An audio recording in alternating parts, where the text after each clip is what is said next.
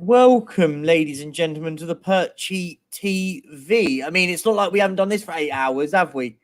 Oh, Bobby's back. Yeah, Hey, Bobby, we're chilling, man. We're chilling. I mean, it's not like we've just done 8 hours. We're gonna do another 8 hours. I want to set a target. I'm gonna set this to everyone in the chat, and anyone new coming in the chat, you have to remind them, and the chat has to do it.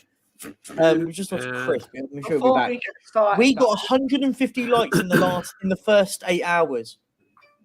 I'm expecting us to get 200 in this one. I'm expecting 2,000. Exactly. We had over 2,000 people watching and 150 likes. Unbelievable. Unbelievable, Jeff. Guys, I mean, what do we talk about? It's like we've got another 8 hours to go. I just had a power shower. I changed my T-shirt. We moved. Oh, you went all Bollywood and did a costume change as well? Oh, I went in costume change, my friend. Well, so did Steve. Everybody, me and Ben. Honestly, it's warm. Us, man. They left us out. Well, Okay, you know what? We used to be the cool kids, Ben. I want to be one of the cool kids. We are one of the cool kids, by the way. I want to say, before we get started with a lot of the conversation, I do want to say, Mr. Stuart27, I want to say a massive big up to Stuart. His wife is not very well at the moment. Oh, no. Massive get well soon to Mrs. Stuart27. Yeah. Sending our love. Human being that is Stuart, as a constant visitor of the coffee company, and an absolutely wonderful human being. I want everyone in the chat that's there to give a massive big up to Stuart and Mrs. Stuart. Send much love to Mrs. 727. Massive love to her. Bang on. Get well soon, Tyrone. Absolutely bang on. Keep smashing the likes, guys. Let's get this out there to everyone. I already hear that, Stuart, man. Hope everything's okay with her, brother. Really yeah, good. Listen.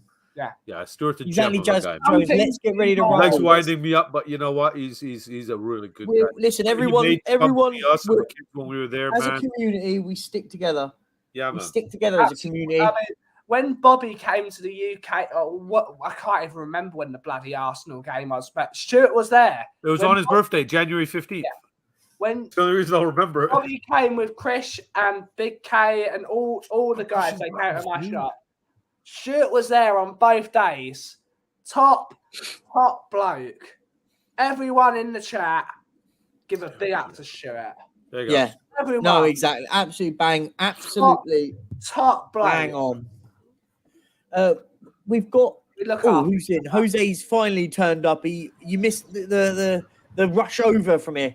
Well, you heard what he said earlier. You know, he goes to play football 3 times. He probably got a quick match in, man. Another hat trick in that 5 minutes we were gone. Love it. Let's see. We got Stuart. Come on, guys. There's 33 of you in here. 22 likes. Let's try and beat the like target. We got 150 in the first part. Let's get over 150 in this 8 hours. I mean, there was over 2,000 people that watched the first 8 hours, and we got only 150 likes. We're not doing that this one. We're getting those likes up, but we're also getting the donations up. So let's have a look. Let's see, because I did put a note out for everyone. Donations into the Just Giving page. Oh, we got £20. Big up. Oh, nice. Oh, it's my friend Avina from back home. Oh, much love. What are you doing up at 1 in the morning? Were you out last night? If you're in here, big up to you. £20. Thank you so much. We need to put the Just Giving link in the chat, and we've got to pin it to the top.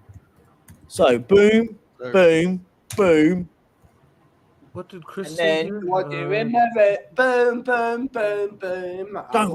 You're singing so good, we're going to get demonetized. Did I get the flute?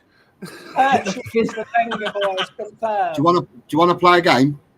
Oh, I like a game. I like a game. Tell me. Right. I'm going to give you, it might be easy for some, but difficult for others. So basically easy for this man up here. I'm going to give you 5 players. Yeah. Go. One played in the 70s, one played in the 80s, one played in the 90s, one played in the noughties, one played in the 2010, one played in the 2020s. Right? I'm going to give you, what do you want me to give you? Do you want me to give you their birth dates or the teams they've played for? And you've got to guess the player. No cheating. For me, Jose, I'd appreciate if you just give me the name. I'll give you the name. You're going to get pretty much the only probably hope in hell I'll have of getting it right is if you give me the answer. So I can't. Two teams. Let's do Okay, this. I'll tell you what. I won't give you their ages, but I'll tell you the teams they played for. Come on, man. Go. Right. So, first player I'm looking at played for Tottenham from 1974 to 1977. So he played with Hoddle and all that. Yeah. Yeah. So he played for Rangers. He played for Tottenham. Richard Goff. No, played for Tottenham. Then played for Celtic, Ooh. Derby County, Hercules in Spain, Pittsburgh Spirit, Jeez. San Jose Earthquakes. Oh, I'm too inebriated, Jose. Hold on a second, Jose. Hold on. I can't type that fast. Hey, Google. What Tottenham player played for Celtic, Rangers, and Hercules? I have no idea. What do you mean my access to Pornhub has been restricted? Guys, I got to sort this out, man. I'll be back. Oh, Finneck. I will give. Oh, someone's in the chat's gone for a good one. I just saw it. Alan Brazil. I'm giving an olive. I will donate £5.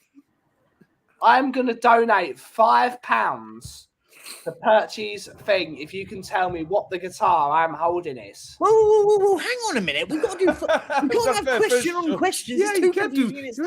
We're in a game, Ben. We're in a game.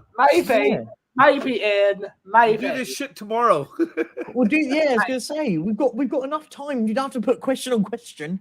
This player that I'm He's referring got to 16 hours to kill, Ben. The player that I'm referring to. So the player I'm referring to is the last player. How about this? If someone in the Bill chat Nicholson. gets it, I'll put €5 in the chat if someone gets it, because that's well hard. If someone in the chat gets it, I'll throw money in. This player I'm referring to was the last player purchased by Bill Nick. Oh, I need to follow the link. Someone in the chat's got it correct. I got no idea at all. Two people in the chat have got it correct now. No, somebody else said that earlier. If it's Alfie Khan, is that who it is? It's got to be. Alfie Khan is the answer. Somebody said it earlier, right away. Actually, Who was it? Stuart 727, right at 811. When you asked the question, big up Stuart. Who is it? Yeah, that's the one. Do you want another one? No, Yes. do you know what? That's fair. I'll send it to you, Corey. They get easier because obviously. I was going to say that one's well hard. Right. This player played for Tottenham from 1978 to 1986. Ooh. He then went to Watford. Yep. Then Rangers. Then Queen's Park Rangers and finished his career at Millwall.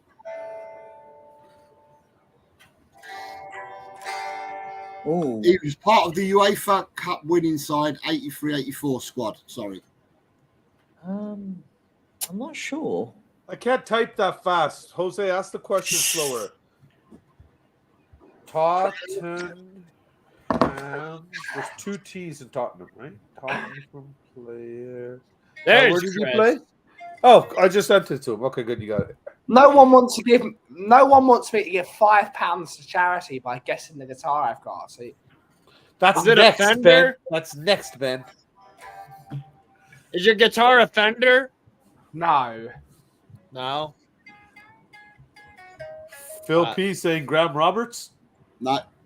Big up Roberts. Big up Graham Roberts. I'm trying to. And to Phil P. Woo! Woo! And big up everybody in the chat. Okay. Hang on. Chris, does Spain have shit Wi-Fi or something, dog? No, it's my connection, man. I got you. Having some problems with the operator. This player was born in Bethnal Green. Bethnal Green. I mean, that is like alien for that man there sleeping. Whoa, what the hell is a Bethnal Green? Bethnal Green's East End of London. Graham Roberts. London. No, Big up Phil said that already. Bethnal Looking Green. off perch, I ain't sleeping. I just took some of my fucking Adderall, bro, and I'm drinking an energy drink. So Bethnal Green is where the Kaufmans moved to 100 years What are we ago. doing? Playing games? He scored Big up, 89 Bethnal goals. He scored 89 goals in 236 games. But at Tottenham, he scored 68 in 174. Tottenham was his first club. Oh, there I can't be the don't guy know. I just found then. Duncan Ferguson. No, he never played for Tottenham. No. No, I found a guy named Gary Brook, but that's not him. What was the question? Gary It's- Stevens. It's a player that played for Tottenham in 1978 to 1986. He then went on to play for Watford, Rangers, QPR, and finished his career at Millwall. Yes, someone's Can't got hear it. me, right? Phil P's got it. Who was it? Gary Falco. Stevens. Mark Falco. Falco. No? Oh, big up. Oh, sorry. Apologies, Corey. I didn't realise you were there. Sorry. Lee Smith got it, so I've got to donate £5 to charity. Go on Yeah. then. Donate then, Bob. Go on then, mate. Come Oh, on. is come your on, guitar Top. a Gibson SG? Yeah. Lee Smith. Hey. Big up. Oh, I didn't read Lee's answer. Totally. I know all about my guitars. Actually, I'm kidding. I know about sitars, maybe. Should we? I can do some of these if you want. Let's see. I've just thrown some money in. Let's see. How are we doing on the old donation front, guys? Come on. We're here for charity. Let's see what we're at. We are at £1,854. So big up to Daniel Motodon. Is that you said? Motodon, you're in here somewhere. Yeah, but Bertie, don't get discouraged, brother. You know, you got to remember, look at the time zone that you're in and the times everybody, people are knocking out over there, bro. It's 1, 2 o'clock in the morning now. Listen, Right? we'll get there. So, We'll get there. yeah, I think Don't you're gonna get a another push when you hit like what 7 a.m. kind of thing over there. You'll get another push again. That last We've 5 actually hours we've probably. gone up another five. Someone's thrown it. Oh, there he is. This guy. Big shout out to this man. Up the Donnies. Up the Doncaster Rovers.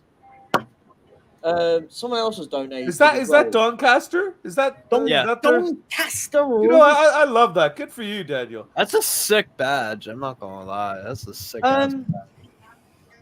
Hang on. Looks like a moth. I'm gonna get a game up for you lot. Do you want playing up? Do you want me to finish it off or not? Yeah, go for those, Yeah, go for it. finish. You carry on. Yeah. I'm gonna get a question. Right. Just slow down while you're asking the question so I can type them into Google fast enough. Okay. The next player played in the 1980s and 1990s. So he started his career at Crystal Palace, then played for QPR, then played for Tottenham, Terry Venables. and finished his career at Swindon Town and was an Very Venables. England international. Oh no, that was before then. Wasn't Terry Venables a manager for Brighton and Palace? Yeah, but he played No, football Terry as well. Venables never managed Brighton. But he managed Palace, like the 70s or some shit. Oh, that's- 80s. Can we not talk about Palace? My Brightonian, But that's he was later than that. Whenever I say the P word as a Brightonian, I have to go and wash my mouth out with bleach. It's like being a Tottenham fan and saying Arsenal. I've got to go and wash my mouth out with something. Hey, what's your language, man? The fuck? So he played for Tottenham. Yeah. This player played Luckily, the family for Talking about arse anal. Oh, look who's here. Get your ass in here, Sav. Hey, Sav, do you come know- on. Savage drunk. Look who's here. Savage Have some drunk. respect for- Na, na, na, na, na, na, na, na, na, na. This player Savage played for Tottenham drunk. Savage drunk. in 1987 to 1993. 97, What was 87, that? 93. 1987 to 93 is when he played for Tottenham. Lineker. No, And just to No, follow I'm the joking. I don't Yeah. know. Crystal Palace. his last managerial job was in 2019 to 2021. He was Oh, a my manager of Sava. Trinidad and Tobago. Sava, whilst you're drunk, can you donate all Hang your on, money? can't hear anything.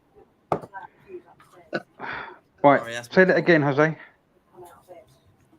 His last managerial job was in 2019 to 2021, Trinidad and Tobago. Dwight York. Played for Trinidad and Tobago. He managed them. Management. Oh. Fuck, I know this. Oh my god. Didier Sakura. Oh, no. Zakura never managed him, did he? Oh my god. So he started playing for Palace, then went to QPR. Yeah, then Tottenham. Oh, He played No, in the okay. World Cup. He played in the World Cup for England as well. No, Chris Hughton's managing Ghana right now. Chris Armstrong? Chris Hughton. No, Chris Hughton was Scottish, wasn't he? Republic of Ireland. Hughton was Scottish. Yeah, Hughton. oh, He was, but this player was signed by Terry Venables for Tottenham. Terry Venables did sign this player. He started at Palace. And he's not even Trinidadian. Ugh. Steve Hodge. No. Okay, this is pretty bad when you Steve can't Coppell. Google. Dennis Lawrence. It's pretty bad Steve when you can't Coppell. even Google the answer. Was it spell check? Is it Steve Coppell, Jose? Richard's got Terry it. Fennick. Terry Fennick. You got it. Okay. Bingo. Nice. Oh, I've Now- never guessed. Some people got- use I've got a computers, game. other people use their heads. Hold I've on, got- hold on. And I'm I've- using I've- both, Go on, and I go can't on, get it. Go on, tell. You got another one. two players left, right? Go on then, let's do it. Right. This player played for Tottenham from 1992 to 2004. Was also an England international. Started his career at Pompey. Then played for Tottenham. Then went to Birmingham, Wolves, and finished his career at Bournemouth. Kranjkar. Charlie Daniels. Oh, sure. No. Oh no, it wouldn't be. Where yeah. did he finish his career? Sorry? Finished his career at AFC Bournemouth. Jazz Jones has got it. Yeah, Darren Anderton. Yep. And the last one I've got for you. Darren. Would have never got that. The He last wasn't one I've always got- injured. He was such a maybe, player. Maybe Sava's not that drunk. Hey, he can type. Virgie, Dad's okay. Look, he's Dad's still okay. answering You- questions. you okay, Dad's Dad? okay. Dad. We should all start calling Sava Dad from now on. We should get Sava on drunk. Come on. Oh man, drunk Sava would be awesome. Go on, let's have drunk Sava on the stream. Come on. Oh, come on, Savs. I've Sav, got the he'll last. come on. He'll come on when he gets I've over. only got I've like got the 15, last 20 player. minutes, Sava. Go Come for on, it, Jose. Jose. Being a former doorman, I want to see this. I want to see drunk Sava with a kebab in hand and the video like that. Kebab in one hand, a bottle in the other. Darn Anderton. Just a minute, lads. I don't like Lot. I mean, that sums up it, doesn't it? I don't like Lot. Yeah. I love you, I Sam. don't like Lot. Big up. He doesn't like smoking. He don't like smoking weed. He don't like pot. He don't like what. I don't Let's know. go. Whatever he means. That's Big up. better. That's better English than most English spell there. That's Sava drunk. Filthy. Yeah. Dehydrated from salsa, dancing all night. Yeah, that's great. Strictly come Sava. It's filthy, Hashtag- filthy in the it's group a show, man. hashtag. If you're up, join us, dude. Everyone, hashtag drunk Sava in the chat. No, please. no. Strictly come Sava. Hashtag Oh yeah, strictly come Sava. Salsa Sava, I thought just both tags. What's the I went with my own hashtag instead. I refuse to do it. from on both. Verdant in Cornwall? Verdant in Cornwall. We've Okay. got Tell, have you got one more tell? headbands. Yeah, well, last player, right? Go on, Go let's do your last one. And I've got a game for you all. Okay, right. So this player played for Lens, Toulouse, PSG, then Tottenham, went to Villarreal, and is currently still in the Premier League. Oh, wait, what was the first Now. team? Lens, Toulouse, Lens. Paris Saint-Germain. Yeah, then Tottenham, then Villarreal, and he's still in the Premier League. Giovanni Lo Celso. No. No. I was going to say Aurier, but he didn't go to Villarreal, did he? Who said Aurier? No. Yeah, he's Aurier. Aurier. Yeah, it's Aurier. Aurier. True. Aurier. Plays there. God That's damn correct. it, Aurier did start. Did he go to He went Villarreal? to- I he don't went to remember him going Villarreal. to Villarreal, though. He went Yeah, on he a did. free one Europa League, didn't he? Yeah, Yeah. he did. He won the Villarreal. Europa That's League. right, yes. Yeah, Plays for right. Forest. Well done, Bobby That's right. K. You leave. You got Bobby Yeah, I got K. one. God I didn't even cheat. Yeah, Screw Bobby you, K. Google. What a response! I didn't even cheat. Okay, I did say they would get easier as the years went on. Yeah, They'd yeah. get easier. yeah. When Thanks, you start Jose. getting into the sort of, I won't tell facts, everybody how Jose messaged me the answer privately. Okay, Thanks. I've got a game. It's a higher or lower game. So I've got a list of every English football stadium from top to bottom division. We can play higher or lower. I'm going to give you a stadium. I'm then going to give you another one. You're going to tell me as a group and in the chat if they've got a higher capacity or a lower capacity. It's quite simple, right? Oh, Right. Good. Let's start it off. We're going to pick up a complete random one. The Riverside Stadium holds 33,931. Fucking Middlesbrough shit. Is that higher or lower than Sheffield United's Bramall Lane? Lower. Higher. Lower. One higher? Lower? Lower. I'm going to say Ow. higher. Tough? Sheffield 33,000. United. Oh, no. higher. No, He no, didn't no, say sorry. West, he said United. I've got bad Sheffield memory. United, yeah. Sheffield United at Bramall Lane. I've Higher, got bad without- memories of Bramall Lane because Without, I was there without last looking. stung the place Yeah, I go out. higher. So, Yeah. lower. Exactly. Lower. So we've got higher, lower Lower. from Phil P. Lower. Yeah, I'm saying So we've lower. got Ben saying lower. Steve's going lower. Bobby? I went higher already, so I Higher. can't change my answer Chris, now. higher? I flip flop on too many Corey, things. you as said it is. lower, right? And I think Tell you went high. It is No, dude, lower. not my headset. Eat this. Sheffield Gotcha. United, Bramall Lane holds 32,050. Now the So next therefore it's one. higher then, isn't it? So then it's higher No, then, isn't it? Sheffield United is lower. No, I You meant said it- is it Borough's higher- higher than Sheffield United is what I said. Yeah, you higher. said is it higher or lower than Bramall Lane? No, the I said Riverside. is Is it higher or is lower than Bramall Bramall Lane? Lane higher or lower than the The Riverside? Riverside. Okay, Yeah. I understood it We the other way keep round. rolling it on. No. now So now- yeah, Bramall Lane is lower. yeah, Don't the answer's talk lower. The about answer is Bramall- lower. Perch. Yeah. Perch. I went up to Bramall Lane with my wonderful friends that I went up to the game with, and we almost got the shit kicked out of her. Because I'm going to talk to this story because I love Ryan. In Big the up, Ryan. middle of a service station full of West Ham, I know this in the story. middle of a service station full of West Ham fans, my wonderful brother that I love, Ryan, chanted in the middle of hundreds of West Ham fans, started singing that West Ham are going down in the middle of hundreds of West Ham fans. Okay. We're gonna We move then on. drove past. We then drove past an entire coach full of West Ham fans. So Ryan, be careful, son. Yeah, exactly. Nah, fuck being careful. So, Bramall Lane, as I said to you, 32,050. Now, is that the next stadium? Is it higher or lower than that? It's Hillsborough, which is Sheffield Wednesday. Is it higher or lower Higher. than Bramall Higher. Lane? Higher. We're saying Higher. that. We're There's saying more. that- There's more at Hillsborough. More. It's We're higher. saying More at higher. Hillsborough. Hillsborough's got more than Bramall Lane. Are we Yes. all agreed? Everyone, Yeah. or anyone going lower? Higher I'm than, higher I'm than with Bramall Jose on Lane. this one. I'm saying higher. So we're all saying higher. I'm Lower. saying lower. Correct. Hillsborough is at 34,945. Well It was done. always used as a semi-final venue, weren't it? It was, yeah, agreed. Now, It was higher or used in lower Euro '96. than higher or lower than Molineux, home of Wolverhampton Wanderers. Higher or Lower. lower. Lower. So it's so we think Molineux's got. You thinking Molineux's got less? Yeah, Higher. More. Molyneux's got less. Molyneux's higher. You're saying Then you're saying 33,000? Molineux's higher, Molyneux's Yes. lower. Less. Lower. lower. Molineux is higher. Anyone else? Lower, but not by Higher. much. I'm Molyneux's sticking with higher. Everyone's I'll so we stick got with higher. higher. Steve's asleep. What? Steve sleeps? Holy shit. So Steve is just thinking we got about lower in the playing chat, football higher in games the for a chat. while. I did the micro sleep Okay. bullshit. So you're saying high. The answer is lower. Molineux has 31,750. Wow. Big Wow. up to the lowers. I know my So now- stadiums.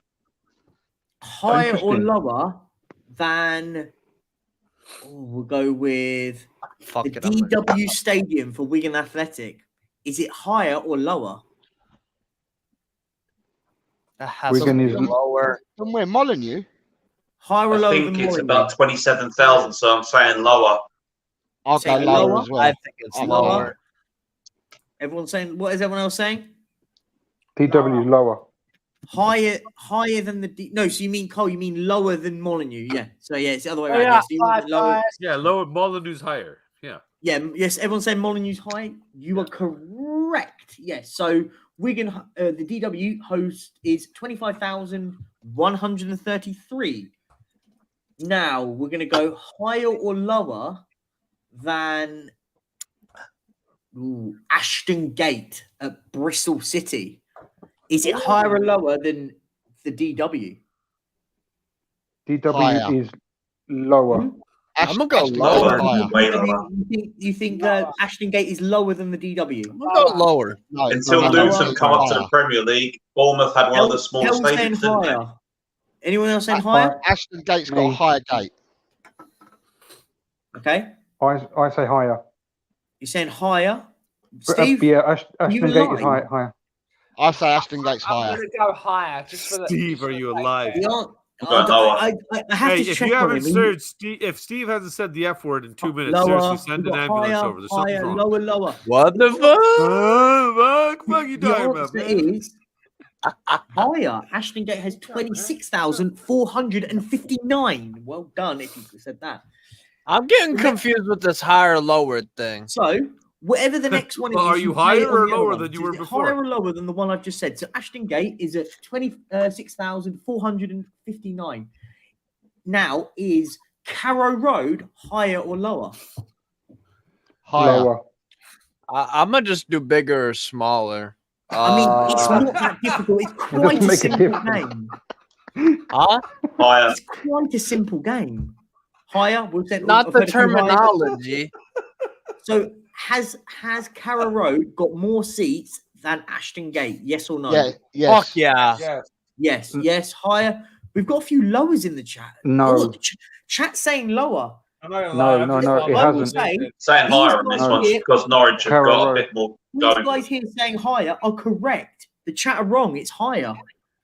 It's bigger. Yeah. They have Carrow Road's got 27,359. Now the next one is I noticed I'm doing a lot better at this game since I started copying Jose's answers. it's just a it's going to say it's a 50-50, isn't it? So the next one is Carrow Road. Sorry, is Stadium MK bigger, or larger, or smaller than Carrow Road? Smaller. smaller. No, Smaller. it's bigger. Lower? It's What are we saying bigger. in the chat? Bigger. I like Smaller. Steve, higher. Okay, Don's is saying bigger. Steve's saying higher. We've Lower. got a few lowers. Hey, buddy. Chris, MK Don. higher. I think they got. Corey saying lower. What are we saying in the chat? Lower. I'm going to just say now, guys, the ones that have said lower, you're wrong. It's higher. Stadium MK has Damn it, Jose! 30,000. Yeah. They have a Hey. secretly like fucking huge stadium. I don't know They why. do. It's massive. But I mean, they have about 300 people that turn up. I know. Like I don't. Yeah. Yeah. So, Those Stadium 300 MK, people are the ultras. Stadium MK, 30,303. Is that higher or lower than Turf Moor of Burnley? It's bigger at the MK Dons place. No. No. So you're saying it's lower because you're saying that Turf Moor's lower than Stadium MK? Turf Moor has is less. lower. It's less. Lower. Lower. Turf Moor's Anyone, lower. anyone else saying I lower? think it's less as well. I'm gonna stick with my gut here. Jose, what did you say? Lower. Lower. Yeah, I'm wait. sticking with my Oh, gut. wait. Lower. I was going to say, do you want me to help you, Bobby? I'll help you, Bobby. There you go. You can cheat easier. Jose. So we're saying lower. They're saying lower. Everyone saying lower? In the chat, we've got lower. I think they're more seating capacity at fucking MK Dons than Burnley. So if Yeah, that so you're means saying lower, lower. then yeah. Yeah. So you're saying lower. The answer is correct. You are lower. Yes! 28,000. 21,744. Yeah, 21. 21. Yeah. Wow. Now, Wow. the next one is higher or lower New camp. than Turf Moor, Craven Cottage of Fulham? No, there's less at Craven Cottage. Craven Cottage is higher. There's more. Higher, lower. There's Higher. more seats at Craven Cottage than Higher. there is Yeah, at Burnley. higher Higher. from these two Lower. at the top. Coughs disappeared. Lower. What are the chat saying? Higher or lower? Spilled beer on the floor. I was gonna say the only reason he disappears is Higher or if it's lower for a Craven refill or a Cottage? spill. Higher. We've got a higher from Cole Simpson. Any more? Bobby knows me. So you're saying higher, Ben? Phil Or lower? Yes. Yeah, Yeah, true. That's a good point.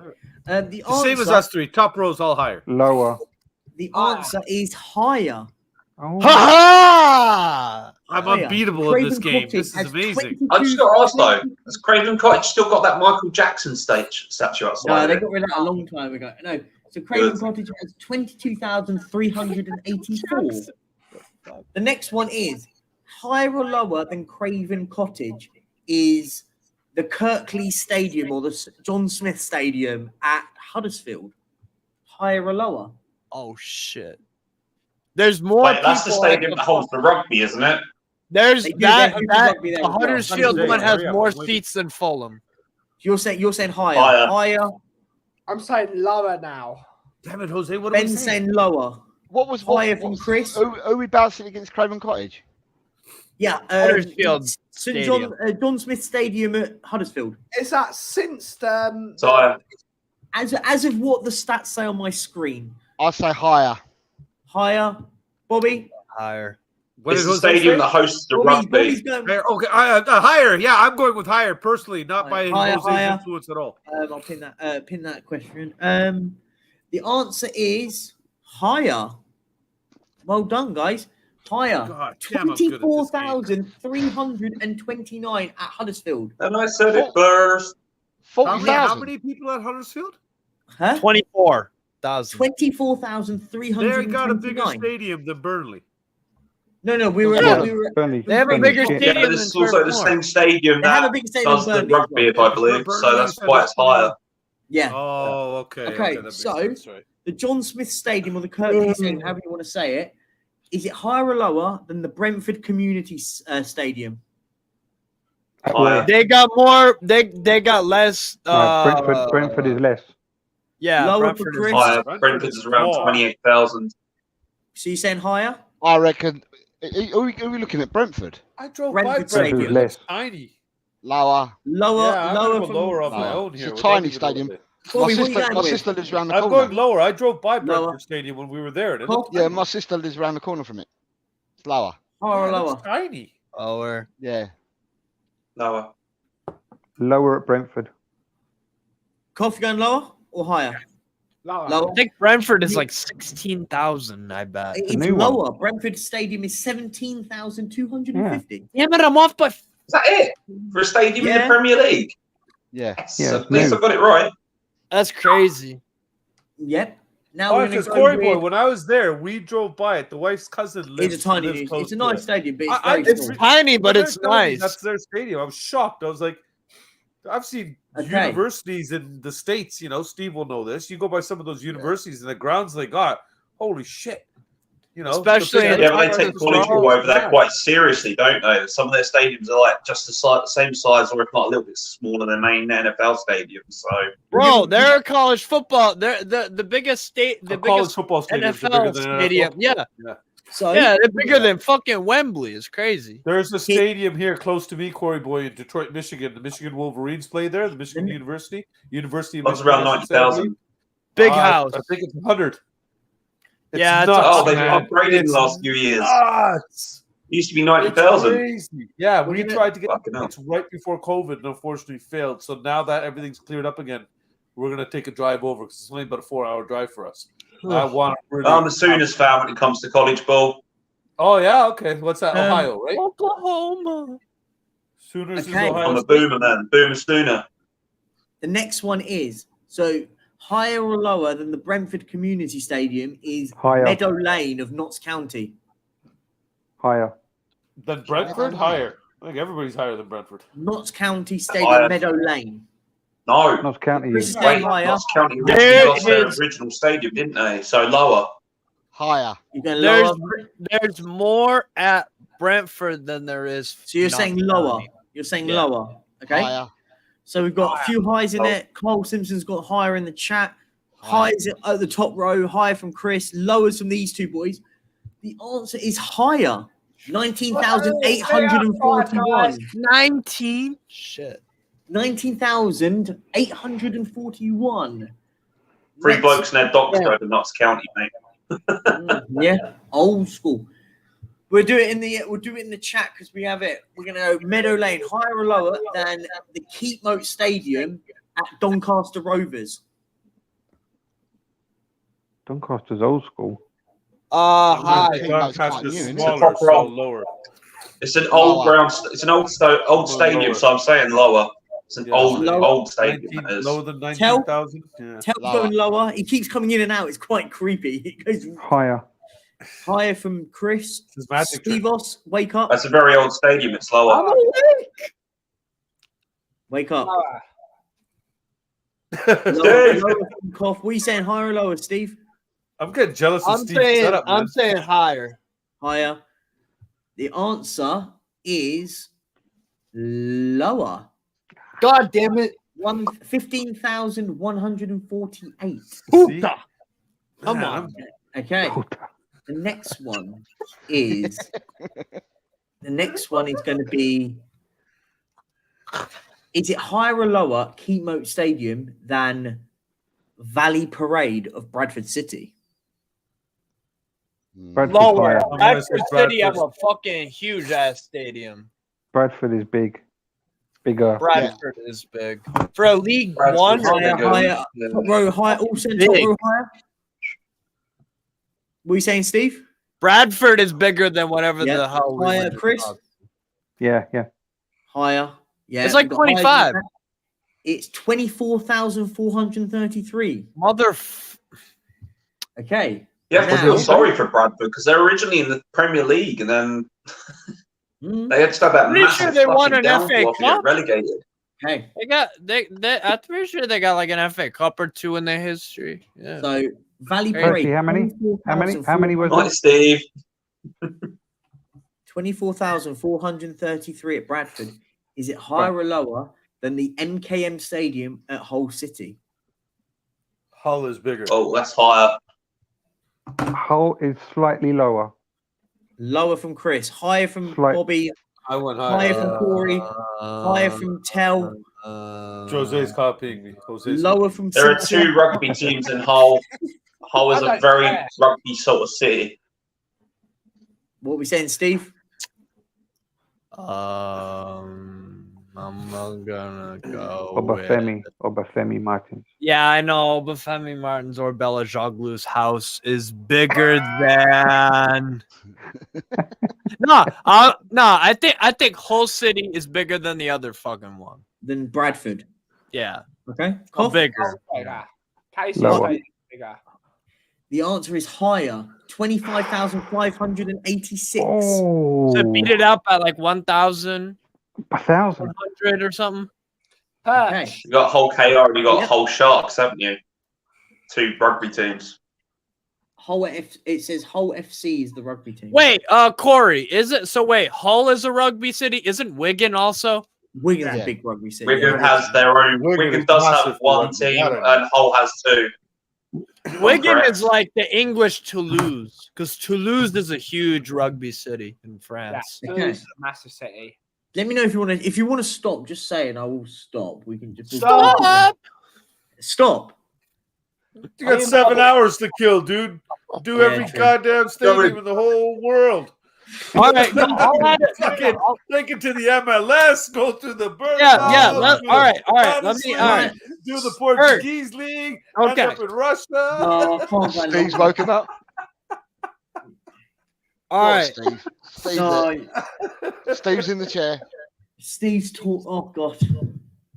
Which is bigger, Celtic Park or the Johan Cruyff Arena? So Ajax's Celtic stadium or Celtic? Celtic. Celtic has 60,000 and the Johan Cruyff Arena has 45. Wait. So who's saying what? Who's saying what? I'm going with Johan Cruyff Arena. By my own. So Perch, you're saying Ajax, not by Chris's influence, but at all. Celtic's bigger. Celtic. Corey. Celtic. I went with the Dutch Destroyers. Celtic. Oh, okay. Chris. 60,000 Celtic, 45 Johan Cruyff.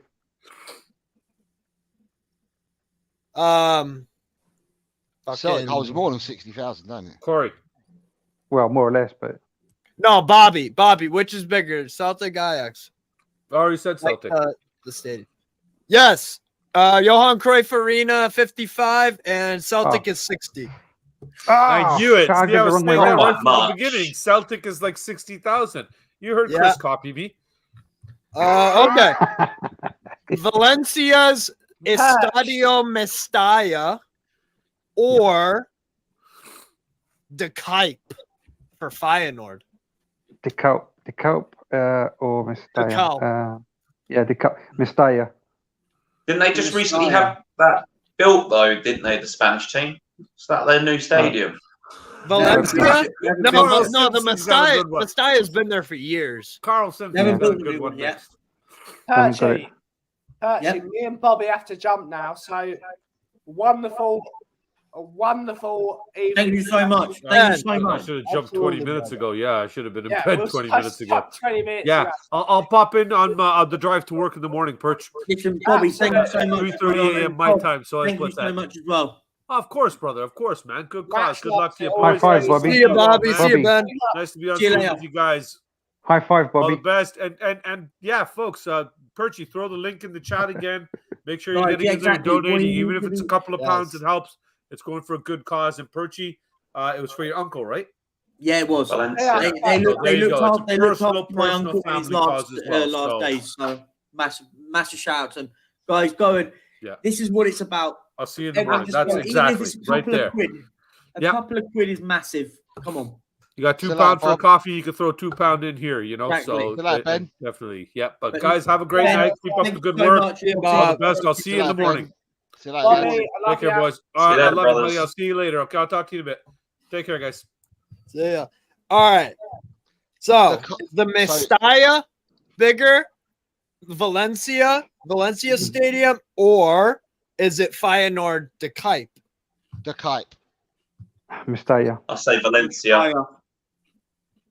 Perch? Mestalla.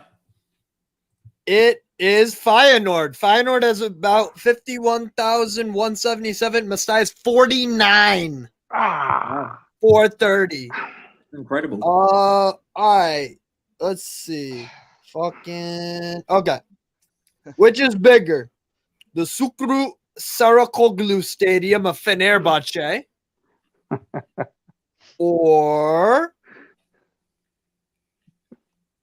Eintracht Frankfurt's Deutsche Bank Park? That is so Fenerbahce. close. I'm going with the Germans on this. Fenerbahce. Most of their close. stadiums in that league are just fantastic.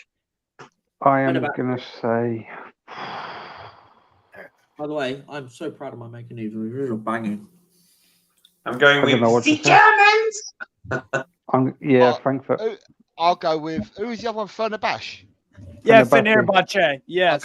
I'll go for Fenerbahce because they're crazy Turks. They got They Yeah. are. They're not. Germans but they are got- too, though. Yeah, new stadium. All right. New So wait, stadium. you're locked German in. engineering. I'm sorry. I'm going over with the Germans. Corey's going Frankfurt. Eintracht Frankfurt. Chris, you're going what? I'm going to go with Frankfurt because I'm not sure about the new Fenerbahce stadium. So I'm going to go Frankfurt. Virgie? I said Fenerbahce. And Jose's going Fenerbahce. Fenerbahce. It's Frankfurt. 51,500 for Frankfurt versus 50,530. Oh, Yeah. Let's see. All right. We're back in the train. I'm just getting a drink. Keep going, though. Yeah, you're good. All right. Let's see. See you later, Ben. Which is. Let's see.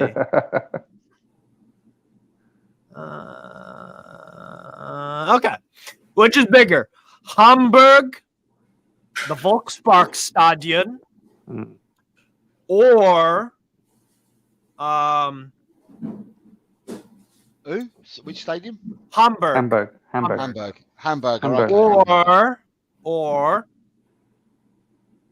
no, that's not a comparable one. I know my next one though. Or Sporting, the Jose Alvalade. Hamburg. Hamburger. The Jose Alvalade. I just have to go with my gut because the German league is a better league than the Portuguese league. So I'm going for German again. Sporting. It is Hamburg.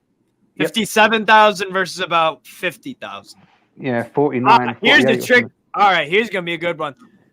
Lazio and Roma's Stadio Olimpico or Flamengo's Maracanã. Maracanã all day long. Maracanã. It's a trick one.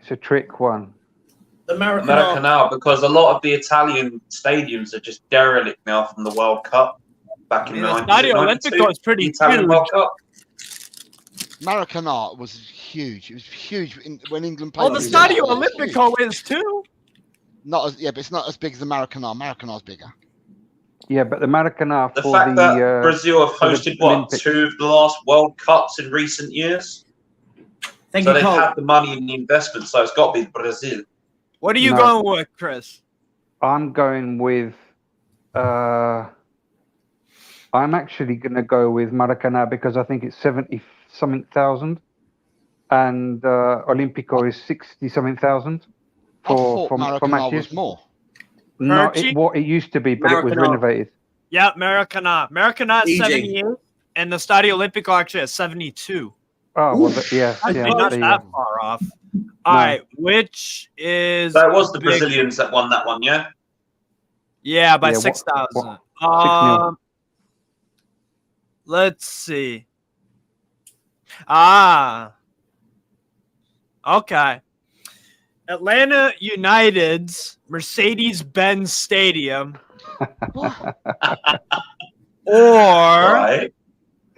Or hold on, I gotta find a kind of comparable one. Is that the Calippo coming out there?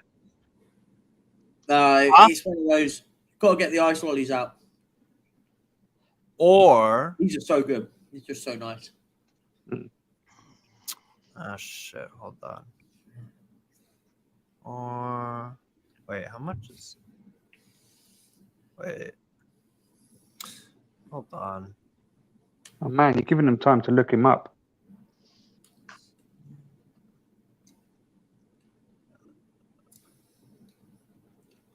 Oh, okay. Actually, wait, hold up. Okay. Is it Atlanta? All right, which is bigger? Atlanta United's Mercedes-Benz Stadium or Bayern München's Allianz Arena? Going with the Mercedes-Benz. Yeah, Mercedes-Benz. Just for the fact that Americans build massive things, so. Allianz Arena. We're currently at 24 degrees at the moment. I'll go. 3 in the morning. Mercedes-Benz or the Allianz? Yeah, have you ever seen it before, Jose? No, never. But I'm gonna. No, I haven't. It's never amazing. Seen it, but I'm gonna go for the Mercedes-Benz. Mercedes-Benz is new and it's massive. Allianz Arena. It's actually Bayern's. 75 to 71. Here, Perch. Hold on. Share my screen for a sec. Show Jose this fucking stadium. It's so sick. It's amazing. It is amazing, man. It is, and I'm going to yeah. Hold up. Let me Mercedes-Benz Stadium. It's in Atlanta in the south.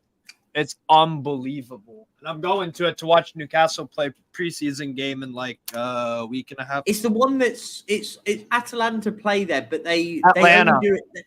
But what's the American football team that plays there? Falcons. Look at this. Fucking hell, this looks well smart, don't it? Yeah. The bang tidy stadium.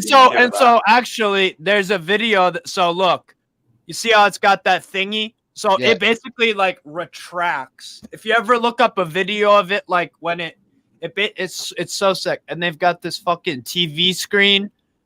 You see that? Yeah. It's something. It's so how old is the stadium? It's obviously quite old. 4 years old. Right. Okay. Yeah. I mean, Oh, look cool. at that. That looks like a transformer, bro. That's so sick. Like, yeah, that's sweet. Most American football stadiums are just beautiful to look at. They really are. Then you look at Green Bay and you're like, yeah. Yeah. All right. Let's see. What's another one I could do? I've got a tough one. Go for it. You've got the Signal Iduna Park. Okay, Borussia Dortmund. Right. Yeah, and Santiago Bernabeu. Santiago Bernabeu all day long. Bernabeu is massive. I mean, the Westfalenstadion is massive too, but well, I can tell you without looking it up, and you can look it up if you want, Steve, that the Westfalenstadion is bigger than the Bernabeu. You're right, because the early 2000s they upgraded it for Euro 2000 World Cup 2006, right? By about 1,000 and something seats. Yo, really? The Westfalenstadion Westfalenstadion, yeah, Signal Iduna, or the Westfalenstadion is 81,000, and the Bernabeu is only 80,000. Westfalenstadion. 81,000. Oh yeah, the Bernabeu 80. Wow, that's crazy. It's crazy that I know that. It's so gorgeous. Wait, what stadium do y'all want? Like, if in terms of, well, I don't know what European games you guys have been to. What's like your dream? What's like one that you haven't gone to yet in terms of Europe? Westfalenstadion. Haven't got a passport, so. Superb. Perch, haven't you been to Juve away or shit like that? No. I went to Milan. Oh, you been to the San Siro? Huh? You been to the San Siro, Perch? Yep. That's sick. Do you want me to read out all? Do you want me? I have a list of every football stadium I've been to. Want me to read it out? Yeah, read it. Read it. Go for it. White Hart Lane, the Emirates, Wembley, Stamford Bridge, Vicarage Road, the Majesty Stadium, the Nou Camp, Griffin Park, wow, the John Smith Stadium, St Mary's Stadium, Selhurst Park, the Liberty Stadium, the Amex Stadium, Arbour Park, the London Stadium, Loftus Road, Meadow Park, Craven Cottage, Anfield, the Tottenham Hotspur Stadium, the Etihad Stadium, the Karizakis Stadium, Old Trafford, Greece, the RCD Stadium, and the San Siro. Yeah, the Karizakis RCD meaning Deportivo? No, the Olympiacos Stadium. No, you said RCD. Oh, I've been to Stadium for Steve. Oh, that's right. RCD. That's right. And I only live 10 minutes away from the Brighton Stadium, and it's still a basic-looking stadium. So, what's that? It's a nice stadium. I live 10 minutes away from the stadium. It's a very basic-looking stadium compared that to others. It's like nice. It's still better than that Shitehurst Park.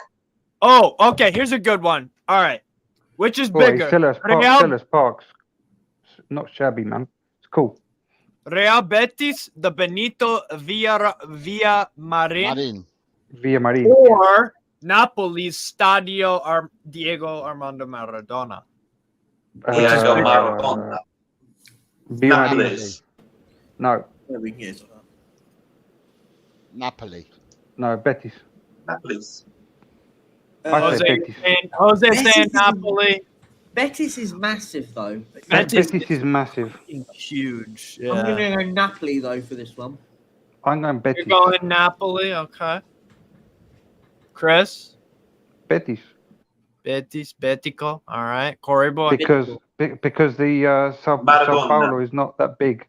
You're going Napoli? Jacob? No, I'm going Betis. Jacob, do you know what Real Betis' stadium looks like and what Napoli's stadium looks like? We're playing like a stadium. Which do you think is bigger? Like just based off of perception. I can't say that. Does Napoli's have that track around it? Yes. Yeah. I've seen them. I've got the blue seats everywhere. That one feels bigger, but maybe that track naturally makes it feel bigger. I don't know Real Betis. I don't know theirs, honestly. I'm gonna have to Google that. It's so sick. I'll show you after. I just want to say before we answer that though, guys in the chat, there's 29 of you in there. We haven't had a donation for half an hour. That looks nice. Couple of quid helps push the goal closer to the targets. Come on, guys, dig in deep. I know it's hard. Listen, I get it, but listen, it's an amazing cause. We're here for charity. I just wanted to sort of make that point because of course, all good. We're all having fun. We're all just having a bit of a laugh. Oh, little man's woken up, so I'm gonna call it a night, guys. Corey, thank you so much for coming on, mate. Take care. So what do you think? Yeah, night, guys. And remember, guys, donate and the dog's kicked off. Good night. Good night. See you, Corey. So Jacob, what do you think's bigger, based off the two stadiums?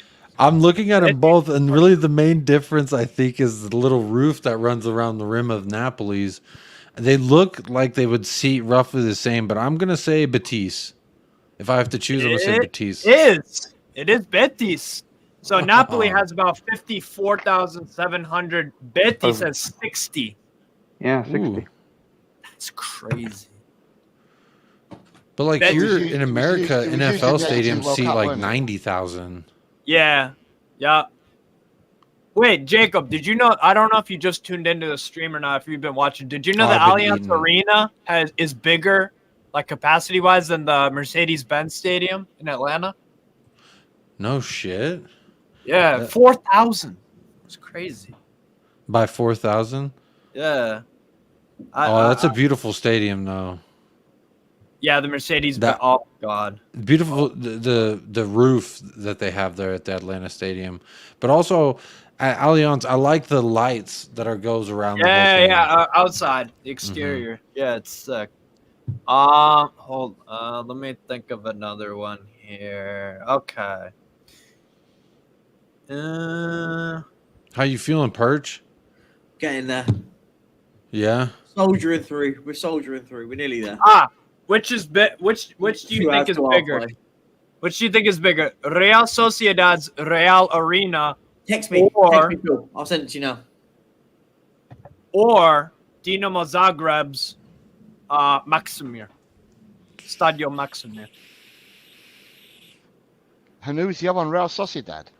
Yeah, Real Sociedad or Dinamo Zagreb. Real Sociedad is new. So Zagreb's an old stadium, isn't it? Yeah, the Maksimir. I'm pretty sure it's an older one. Yeah. And Real Sociedad's new one, the Reale. Yeah, because they rebuilt that one end. Yeah. That must be around about 34,000 or something like that. The Maksimir must be. I'm going to say Maksimir because it's just an older stadium and it fits more people. I'm going to go for the Zagreb as well. Yeah, Maksimir. Okay. Perch. What were the two? Sorry. Could be Real Sociedad, the Real Arena, or Dinamo Zagreb's Stadio Maksimir. Zagreb. Yeah, I'm going to say. Yeah. So Perch is going Zagreb. Jose, you're going Zagreb. Yeah, I am. Yeah. I'll go Zagreb. Chris, is Phil Coys about to jump on? We're about to. Perchy, it might be about to go down. You might have to. It's actually get an espresso and get yourself ready for this. It's actually. I'll send it to him. Perchy. I'll take care of it. Sociedad by 4,000. I can't find the link. How many is this? I'll send it to Phil. Okay, cool. There you go. Big up Tottenham. Smash likes. Big up to you guys. Go on, guys. As I said, everyone, guys in here, please try and help donate. There's 24 of you in here. I know we've lost a load of numbers, but listen, it doesn't matter. It's about donation. Big up to Daniel Montadon again. Another £10. Thank you so much. Big up, Daniel. We're creeping ever closer, guys. Come on. This is an amazing cause. It'll help loads of people, genuinely. Steve, what was the answer? Huh? Steve, I can't remember. Steve, give the answer on the last stadiums. Yeah, so Sociedad is the bigger one. The Real Arena is 39. I was going to say Sociedad. I was going to say because everyone was saying Zagreb. I was going and the Maksimir has 35. Okay. All right. 4,000. Amazing. I got one Does for anyone you, have- Steve. Columbus Hey, can I Crew's new send a link to stadium my or buddy FC Andy? Cincinnati's? Yeah, sure. It's my Newcastle buddy. He's an actual Geordie. But before you do that, Steve, I got one. I got a stadium one for you, but it's American based. Okay. Columbus Crew's new stadium, Which is or nice. Austin FC's new stadium. Austin. I have no idea. I thought you would know. Let me I'm look it up. pretty real sure quick. it's Austin. I'm gonna do it. Q2 Stadium. Great place to go if you're ever in the Austin. What's happening, lads? All right? Evening. Good afternoon. Early morning, or whatever it is. Yeah, man. Just woke up. You look fresh, mate. How's it been? Yeah, all good, man. All good. How you going on, Perchy? Yeah, Austin Getting FC's there. bigger. Kick it in. 9 hours done. We're ploughing through. We're nearly at the 10-hour mark soon, so we're getting Fair there. play, mate. Fair play, mate. God, do it. Listen, it's all for a great cause. We raised so much money in the first 8 hours. It's incredible. We're What ploughing time is nearly it there at for the you, two. Phil? We're nearly at the 2K mark. 2 o'clock, So mate. yeah, and obviously everyone in the chat, if you're here, please smash that button and help out. Smash the like, share this out to people, push this out as much as possible. Listen, we're trying to push to get as much money for charity as possible. It would be amazing. Yes, sir. I gotta put on my Twitter. Let me find. It looks really bright where you are there, Big up, Phil. man. Big up, James. Hey, big up, James Jors. Hope you're Good. doing well. Big Yeah, up, the light's big up, pretty Lisa. bright in here, as well. mate. Thank you so much, guys. Big up, Thank you. Lisa. And listen, guys, as I said, keep helping the cause. We're doing really well. And obviously, if you're here and you haven't smashed the like button, let's just keep pushing this out. The further we can push it out, the better. The more money we can raise. But yeah, go on then. Go on, throw some more out. Okay. Bayer Leverkusen's Bayer Arena. Ooh. Yep. Or let me find a comparable one. James Jors, my Or dog. Dignity Sports Park, LA Galaxy. Bayer Leverkusen Stadium. Which is the biggest attendance? Is that what you're saying? Yeah. Yeah, capacity. Capacity, yeah. Capacity. Sorry. LA Galaxy. Yeah, it's got to be Leverkusen, LA not that big. Galaxy for me. Not that big by Leverkusen. The Bayer Arena. I don't think the LA Galaxy one's big either, to be honest. I'll go for the Bayer Arena. Okay. Jacob? I feel like this is like you're like doing the like I don't know because I feel like Leverkusen feels like the obvious answer, so I'm gonna say LA. It's Leverkusen, only by 3,000. Wow. Yeah, look at that. Wow. Do the Steve. Do the this one for Phil and Jacob. Do the Dortmund and Madrid one. Okay. Dortmund's crazy looking. Which all right, Phil Wall, and Jacob. the wall as well. Which do you think is the bigger stadium in terms of capacity? Real Madrid or Dortmund? Wow. It's not a trick question. It's just a legitimate question. Yeah, legit question, of course. I'm just going to go with I'm a going guess on this I'm one. going I think it'll be Dortmund just because of that wall, that one side of the stadium. Yeah, it's crazy absolutely looking. massive, It looks look. insane. So I'm going to go with Dortmund. Bigger than the Bernabeu. Okay. Well. Not too far away, not too much in it, but yeah. You'd be correct. Dortmund. Phil, we're Dortmund. usually right about things, aren't we? Crazy. Wow. Oh yeah. Well, You and I, we just can't seem to get it wrong, can we? Huh? it's the Romero thing, isn't it? It's what kicks it off, isn't it, Percy? Mm-hmm. No. I was gonna say, He just agreed. There he goes. Well, I'm dozy a bit. I was gonna say, Jose, mate, massive shout to you, mate. Thanks for coming on. I know you want to shoot. Listen, go and get your rest. We will be back, and I'll still be here, so don't you worry. Plowing through it with these lot. Look, there's less and less. You can't do it. It's going to be that point where Steve goes, then Chris goes, then I'm double. I'm not going nowhere. I took my fucking Adderall, bro. My guy, my king. Yeah, thanks so much, Jose, for coming on, mate. Yeah, see you, Jose. Big up, chaps. Keep up the good work, and people keep donating. Everyone keep donating in the chat. We're not sat here doing it for free. Come on, we want to try and raise as much money as possible. Genuinely, like it means so much. It will mean the world. All right, here's another one. Galatasaray's Nef Stadyumu or Newcastle United St. James's Park. What's the first one? Galatasaray or St. James's Park, Newcastle. St. James's is 50 odd, is it? I think. Yeah, I'm going to go St. James's Park. I'm going to go with... Yeah, I'm going to go with Perchy on this one, I think. I'm going to Gala's go massive. with... Gala is huge, but... I'm going to go with St. James's Park as well. Not by much. It's St. James's Park by only 129. I knew the other one was big. I didn't think that was huge. So Newcastle 52,409. Galatasaray 52,280. Only 129 more seats than St. James's. That's mad. Yeah. It seats only Madrid wins. Huh? What's the comment in the chat on the screen? It seats only Madrid wins. The safe standing. Yeah. Oh, it's seats only in the Bernabeu. Like the safe standing. No safe standing. I don't care, man. Capacity is capacity. Yeah. What's okay? Come on then. What are we going to talk about? We are nearly at the 10-hour mark. What are we going to talk about? I don't know. Well, I did this the other night. I was going to say this earlier in the stream, Perchy, but since this is a fresh daddy stream here, it might be a good one.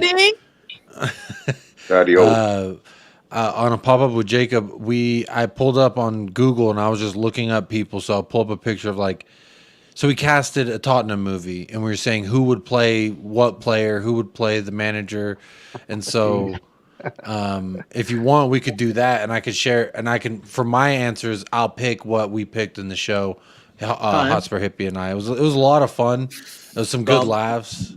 What did we do? So, casting a Tottenham Hotspur movie. So, Perchy, if you want, I can share my screen. If you want me to do the Googling. Do whatever, gone. It's that stage now where just go ahead, go for it. Let's do this. Shit.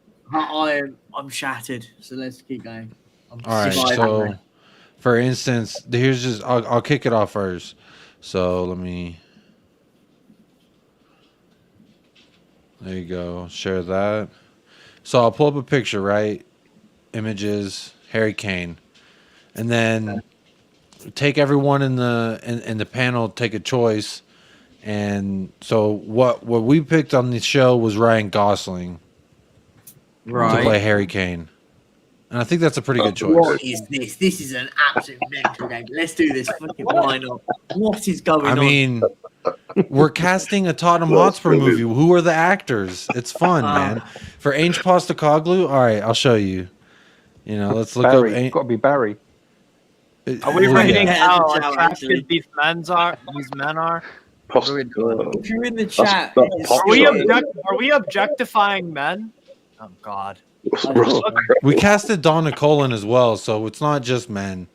Russell Crowe today, I feel like, would play Ange Postecoglou. Tell me that Russell Crowe today would not play Ange Postecoglou in a Tottenham Hotspur movie. I kind of agree with you. Oh, I get the game. You're trying to find people that look we're making a movie, y'all. We're the casting directors. Oh, wait. And we got to make... Who are we getting to play? We got to get them to look like... And they have to have the ability to play this guy, right? So Russell Crowe's so dynamic. He could play anybody. I guarantee he could do Australian. Yeah, isn't he Australian? Or no, he's from Leeds, right? He's from Leeds. Yeah, same thing. He both like drinking a lot. He narrated that great Leeds documentary, Russell Crowe. So for instance, Brian Hill. Let's do Brian Hill. Who's going to play Brian Hill? Justin Bieber. No. Oh, no. Who's the one? From the Lord of the Rings. So basically, who is the actor? Okay. Yeah, what actor's going to play this guy? Daniel Radcliffe. Radcliffe. I closed my door. The dog done opened it. I'll be Daniel right Radcliffe. No, I'm going to go with Justin Bieber. No, Daniel Radcliffe. Jacob, Steve, you'll know the answers. Hannah, what is the biggest stadium capacity in America? The Big House. Michigan, if I'm not mistaken. Who? The Big House, Michigan Right. football stadium. Hey, Perchy, are no, you that's sleeping good. behind that comment, or are you Yeah, just shush, leaving that's it why I up? kept it up for a bit. Give me some shine. Just take a Shush, give me quick. some No, that's a shine. good idea. Hey, that's Yeah, yeah. Oh, I'm I've got a going good to bed. one. I've got a You good lot one. carry on. Who's the I'm going one? to bed. Who's the one out of Big Bang Theory? Oh, that's who we casted. That's who we Sheldon? chose. Oh Daniel- no! Daniel- Oh, you're right. The guy with the poofy hair. Yeah. What's his name? Oh, He's in Howard or whatever. Yeah. That's his character name. This Howard one? Collins. This Yeah, one right yeah, here. yeah. that's him. The one That's I him. don't know what his name is. I don't watch that show. Yeah, that's him. Yeah, that's Brian Hill. Yeah, that's Brian Hill. Yeah. No, but What's look the up actor's name, though? Daniel Radcliffe. Daniel Radcliffe. What? I actually How- chose Daniel Radcliffe to play Oliver Can Skip. I just ask a think. question? How are 28 people watching this right now? No, it's the he other does one. not No, look the other one. anything No, like no. Brian Hill. Hang on a minute. Mental. The other one that does Lord of the Rings. What's his name? There's 20 odd people. Sean watching Austin. it. 20 No, odd the little guy. people. The little guy is American. That looks like What, the Daniel main Radcliffe. guy in it? Yeah, the little Frodo. guy. Frodo. No, yeah, well, yeah. Elijah yeah. Wood. Yeah. Elijah Wood. Elijah Wood. There you go. Elijah Wood. No, that doesn't look like Brian Hill. I don't. Don't you think so? I think. No. Oh shit. Looks like if Brian Hill did crystal meth. That's what that fucking Jeez. lost all his fucking hair. Oh dear, what is? There Maybe you with go. that. There's Brian Hill. Nah. Come on, Perchy. fucking Who you early. casting? All right, so we'll move on for Brian. Let's do. Who would play? Okay. Look up. Tangy and Dombele. I was going to say Obafemi Martin. Man, this is insane. You just lose your head. Play Lua in a movie. I'm saying Idris Elba. You just Elba to play Tangy. Yeah, What? Pretty good shout. he could play Tanky. Who? Idris Elba. Think about how great it would be. Everyone booing him while he's walking off, and he's just there's some like self narration going on. It says like, "I'm Idris Elba. I don't have to take this." How about shit," this? you know? I think if we can get to 1,900, we could end this torture. Guys in the chat, if we get to 1,900, we can end this torture right now. What is going on? Honestly, You're the one that said you needed ideas. I'm sorry, you didn't say what ideas. I brought an idea. You don't. I'll be honest, I didn't think it would be this. This is mental, but I kind of rate it. I kind of rate the mental part. I mean, of it. yeah, that's what I'm saying. You can sleep on the idea all you want, but I had a hoot of a time when I did it. Literally sleep on the idea, Perchy. Do not mention sleep. That is absolutely Look up, unfair. no, Jacob. Find someone who looks like Joe Ellington. Just get a Red Bull down your throat. You'll be all right, man. I can't. If I drink any more, like I'll be on the toilet for the evening. All right, what actor looks like Joe Ellington? Guys in the chat, please smash the like button And donate. And donate, please, in the chat. Is there a button for half a like? Half a like. What actor looks like Joe Ellington? I got no clue. Sorry, I thought we were talking about Tottenham here. We were, but Steve's trying to derail us. I don't know why I googled it. All right, so we casted Tongi and Dombele. Let's do Eric Dyer. I'm donating. Just end my Eric Dyer's got to be, what's his name? Come on, Perchy. Instead of hating, think about Charlie it. Hunnam. Eric Charlie Dyer. Hunnam. Who He look? looks What? like Yeah, a think of an I don't actor. know. Charlie He Hunnam. know, yeah. He can A play Viking himself. guy. Charlie Hunnam. Who? Charlie Hunnam, Yeah. Who the fuck is that? the guy from Sons of Anarchy. Yeah. Yeah. And the gentleman and. Oh, big shout out to who's just donated. Who is it? Massive shout out. It hasn't come up yet, but thank you very much. Good shout, good shout, guys. Is it the jawline or something? It's so true. I Ian. don't fucking know, but. So true. It's so true. Yeah, are we saying Charlie Hunnam? I mean, technically, they are supposed to be slightly better looking because that's how they do every like movie based on anybody.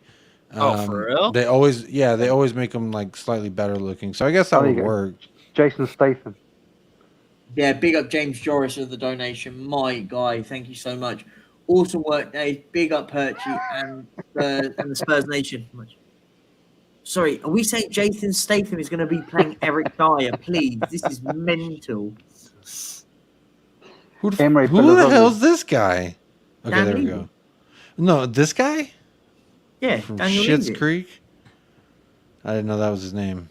That's the son. That's the son of the guy out of American Pie. So the father of American Pie. Oh, huge! Another donation, massive donation coming. Thank you very much, whoever it is. Yeah, you hating on the Tottenham movie, but we're already getting people to produce the damn thing. So okay, so John Joe Shelby can fucking play. Hotspur, this is a shout, mate. Once we get to 2000, I'm gonna just shout on the cold final front just to keep me going. We're nearly there. We're plowing through. We're nearly halfway. Nearly halfway. What do y'all think?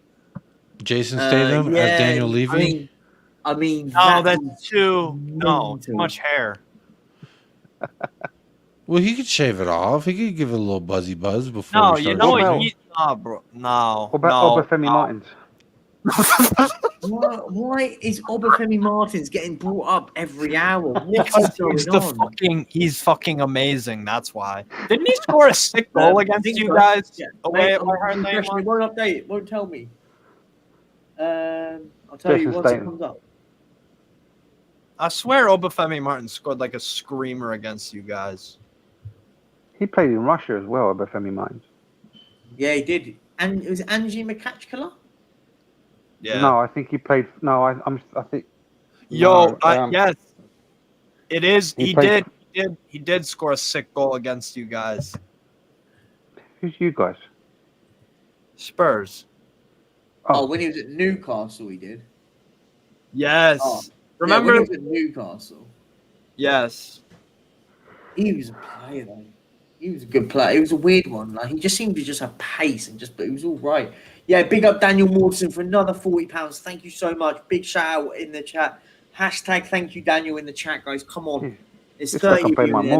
This guy's throwing loads of money at it. He's been so generous. Thank you so much. Much love to you, sir. Thank you very much.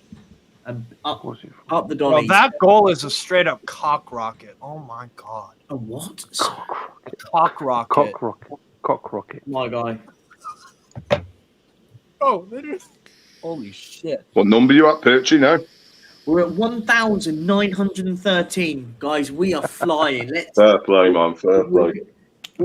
If we can get to another 87, we'll be up to 2,000. So £87 in there. Yeah, mate. This guy, big shout out to this guy. This guy's donated over 120 quid. Much love to Daniel. Thank you so much. Thank you, Daniel. He played for Rubin Kazan. He played for Rubin Kazan, not. Oh, it was Rubin Kazan. I'm pretty sure we bought him off Inter Milan. Who's this? Probably. Obafemi Martins? Oh, yeah. I think we bought him off of Inter. I'm going to get a cold shower. 1 second. Probably stole him off Inter. Won Birmingham. Just like how we stole Emre Belözoğlu off Inter. Won the League Cup for Birmingham, didn't he? Who did? Martins. Oh yeah, yeah. Well, everyone wins trophies. Scored in the cup final, didn't he? Besides Newcastle against Arsenal. Birmingham. Yeah. Oh shit. Yeah. Scored the goal against Arsenal in the League Cup. Yeah, I remember that. What year was that? Early 2000s. Oh, I wasn't there. I wasn't in England. Okay, well, yeah, that was unimportant then. Yeah, sorry about that. I feel a bit better now. Just trying to keep myself awake. My eyes feel dreary, so I'm just because the thing is I didn't sleep. Have water on yourself. Perchy, you'll get past the tide set. You'll get past the tide stage soon. You'll just you're going overdrive, mate. I had to wake up at 8 o'clock this morning to go to work. I had work this morning, so I've been up now nearly 24 hours. We get to 8 a.m. So it's I finished work at 12 o'clock. Yeah. 12 o'clock midnight. So yeah. Oh, another £10 has come in from DJ Evo. You never walk alone. If DJ Evo's in the chat, big up to you, mate. Thank you so much for the £10. Come on, if we just keep chipping away, guys, £10 here and there, we will get to 2K before the halfway stage. If we get to 2K by the halfway stage, that is absolutely outstanding, guys. And we're about what? £67 away and the halfway stage would be in 2.5 hours. That is absolutely incredible. Yeah. There we go.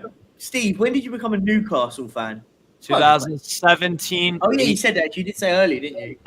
Yeah, it was Rafa's last year. We had Jose Perez, Sullivan, Rondon. I would like to ask you a question, though, Steve. I like Shelby. Yeah. No, not actually a bad way, actually a good way.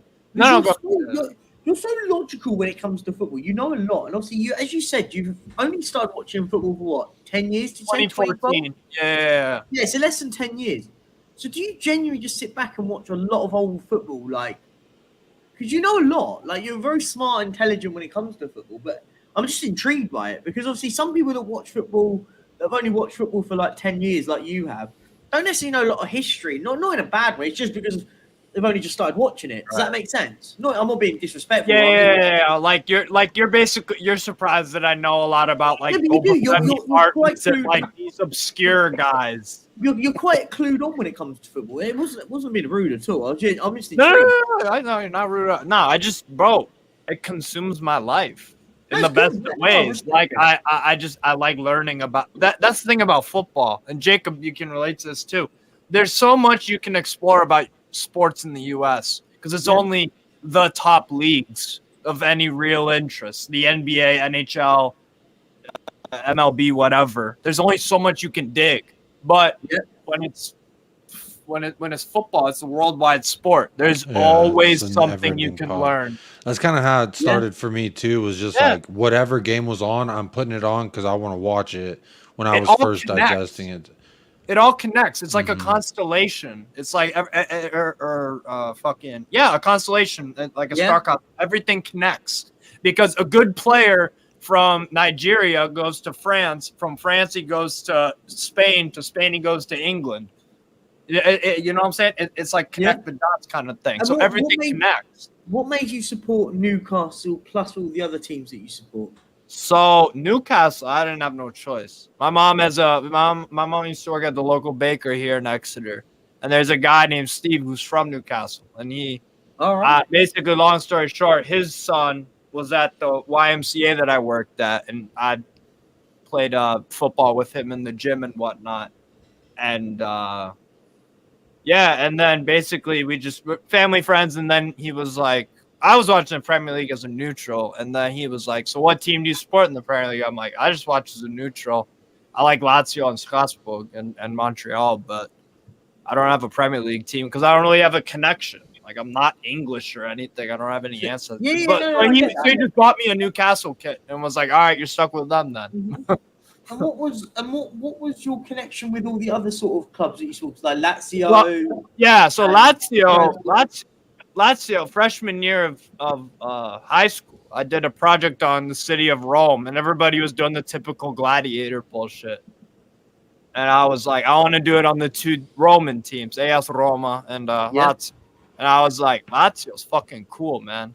So I literally was just like, yo, I fuck with them. The history, the shirts, the tradition and shit. I was like, damn. So that's Lazio. And then Strasbourg is because my dad's great grandparents are from Alsace region of France, the Northeast. So I'm Alsatian. So man. And then the next question, and it is the last one. When are you going to fly to Europe and go to? I think you need to go to Europe and go to a Newcastle game, a Lazio game, and a Strasbourg game. And you should go and do that. That'd be sick, man. Oh my god, yeah.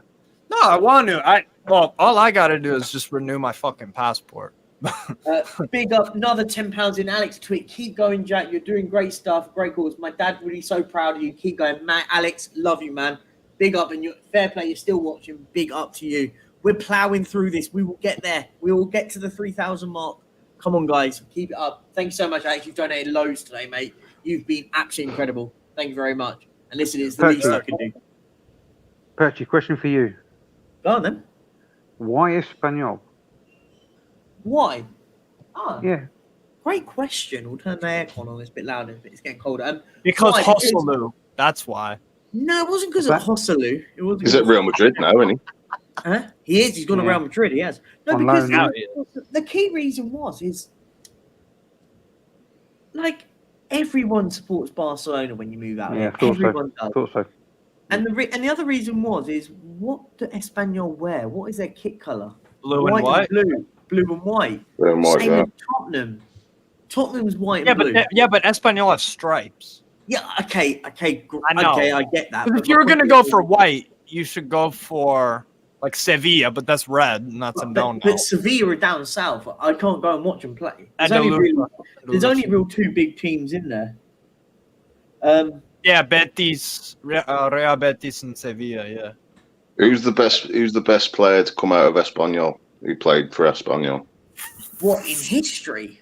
Well, in your sort of era. Well, since I've watched him, I tell you one player that would be absolutely brilliant. I love it when I watch him. Sergi Darder. Yeah, he used to play for Lyon.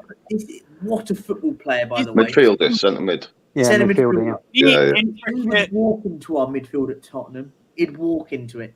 Who was the striker? It was at Garcia. Luis Garcia. They had Hosselu, who was the ex-Newcastle striker. He's just gone to Real Madrid. He was there. They had Javi Puedo. Who's the other fella? Puedo. He was all right. He wasn't too bad. Who's the striker you're thinking about, Phil? Yeah, it's one of the strikers I'm thinking about. Are you talking back in the day? It might have been Sergio someone. Sergio Leon? Yeah, Sergio Garcia. It might be, yeah. Sergio Leon was also... Because I remember I went to a friendly game, Spurs against Espanyol. That was at White Hart Lane, and he was playing then. He was playing up front. That was quite a few years ago, though. Yeah, long time ago. No, listen, do you know what? It's just nice going. Do you know what? It's nice. Nice just go and watch football. I love going there just to watch some football. Don't have to worry too much about it. Pacheco's a decent goalkeeper. I live in Barcelona. Love it. It's a lovely city. Pacheco's decent.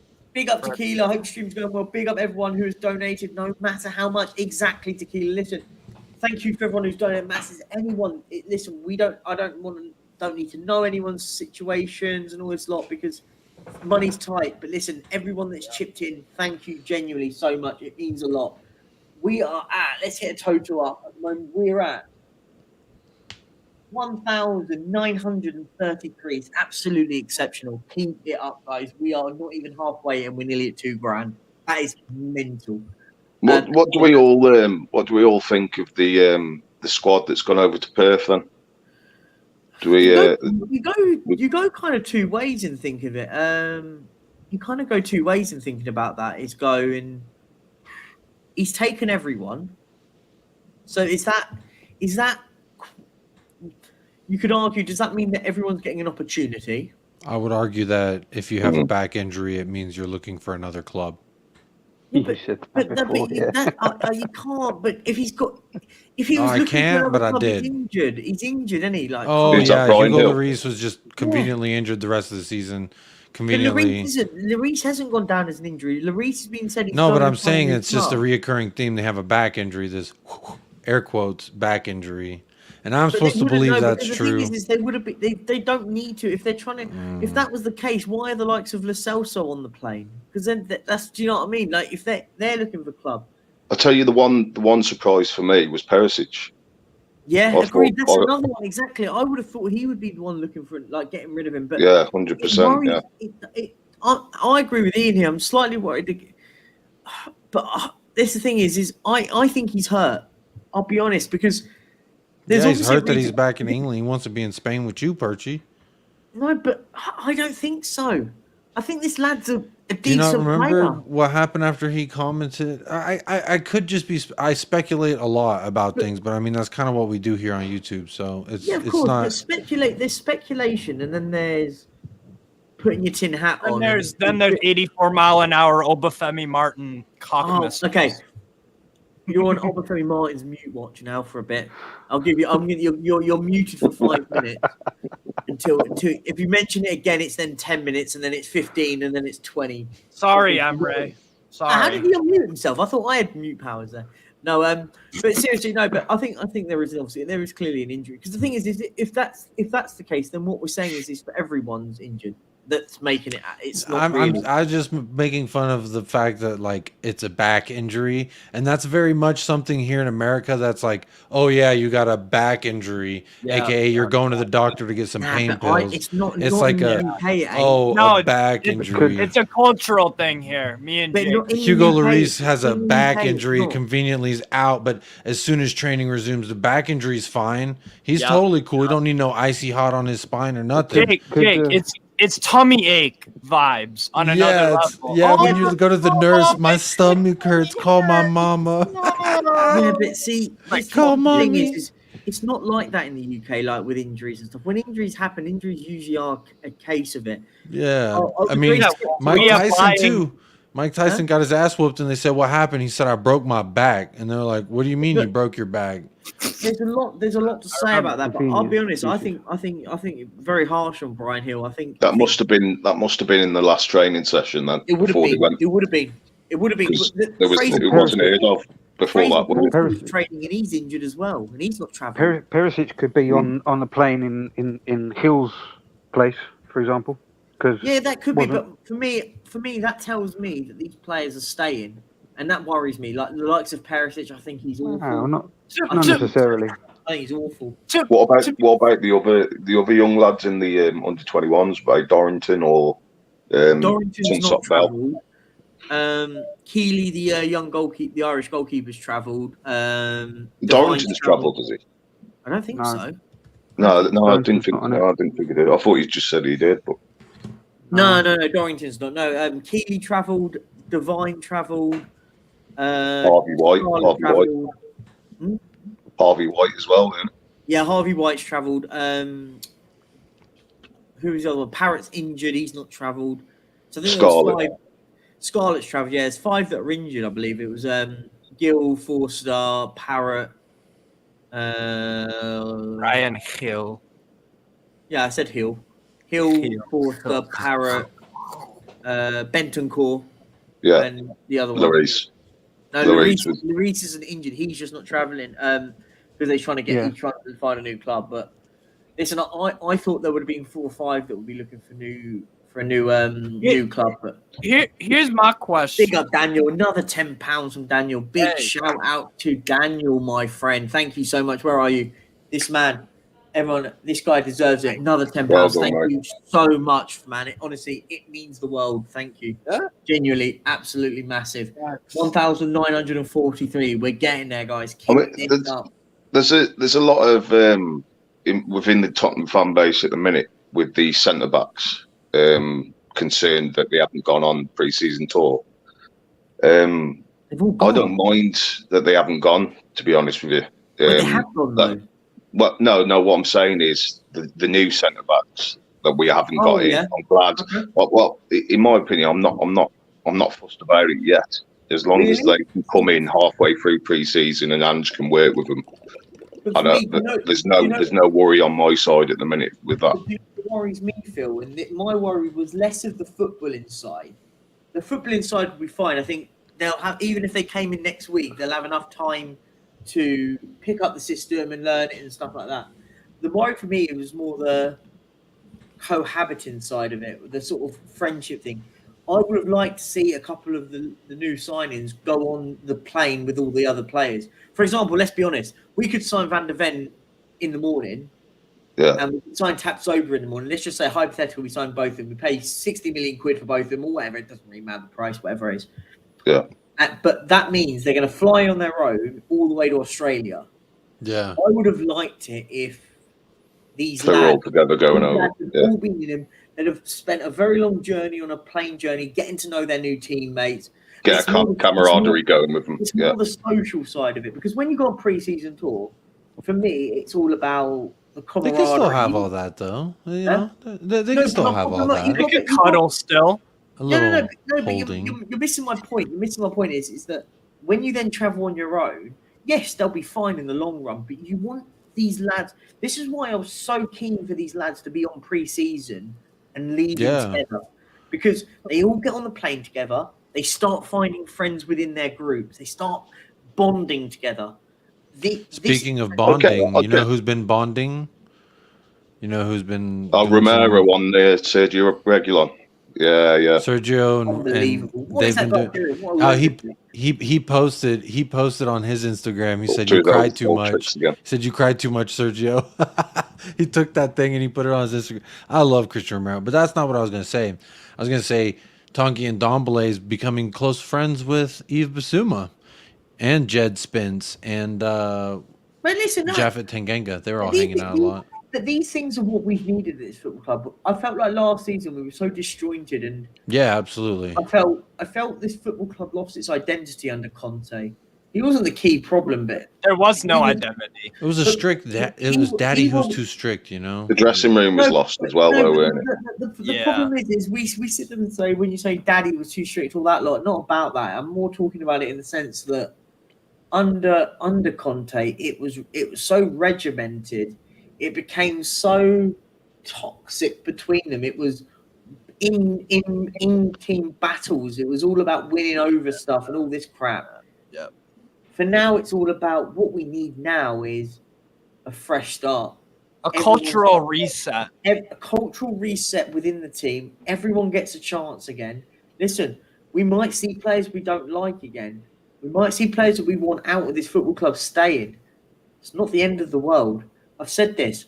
I would rather still stay with Eric Dyer at this football club than us sign Clement Longley. If we sign Clement Longley on a 3-year deal, because realistically, you're not going to sign a Longley on a 1-year deal. That's not what happens. He'll sign on a 3-year deal. We'll pay 10 million euros for him, and then we've got to wait. We've got 3 years to deal with him. I would rather assign 2 defenders and keep Eric Dyer for 1 more year. Let him go out on a free at the end of his contract. And then we've spent 12 months recruiting the right defender. Do things properly at this football. Take a step backwards to take 3 steps forward instead of taking 2 steps forward to take 3 steps backwards. That's my theory. I don't want to see. I really don't want to see the likes of Longley coming in. I think it will just. I don't mind Longley as a 4th choice. Yeah, but we have signed 3 centre backs. Yeah, I'd rather be the 4th, be one of the players that's at this football club already that's not good enough. What like a Dorrington coming through, or a Dyer or Tanganga? I'd happily if it was it could be one of them. I don't mind if it was Tanganga, Sanchez, Dyer. Heck, even if it was promoting Alfie Dorrington, don't mind it. I don't mind it. I'd be less likely to promote him. I'd like Dorrington to be 5th choice, if you want to say that. That you don't have to put the responsibility if we get a couple of injuries and then go, crap, we've got to go and put a youngster in there. Let him get involved in the first team. That's how I would. I'd prefer to see it. For me, that's fair. For me, if we can't get rid of 4 defenders in a row, I've said this. It is less productive if we do that. People go, oh yeah, but we just need to rip up Dyer, Sanchez, Tanganga's. It's not as easy as that, man. It's not as easy. The problem is I would rip up Dyer. But Phil, the problem with doing that, if you did all of that in a row, what does that do? That alerts every single club in the land to go, ding, ding, ding. Spurs need defenders. So your £20 million defenders become £40 million defenders. Your £30 million defenders become £50 million defenders. It's a distraction, isn't it? But what it does is it screams out to every single other football club in the whole world to say Tottenham need defenders. They've only got 1 defender in Romero. They're going to need at least 2 or 3 more. So you can't just rip up contracts like that. This is why I've said, and I said this in chats, and people go, oh, they're like, no, but we need to just get rid of these players, this, that, and the other. And I go, no. It's a bit of a smokescreen, isn't it, to have Dyer at the club, because then you know. But Phil, what they need to do, it's got to be 1 in, 1 out. That's why when I saw all the links with Van der Ven, and then all the links about all the links with Sanchez going, it tells me 1 in, 1 out. Yeah. But don't you think Pitch, Lucas out, Solomon in. Yeah, but don't you think Harry clubs out, Madison in? Don't you think other clubs know that we need defenders anyway with the 60-odd goals that we conceded last season? No, you're right. You're absolutely spot on. Teams know that. But what if we just ripped up the likes of 4 defenders? As I said, name any just one. I just want one ripped up. I want Eric Dyer's ripped up. What? But why though? It's because he laughs at the fact that we're fucking losers, and to me, that's the mentality that's negative, poisonous, and infectious. But he's already come out and said publicly that he wants to fight for his place. So you can't, if you rip it up. And I want to also drive a Lamborghini, but it ain't happening. But then you can say the same, Jacob, for Ndombele, really, couldn't you? Yeah. Do you know what I mean? With him walking off and more, it's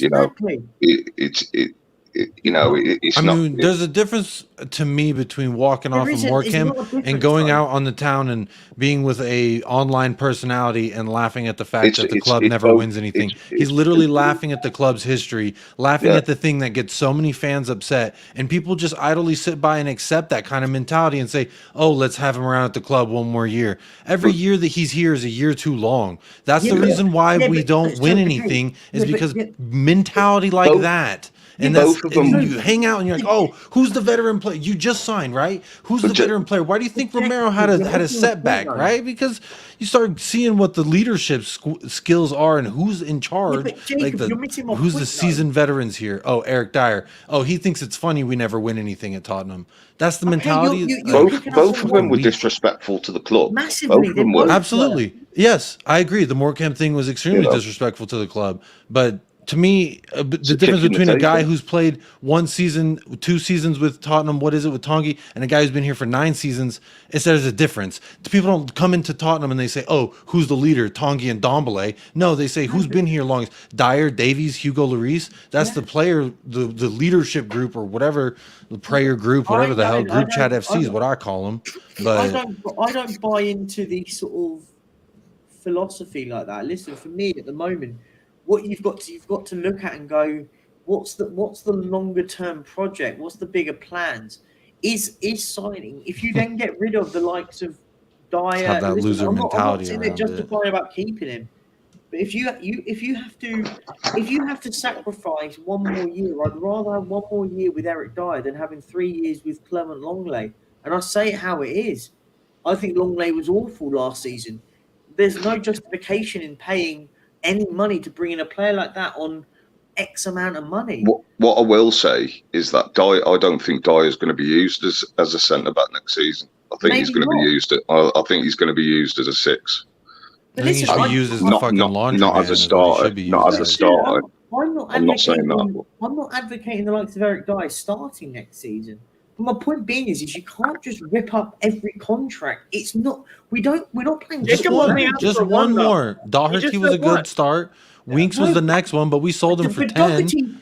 Doherty was an absolute incompetence by this football club. Hey, but I'm glad. That made me happy.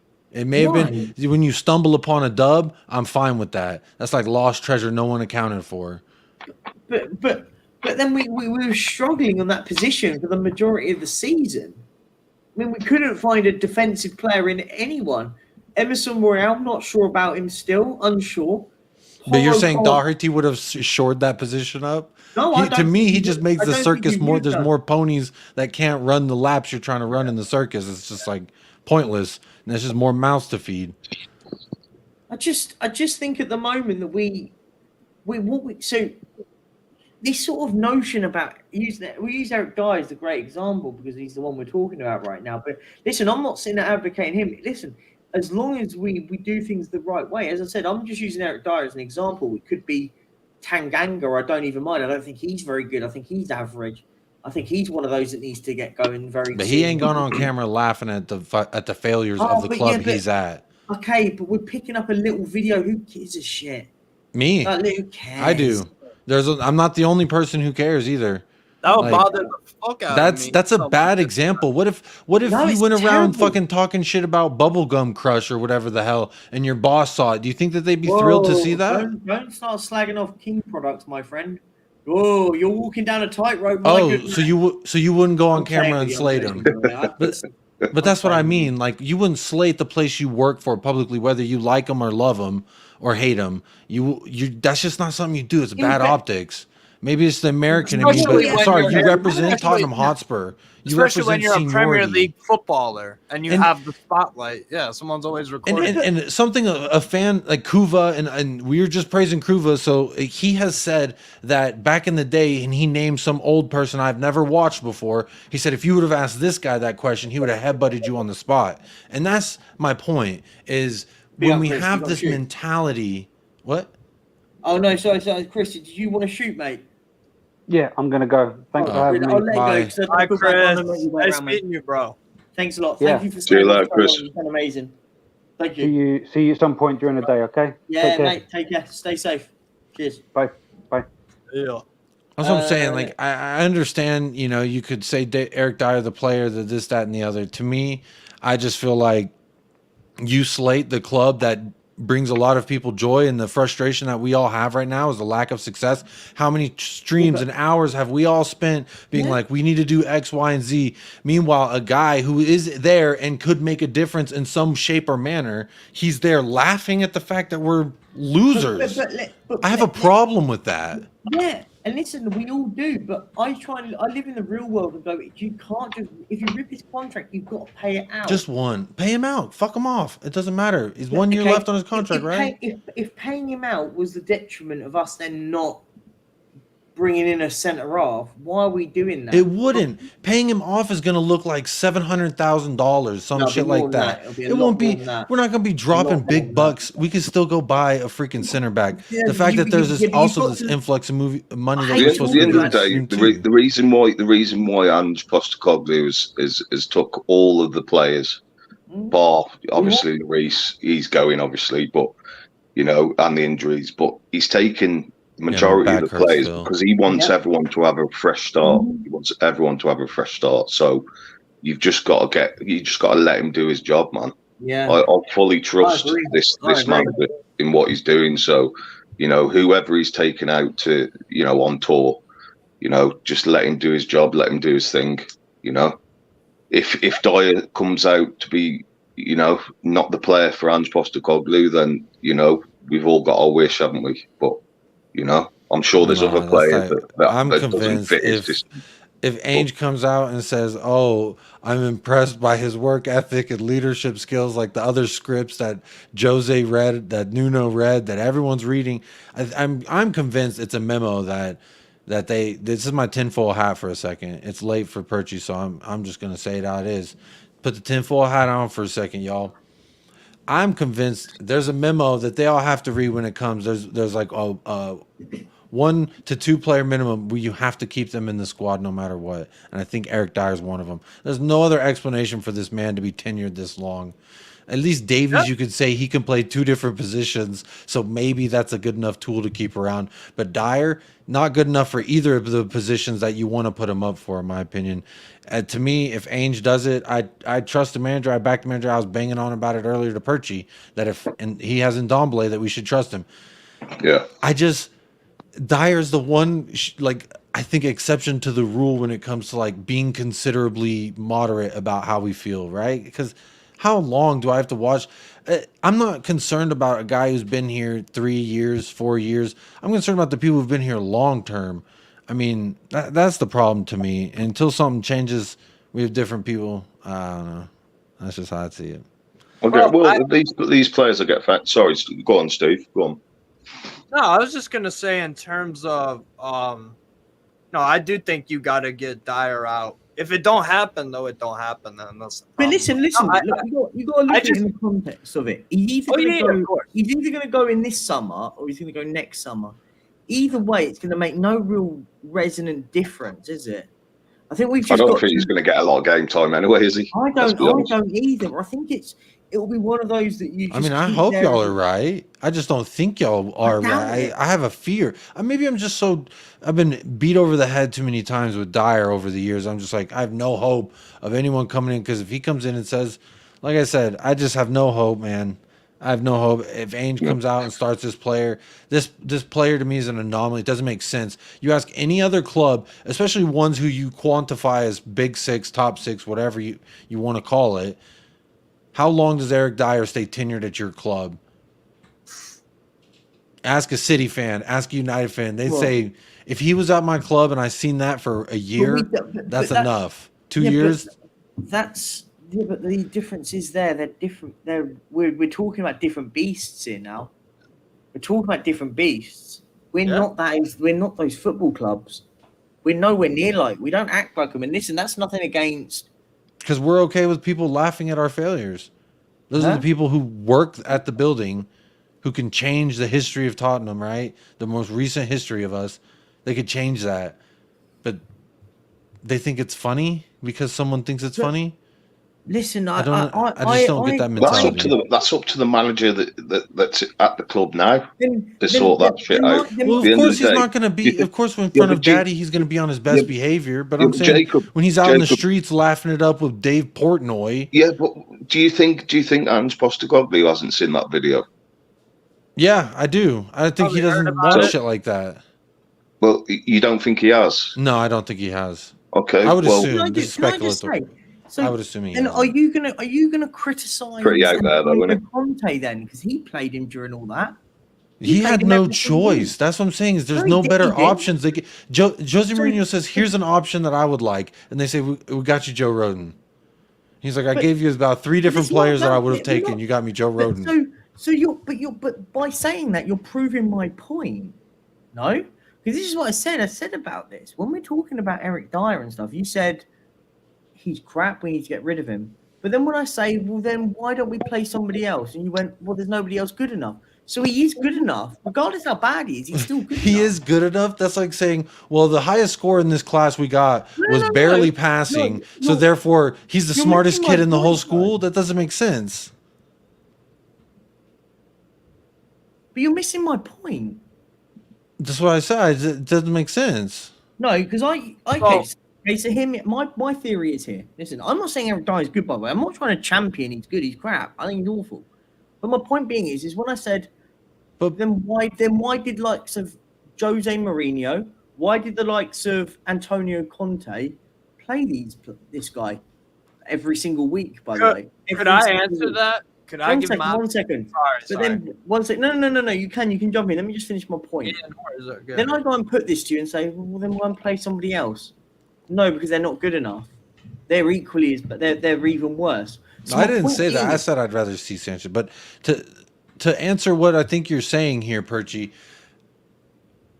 when a manager starts Winks and Lo Celso in the midfield, it's not because they're good. It's because they have no other option. What are they going to do? Play Alfie Devine, who's 12 years old at the time? Like, we're talking about center halves. I'm using it as an example. What center halves could Jose Mourinho have played? Joe Rodon? Joe Rodon, you've got. He did. He tried him out. It didn't work out. Yeah. But you have a guy in the leadership group who has an influence in the locker room, an influence with management, an influence with your boss. What are you going to do? I just. You're gonna play Joe Rodon? But then that for me tells me that then these managers are as bad. They've allowed it to happen. Allowed it to happen. Jose Mourinho said, "Give me these players," and they said, "No, we'll give you Joe Rodon." Hey, when you ask for Ruben Diaz and you get Joe Rodon, you're going for a steak and you get a Big Mac. It's like, come on, you can't. It's not on Jose that happened. But we're Tottenham Hotspur. He's only got that hand to be dealt with, hasn't he? Do you know what I mean? He only had Dyer at the time anyway. But we're Tottenham Hotspur. We're sitting there about these players. Ruben Diaz went to Manchester City. Bruno Fernandes went to Man United. Listen, I'm not sitting there because I know there's so many failings at this football club. I know that. But these players all went to bigger football clubs than us. Whether we like it or not. Did Kim and Jay go to a bigger football club than us? Who? Bayern? But Jose didn't. No, is Napoli bigger? Sven Botman at the time, was he bigger? Everyone was everyone was telling me and Savra at the time that Sven Botman, we don't want him. He's a crap player in league. That's not true. Not everyone was saying that. I don't know what. if I have to, I can go dig There him out. were a lot of people. There are people talking shit right now about Tonali, saying that he's gonna leave us after the year. It's mad. Like I sit back and I see stuff and I go, "Come on, you haven't got a clue." Like that's a proper signing, by the way, Tonali. I think Sandro Tonali is one of the best signings this summer. Yeah, I think he might be. Worth every penny. He fits the way we play to a T. Aggression, intensity, wins tackles, interceptions. He's good on the ball. Another set piece option for us. Who do you think will be the signing of the summer? This far, like, you know. What as of players right now? From what as of now, like, no, yeah. Are we now. Are we counting Declan Rice? Yeah. Yeah, Declan Rice is then for me. You reckon? I think it's going to easy. Who do you think, Steve? If you want just Premier League,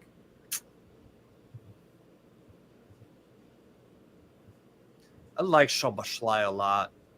Yeah. I fucking like Szoboszlai a lot. And I think Liverpool need to add more goals from their midfield too. So I think it solves that problem. I think as an 8, that guy is sick. He could play attacking mid or the right. I love Szoboszlai. Huge. I think Jacob, what do you reckon? I have no idea.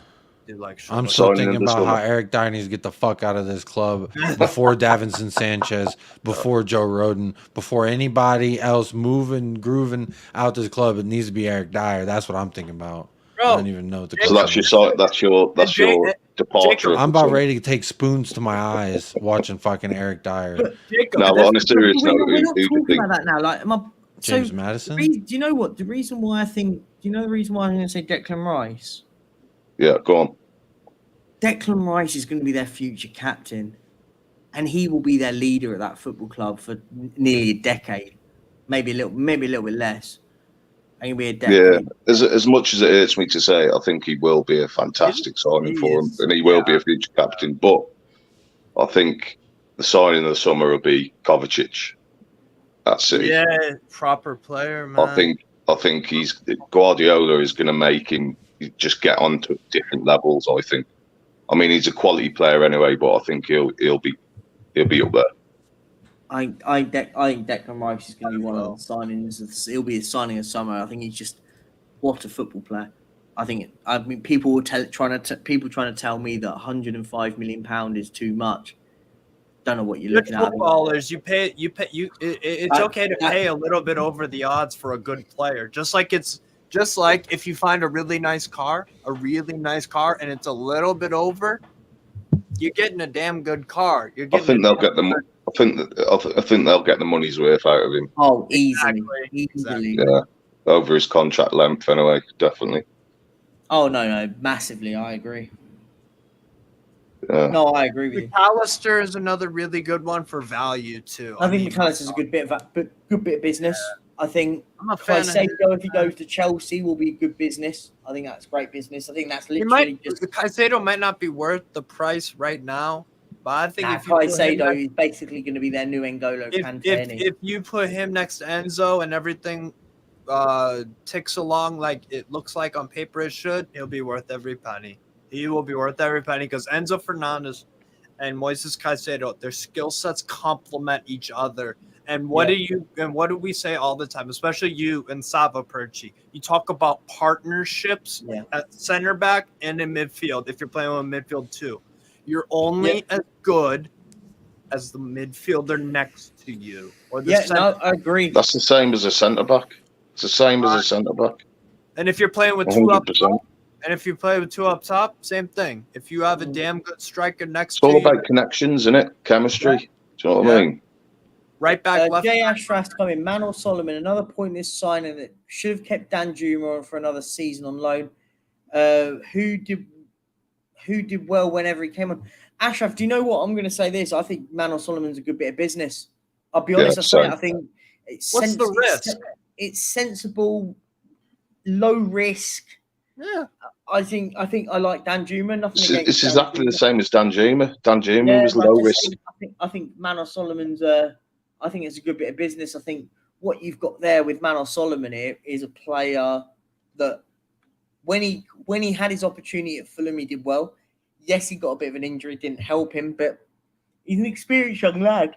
Yeah, I don't think Dan Juma had a fair crack at the whip when he was at Tottenham. But you know what? It didn't work out, and it wasn't the end of the world. Right? Yeah, exactly. Low risk. It was just a loan signing for what? Fucking 6 months. No big deal.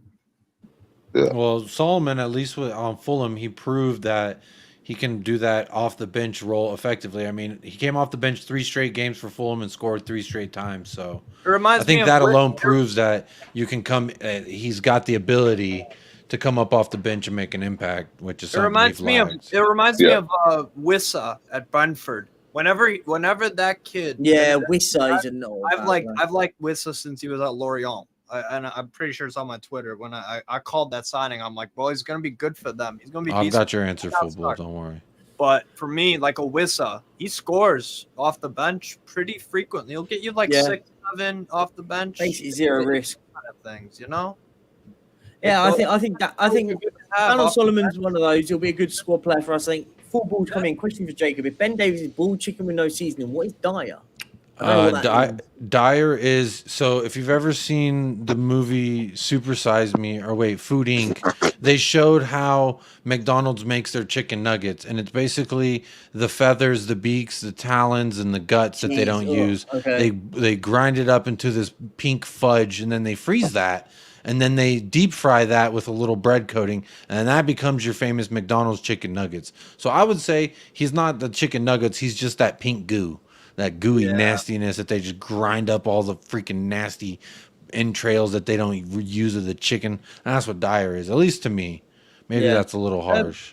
Jazz Jones. Sorry, apologies. Yeah, Jazz Jones, I hear you. I hear Solomon's a great signing. One more time, I'll rip Meza. I don't think anyone sort of said he's a great signing. I think people have just said it's sometimes a sensible one. When you say things like, the other clubs are shitting themselves if we sign Solomon. No, I don't think it's like that. I think what you've got there is a squad player. I think there's nothing more. That could potentially do something. I think off of the bench. Low risk, high reward. Low risk, high reward. There. Listen, no one's sitting there jumping up and down, going crazy that we signed Manuel Solomon. But people know that you get a free transfer like that. You go, do you know what? It's a 24-year-old. Potentially something could happen. Listen, we're not going to sit there. I think people need to realize who we are at the moment. We're talking who did outside of Europe. I think we need to be much more sensible with transfers at the moment. I think we'll find out after pre-season whether it's going to work out or not. Listen, y'all want to know who went over the top about Solomon? And it's only one person to blame for this. Whoever uploads to Spurs play, because I'm telling you, that's the only signing. Let me tell you how many videos they put on Spurs. You pay for that. Please tell me you do not pay for that. No, I don't pay for it. I was gonna say anyone. But if I told you I have a login, don't blame me. All right. Solomon Rondon. Oh my god. I'm not saying anything. Yeah, he's a solid back. He's a solid back. No, listen. So they put 1, 2, 3, 4 Solomon videos, 5 Solomon videos, and they're 6 Solomon, 7 Solomon. Yeah, I don't get involved. 7. But with Madison, there was only like 3. I was like, damn, they must have just like Solomon, come over here. Here he is on the skywalk. Here he is. Solid. Listen, he's one of those. They went over the top. All Solomon's going to be is he's a squad player, and I think it's as simple as that. I think people need to realize when we talk about, no one's sitting there jumping up and down going, oh my god, he's an absolute woebie. I don't think anyone saying that you're a bit delusional. It is what it is. We're not going to sit there and go and spend 60 million quid on a winger that it's going to be a bench player, squad player, whatever you want to call it. I think we've got to be a bit more sensible. How much are you selling St. Maximin for? Huh?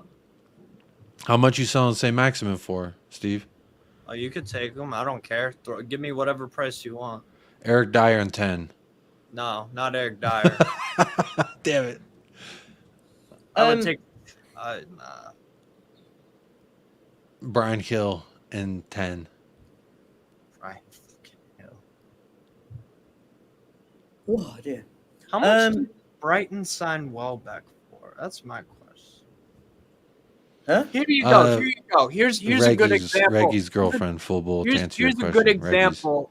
Here's a good example. No one's beaten Marta. Here's a good example, and it's a club that recruits really well, which everyone loves, and obviously it's good.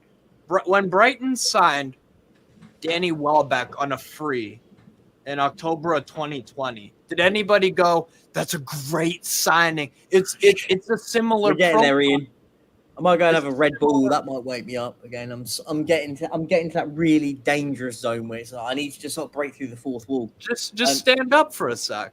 Get the blood flowing. You know what I'm saying? Like Welbeck, they brought him in for free, and look what he's done. He before Welbeck came in the door, they struggled to score goals, and he's been a really good, not only in experience, but Steve, you're in charge for a minute. All right, cool. He's been a player for Brighton that has established himself really well in and amongst that squad. And nobody, when Brighton signed him, nobody was like, "Oh my God, that's a terrific signing." It was in the same kind of range. The only difference between Solomon and Welbeck is their position, obviously, and the age. Yeah. What they've done in their careers and whatnot. Obviously, Solomon's at kind of the beginning-ish. But you know what I'm saying? It was a Brighton were like, fuck it, let's bring in a Welbeck. And it worked out. My little point about Solomon, I'd just say real quick, Josh Jones says Solomon is a year older than Hill. Look at what Hill has won and look at what Solomon has done. Hill wouldn't have won the Europa with Sevilla, fair play to him. But you know what he hasn't done in the Premier League? Score a goal. And I've at least seen Solomon do that and in the FA Cup. So that's something that he has done. And like Brian Hill hasn't done anything for Spurs. Neither has Solomon yet. I would just say, I don't know. It's like that him being a year older really makes a difference. They're both still pretty young. I don't think there's a massive comparison between the two, to be honest with you. They're just both tiny people. I think that's what it is. Between Brian Hill and Solomon, I don't think there's a big comparison at all. No, not for me. What was the question, sorry? To do with Brian Hill and Solomon, you know, comparing the two basically and what they've done in Prem. I have a little bit of faith in Brian Hill. I think I'm going to say it now. I think this is what you would say based on what? No, because based on what I've seen of him, and listen, I think there's he's one of those. There's a player in there that needs to get out. And listen, it's a season I would say that is a what? No, but there's a player in there. Like you can see, there's a player in there. Like there's a reason why. You can say that about everybody. No. There's a reason they've made it this far, right? There's something in there. No, I get your point, but this is the argument. We could flip it and we could argue. We're actually arguing opposite things. We use the Ndombele argument and say there's obviously a player there, and you want to give him an opportunity, but you don't want to give someone like a Brian Hill a chance. And you can argue the same with me. The one thing I will say with Brian Hill, though, I see him when he comes off the bench. When he did come off the bench in that sort of Jose era, I did see a player that Didn't we get him under Nuno? Sorry, apologies. Sorry, it was under Nuno. Apologies. Oh yeah. But I saw a player that came off the bench, and I think he isn't the finished article. But I genuinely can see a player that could, and Mark my way could. This doesn't give him a get out of jail free card sort of thing. No, this is a player that now needs to start showing the sort of the diamond inside of the rough, if that makes sense. Like have an impact like a Johan.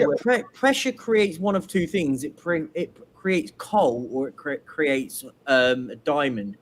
And I feel like he's much of those. He needs the pressure now. I said this, and people go, "Oh no, he needs to get on a loan deal." No, what he doesn't, he needs to have a season at Tottenham where he either makes it or breaks it. The dude doesn't want to not play in Spain, man. He's going around replying to comments of people saying, please stay. He doesn't want to play a cold, rainy day in Stoke or whatever the damn saying is that people. He ain't that guy. He's not built that way. In the cup, but but this That's is the a thing, saying. To be fair, there are a few it seems like with Spanish players. But listen, it's a comfort zone thing, isn't it? And that's he's not comfortable This is a young 22-year-old, by the way. And I kind of get it. I do get it. Listen, it sounds better playing in Spain weather-wise. If your family lives there too, and they could drive to the game rather than flying to a whole nother country to watch you play.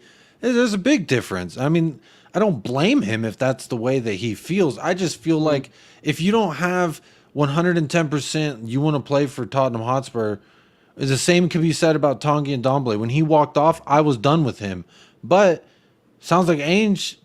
But I am a little worried because there is a point that has been brought up about Gareth Bale saying he was super impressed with Tanguy. Maybe Tanguy and Ndombele is that guy who like all practice is so good and all training he's so good, and then whenever he hits the pitch, it's just like doesn't happen. It's like, oh, bad luck. You'll get him next time. I don't know. That could very well be true about Tanguy and Ndombele. But I'm just saying that Brian Hill for me, this just doesn't seem like the league for him. If I'm honest, I just feel like he can get bullied around. Solomon, there's like a little thickness there. He at least has done something in the Premier League.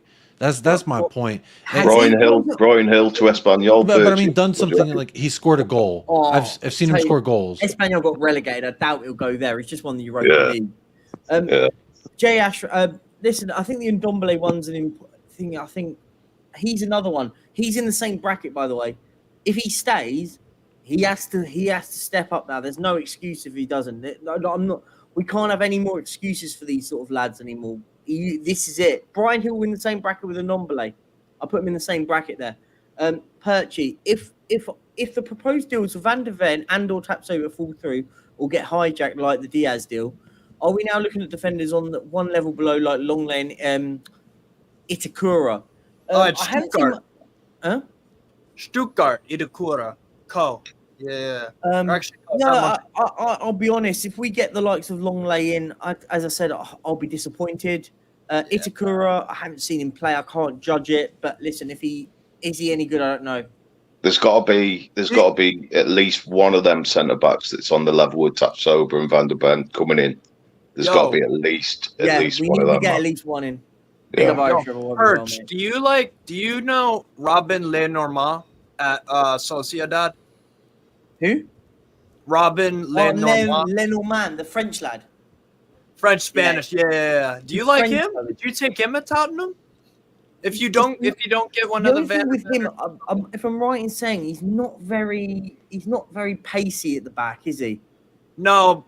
He's a bit of a. And the thing is, he reminds me of a Fabian Schär. Yeah, but my worry in terms of he's not slow, but he's not quick. My worry with centre halves like that is it's going to put us in such a problem with the high level that we're playing at, the high line, and that's. Do you know what? This is why everyone was so high on getting the likes of Tapsoba, but I was like, no. Do you know what? I think Van der Ven is perfect for us.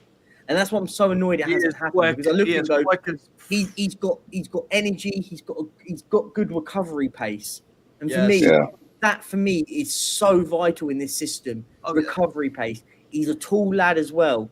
And for me, I think that's why when everyone was telling me that, Tapsoba's the better defender, Van der Ven's the cheap option. I'm looking at it going, no, I think Van der Ven is the right option. But both of them is the correct option. You want to get both of them in. I mean, when Bonucci come up the other day, because he's on a free now, isn't he? He left Juve. Is he on free or that he's training with him? Or they released him? Allegri basically said that you're not going to be a first team starter. Yeah, but you're not going to be part of the plans. That's what he said. He's not being released. They're going to try and sell him, aren't they? He's not been released, has he? I think so.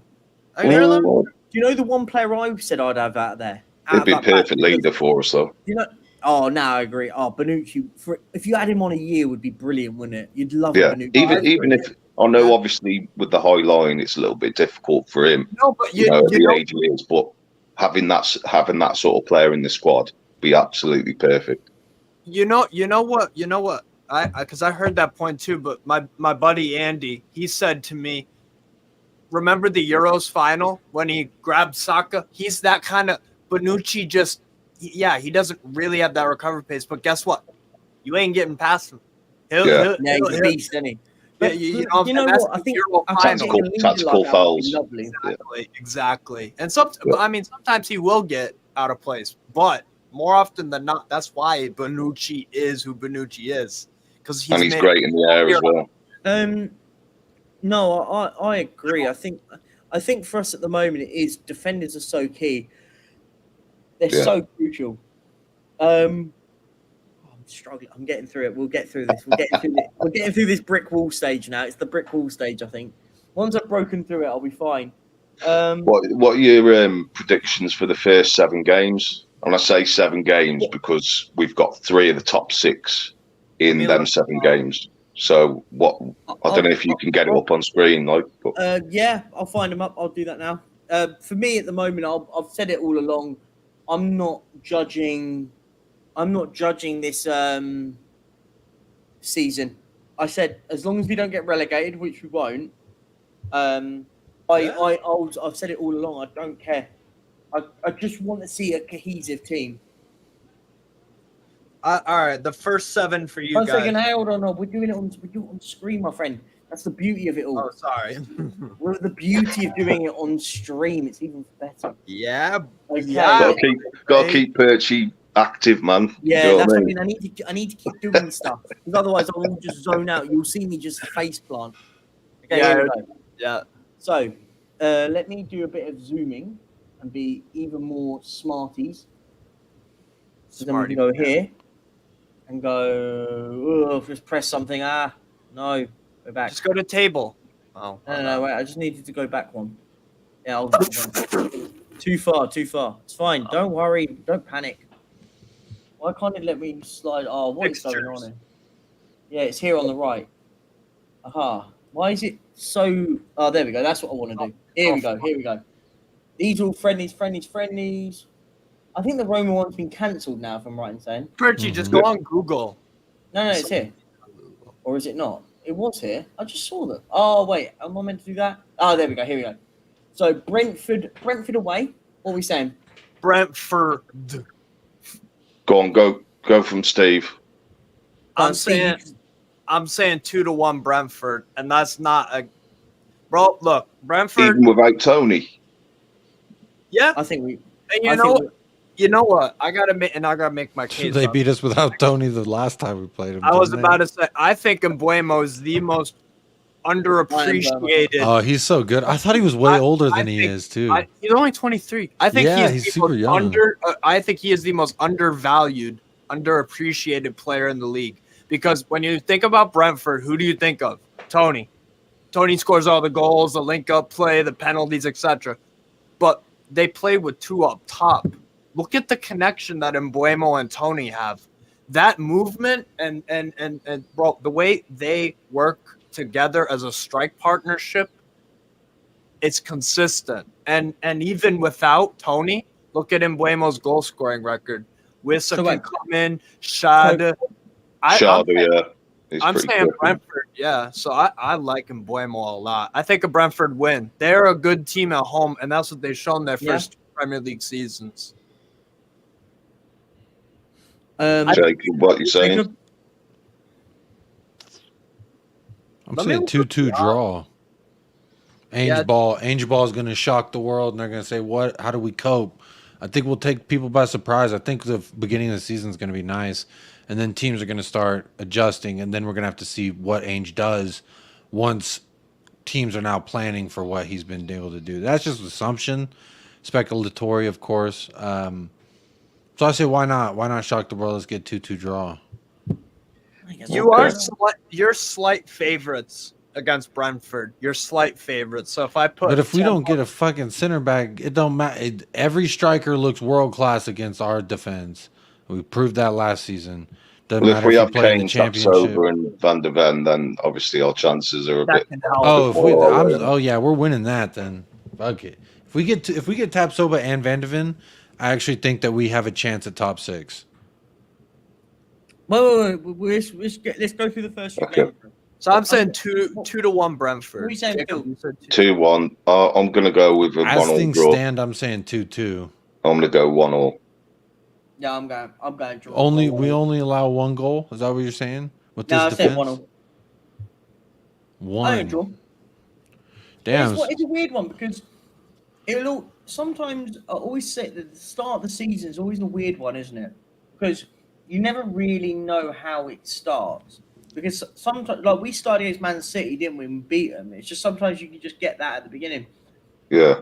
you don't really know who you're playing. You might go and get a result. Listen, I'll go. That was Son stepping up when we had no leader, by the way. But he has no Son. He has no captain qualities, is what I'm told. No, I thought we were just. It was a weird game, really. I don't know how we beat that Man City team. We were crap all game, and just somehow. I was there that game. Sonny's left foot. That's how we beat him. Stadium. Sonny's left foot. Yeah. Son, you know what? You know what the standout thing for me of Son is? What I separate him from anyone else. He is so two-footed. Oh yeah. He is absolutely sublime with either of his feet in terms of finishing. It's crazy. It's absolutely crazy. I've seen him score so many different kinds of finishes with both feet, and it's like you can't figure out which is his stronger foot. Yeah. Does anyone here know what is a stronger foot? But for me though, Son's one of those. Is he's a. Do you agree with me that he's 2 foot? I do. But do you know what's like special about him? I agree with what you're saying, Steve. But do you know what the one thing about Heung-min Son is he's a player that he needs not to think. When he starts thinking, it sounds kind of weird what I'm going to say, but when you start seeing him thinking, that's when he's a problem. No, you're spot on. Huh? Right? No, you're spot on. You're spot on, 100%. I've noticed a lot last season. It's why I was very critical of him, and people judge me when I'm critical of Heung-min Son. But the reason why I'm critical of Heung-min Son is as I put him on a bracket, and I've said this to you, Steve, as well before. Me and you've had this conversation a lot. People go, "Oh, you're so harsh on Heung-min Son." I'm harsh on him because I rate him so highly. If I didn't rate him, I judge him on a level a lot higher than other people. When people go, "Oh, he's had a good season," no, he hasn't. He had a crap season. He was crap last season for his standards. But that's my point. Exactly. And the same people go to me, "Oh, you're too harsh on Heung-min Son," and then they go, "He's world class." I get the same thing for saying that about Alan. I get the same thing about Alan St. Maximin because I know that guy has talent and he should be producing a lot more. Yeah. That's I what love I mean. me some St. Maximin. I love me some St. Maximin. I love him too, but I need St. Maximin to translate that ability into productivity. But Steve, that's my point though. When people go to me, when people say to me, "Oh, you're well too harsh on Heung-min Son," I go, "No, I'm not. I judge him on a world-class level, like everyone seems to telling me he is." And they go, "Yeah, he is world class." So then he had if Heung-min Son is world class, he had a crap season last season. That's the metric. Because world-class players don't have that kind of season. World-class players have great seasons when in our eyes it's a crap season. Yes. But I'm not nice. Football, I'm not nice on Dyer. I think he's big awful. up football. But the thing is you can't have it both ways. You can't go, "Oh well, he had a good season last season." Who? Then you don't. Then if you think he's had a good season last season, no. I'm not saying you, but I'm saying I hear people go, "Oh, he had a good season last season." Then I go back and say, "Well, then you don't think he's world class then?" Because if what he had last season was a good season, it means he's not world class. Compared to previous seasons, it weren't a great season for him. What's that? Exactly. Compared to previous seasons. Yeah, but that's what I mean. But Phil, we judge players like Heung-min Son on his past. Like for example, we use Eric Dyer as an example. Was put in there. I don't judge him at all because what's the point? He's not a very good player. He's not a very good player. So why? I wouldn't sit there and say anything. I don't. I've said. So why not want him out? You said you're fine with him loafing around, just hanging out. No.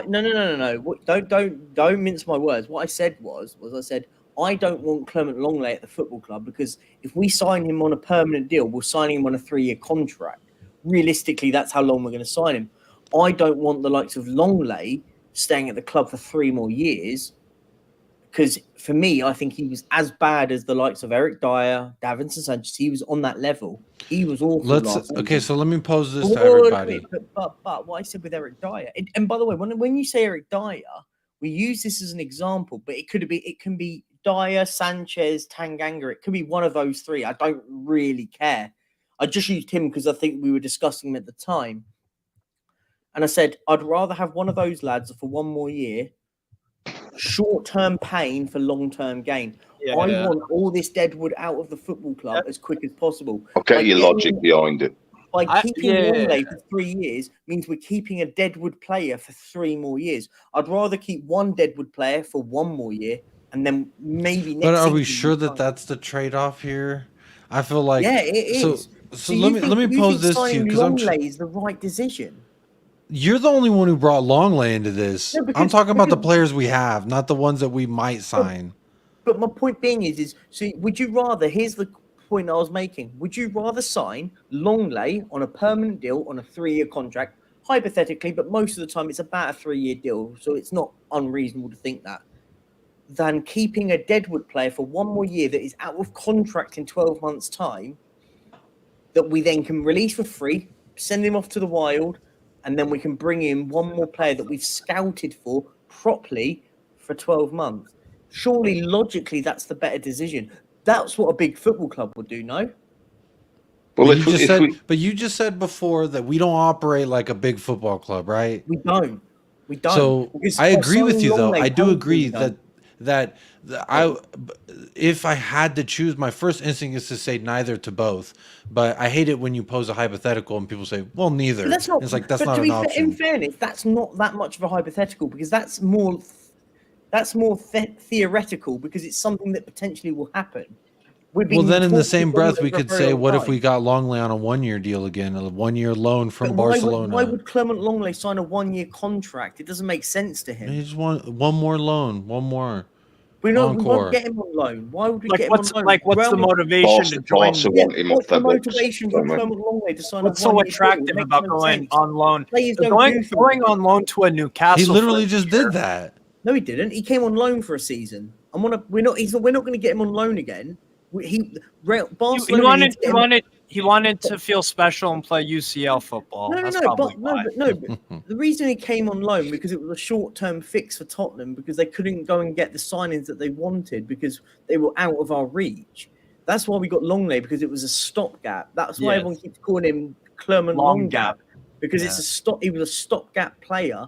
But now we're all of a sudden going to sign him, but we're going to end up having to sign him, not get him back on loan because Barcelona need to get him off their books. Barcelona need him off their books. Yeah, and if we paid for him for another season while they ran out his contract, they won't loan up because if they loan him, it's just a lot of certainty talk that I don't know if it's so certain. No. Barcelona can't loan him back to Tottenham. They need him off their books. They are in financial problems. Big time. I know. Trust me. I see it in the news here. Right. If they loaned him and we paid 100% of his wages, budging. We're not paying $300,000 a week for him. That's what contract he's on. It's mental.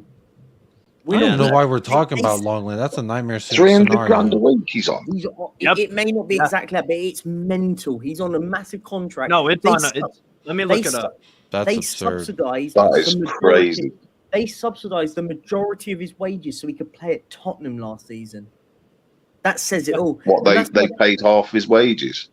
Maybe it may have even been more than that. I don't think Tottenham would have paid I'm any curious more. To see how that, I have no idea. I'm curious to see what that breakdown is because that is madness. See what okay, all right, I found it. I didn't know he was on 300. It may not be 300. It's 145,000 pounds a week at Spurs last year. Yeah, $140,000 a week. So that let's theoretically, that's about half. We paid about half his wages. 7,540,000. That's what you paid him last year. Can you find out what he was on about? Over 7 million last year. That's I don't want Eric Dyer to sign a new deal. That's not in the discussion. Let me pose a hypothetical. If he signs a new deal, that is an absolute disgrace on this. So let's talk about our players for a second, okay? Not Longley, because Longley is a disgusting thought. I don't know why we ever loaned him in the first fucking place. That pissed me off. We got him on loan because. All right, one person's getting a 5-year contract. Davinson Sanchez or Eric Dyer. Ooh. He was on 194,000 a week at Barca. Oh, $200,000 a week. Okay. $200,000 So you paid about 50. Barca paid about 50. You took about 140. Yeah. So they paid 60. Yeah. About a quarter. So we paid like 70% of his wages then, is what by my math. Mad. Yeah. 140. bear in mind, let's just put it into context. 340 grand a week, by the way. We're playing for Longley and Perisic. Let that sink in. Wow. I mean, what kind of wages would Van der Ven be on? He wouldn't be on 145 grand a week. 80 grand, 90 grand a week. Yeah. I would say, You know what 80, I mean? And you're getting a 22-year-old under 21 captain. Yeah. It's a much better deal. Sensible signing. But this is the point, though, and this is the thing. For me, when we're looking at the defenders we've got now, we need to get these players. We don't need to bring back ones from the past, like a Longley that was crap with us before. What we need to be doing is getting rid of the likes of Dyer, Sanchez, Tanganga, Davis, Roden. These players need to be gone as quick as possible. And it's not going to be a click of a finger. We're not going to get rid of 5 out of a click of a finger. It's not. The problem what we've got at Tottenham, the key problem we've got at Tottenham is we've got bang average players on massive salaries. So let me pose this question again. All right, you get to rip up one contract and the other one gets a 5-year deal. So you rip one up and the other one gets 5 years. Do you want Davinson Sanchez for 5 more years or Eric Dyer for 5 more years? There's no chance Sanchez is signing a 5-year deal. What a question! No, I mean, never mind. Y'all got leave. I'm curious about the mind, like the thought process behind keeping certain players. Do you know what? People laugh at me and stuff. I think Davinson Sanchez is one of the worst defenders we've had at this football club for a very long time. Even worse than Eric Dyer. He was awful. Yeah. Genuinely. Without Davinson Sanchez, we don't get top 4 that year with Antonio Conte. Without Davinson Sanchez, come on, we don't get top. You know what, Jacob? That's called a purple patch, bro. That's a purple patch. I'm sorry. Honestly, can you name 5 good games that he's had? I can't even name 2. The last touch of the ball at Watford at home. Oh, Davinson Sanchez game winner. Header from a What you done for me lately? Can't be saying that. That's mad. I mean, I think he's a better athlete than Eric Dyer. I think overall, if I had to give one a 5-year contract, I'm giving it to Davinson Sanchez over Eric Dyer. Yeah, Eric Dyer has nothing. Has no physical quality. Like he has no pace, no power. He's got no pace, no power. Neither of them offer. Can I just say, here's a question. If you say this about Davinson Sanchez, here's a genuine question. If that's the case, why can't even any reputable football club want to sign him? Genuinely. No disrespect to Galatasaray. He's got like 5 clubs interested in him. Someone want him. More clubs interested in him than Eric Dyer. No. But by the way, the bar's low. I'm not talking about the oh, we're down here in the mud of the bar. Yeah. No, the bar's very low here. But my point being is who are these 5 football clubs? I saw There's 2 or 3 Spanish clubs, Galatasaray, and then the Russia club Spartak Moscow was also Spartak Moscow was offering 15. I mean, that kind of says it all, by the way. I thought it was Spartak Moscow. I saw something like that. It might have been. I thought it was Dynamo Moscow. It doesn't really matter. Who I cares? thought Ajax was back in for him at one point as well. I think so. Ajax. If I was Ajax, I wouldn't go anywhere near him. They've got better defenders they've got there already. They might, because they've got rid of Yuri and Timber. They might go and get. No, they're gonna go for. They ain't gonna go for. Ajax very rarely sign badly. They always sign good. Like they're one of those teams. Their academy rarely produces. Exactly, their academy's good. They sign well. I'll be honest. Like I sit back and You want to predict the games again? Nah, we'll do that in a bit. We'll go back to that. But I'm just intrigued by this defender chat. It's quite good. I just think both of them are ass. No, I don't know. I agree. I think they're awful. I just sit back and go, we're basically picking low hanging fruit if we're going to sit there and say Davinson Sanchez is better than Eric Dyer. I mean, look at what Aston Villa have to pick from: Pau Torres, Diego Carlos. And Tyrone Mings, who's been in really good form. He's turned the corner. Konsa as well. 4 center backs right there. If they get Diego Carlos fit with Pau Torres at the back with him, that'll be a partnership. And then for the weekend, you can do Konsa and Mings. That's what I mean. They've got 4 good center halves. And then they could do fucking Matty Cash. I think they'll sign a right back. Matty Cash was from where I used to live. I like Matty Cash. Langley near me. What do you think of it? What do you think of Tadic? Tadic has gone on a free, hasn't he? I would take him at Newcastle. Would you take him at Spurs? Dusan Tadic. He's a right winger, isn't he? So he can play wing. You could put Tadic anywhere. I've seen in the 10 as well, can you? 10. Do you know the sort of? Do you know where I could see Dusan Tadic going? Genuinely, Brighton. Yes. They just got rid of McAllister. Imagine they got Dusan Tadic on a 3-year deal. In the hole. Yeah. It's not a bad show. Sensible signing. Dusan Tadic's a good player as well. He has European experience as well. They just signed Milner, who's got European experience. Dahoud, who's got European experience. Have a look at his stats. Have a look at Tadic's stats. He's got like 106 goals, 111 assists. Yeah, at the time at Ajax in 220 odd games, I think. And that's also in Champions League games too. He is not just Eredivisie, and it's not just the little crappy Eredivisie teams. It's against your strong competitors: AZ Alkmaar, Feyenoord, PSV Eindhoven. Like good player, good player. Ajax, that was a rebirth in his career. He was all right. He was all right at Southampton. Didn't he play against us in the Champions League semi-final? Was it? No, yes. he weren't there. He weren't there then. Was he there? No, I don't was he think there? so. He definitely was. I think I'm pretty sure he was. I'm pretty sure he was in the squad. I'll look it up. Go and have a look.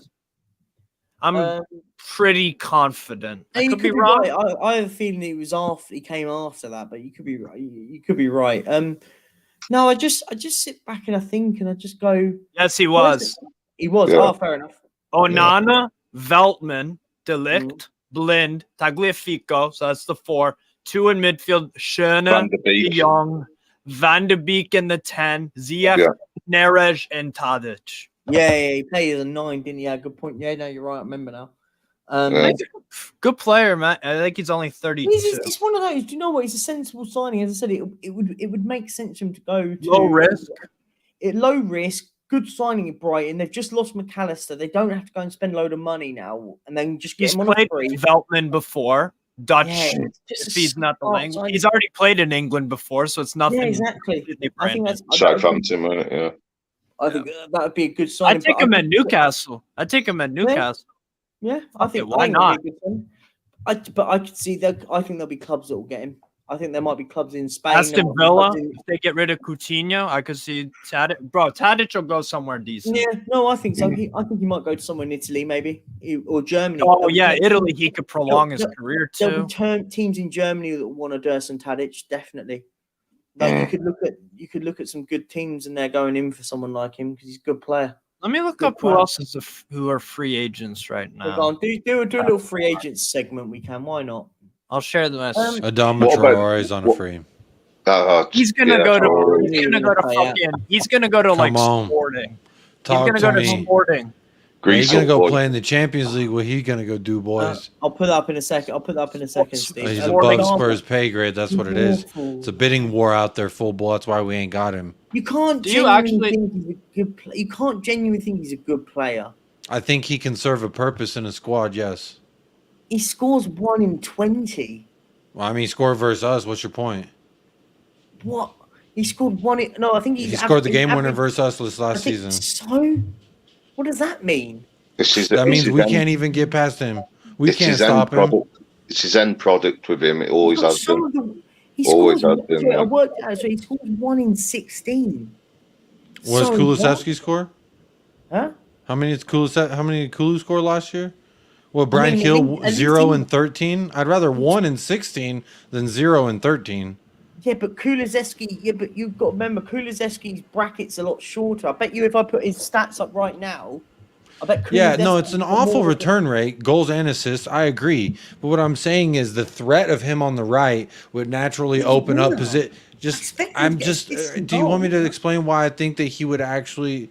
Like why my argument for him to come to Spurs, like why I argued for him over Brian Hill was because his physical threat and his speed, just straight end-to-end speed, you just lob the ball over the top, then naturally teams have to worry about that on their left-hand side. So what that would then do is open up spaces down the middle for Kane or on the left for Sonny. I really feel like if he was utilized in a certain way, that he could actually have helped unlock us more than like a Kulusevski does, because you got to give it to Kulu. He's more of an impact player, isn't he?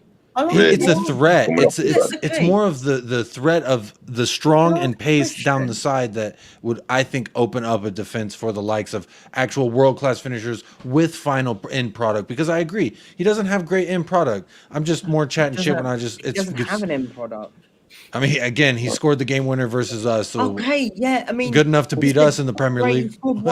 As I said, that's more than Brian Hill. Brian Hill ain't done nothing for it. He doesn't do enough, Jacob. He doesn't do enough, man. He doesn't, man. He's been in the Premier League for a while now. He hasn't. Hear me out. There's got to be a reason why he couldn't get a game at Wolves. There's got to be a reason why they didn't offer him a new contract. And there's got to be a reason why no one snapped him up if he's this great player. There's got to be a reason. And there's also got to be a reason why he has not progressed as a player whatsoever since his Middlesbrough days in 2016. But Steve, hear me out. In theory, Wolves to Spurs is your step up. This in theory. Yeah. Has he earned that step up? Did Matt Doherty? Really? Huh? Did Matt Doherty? He got it. But Matt Doherty, two wrongs don't make a right. At that time, I'm Matt just Doherty, saying. At that time, Matt Doherty had a very, very good season at Wolves. Yes, it didn't work out at Tottenham, by the way. Hear me out. It didn't work out at He's back at Wolves now, isn't he? He's back at Wolves. It didn't work out when he came to Tottenham. But he on the back of a very, very good season, that's how he made the step up. Adama's never had that season. When was the last time he honestly, I look at his stats and I'm horrified. Holy fuck. Sorry. I'm looking at transfer mark free agents. Eden Hazard's market value now. Guess how much it is in euros? Million. 10 mil. 15. 5. Yeah. Wow. Another one that fell off a cliff, but 32, and that's less than Manuel Lanzini. But like, if I go and put the Premier League thing up, I genuinely do want to look at this because it's a genuine point to make about this. As I said, I look at. I said this. And it's going to be awful. I've already seen it. I've seen it, and trust me. But my point. I've seen it. It's not great. It's not good. But my point being is when we talk about players like,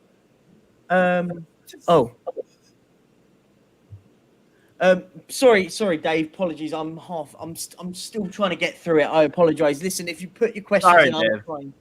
I do apologize. Listen, bear in mind, I have been going. Well, since I have been going now, if we count from when I woke up this morning, I'm now at 20 hours. I'm so sorry. I'm not ignoring the chat. I'm just trying to keep myself awake. I do apologize. Big up to you. Thank you for staying along, Mo. I'm not ignoring anyone. Dave. Yeah, Dave asked me.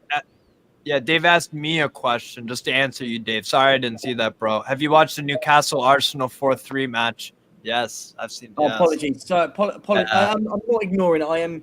I am trying to stay away. Was that when what's his name scored a screamer? Teode. Teode. Yeah. He's asleep, football. He's just been. R.I.P. to him, by the way. Yeah. Yeah.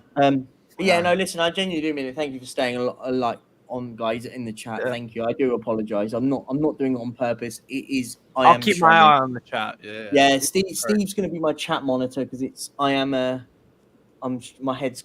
I'm feeling that, that headache moment. Head's gone. Yeah. Literally, my head has literally gone. You're on Pluto. No, but when we talk about it, and I said like, there's got to be a reason why teams haven't sort of knocked on the door. Listen, if we sit there and go like we say about his pace and we talk about his energy and all that lot, there's got to be a reason why teams don't want him. There's got to be. Yeah. No, I agree. There's probably some. I don't know what it is, but when I see him run down the wing, ain't many people who could keep up with him. So my thought is, if we only have one or two threats, being Harry Kane, but he's dropping back and providing for the ones up front, I just think that it wouldn't hurt to have someone who could vertically challenge the opposition and therefore open things up. That's just my thought. No, I'll get your point, Jacob. I do. Yeah, I do get your point with that. With that, I do. but I don't need him to cross the ball. I don't need him to shoot it. I just need him to be but a vertical threat. You need to have more than that, Jacob. You need to have Is he better than Pedro Porro? Oh, listen, I think he's better defensively. Nowhere near. But his crosses in the Pedro box. Porro is a superior finisher in front of net. Yeah, he can He's shoot. a better passer of the ball. He's not as quick as Adama, I'll give you that. Pedro But he's more effective. I like him. Set pieces. Set pieces as well. He ain't getting no set pieces, Phil. If you look, Pedro Porro ain't getting it though. If you have a look at Sonny his dying goals, out here for a free kick. He could barely Jacob, get one a season. if you look at his goals when he was at Sporting, he took the penalties and he took free kicks. James Madison did too, right? Well, yeah. Don't get me wrong. James Madison would be all over it. He'd be all over it this season. As long season. as someone, hopefully Madison's that guy who can tell Harry Kane, you know what? You're just free kicks for you, just like Megan Fox's thumbs. Okay, it's just one thing. Just one thing. It's just the only thing. Not that big a deal. So that's what I think. I'm gonna let my boy Steve answer this one. Yeah. I gotta close this door. I mean, it's really easy answer. Really, really simple, straightforward. It's Hatem Ben Arfa. Oh, he was decent, weren't he? He was so much more productive. He had the same kind of problems as Alizé Maximin. Remember that solo goal he did? Oh, against. Oh, he was against. No. Thank you so much, Lisa. Thank you. Very kind of you. Very kind of you. It was against Reading or. Yeah, I always remember that goal. He literally just. Yeah. From the halfway line. Payet scored a goal for West Ham that was similar. Sorry, Steve. Massive shout out to Daniel. He's thrown another £17 in. Honestly, thank you so much.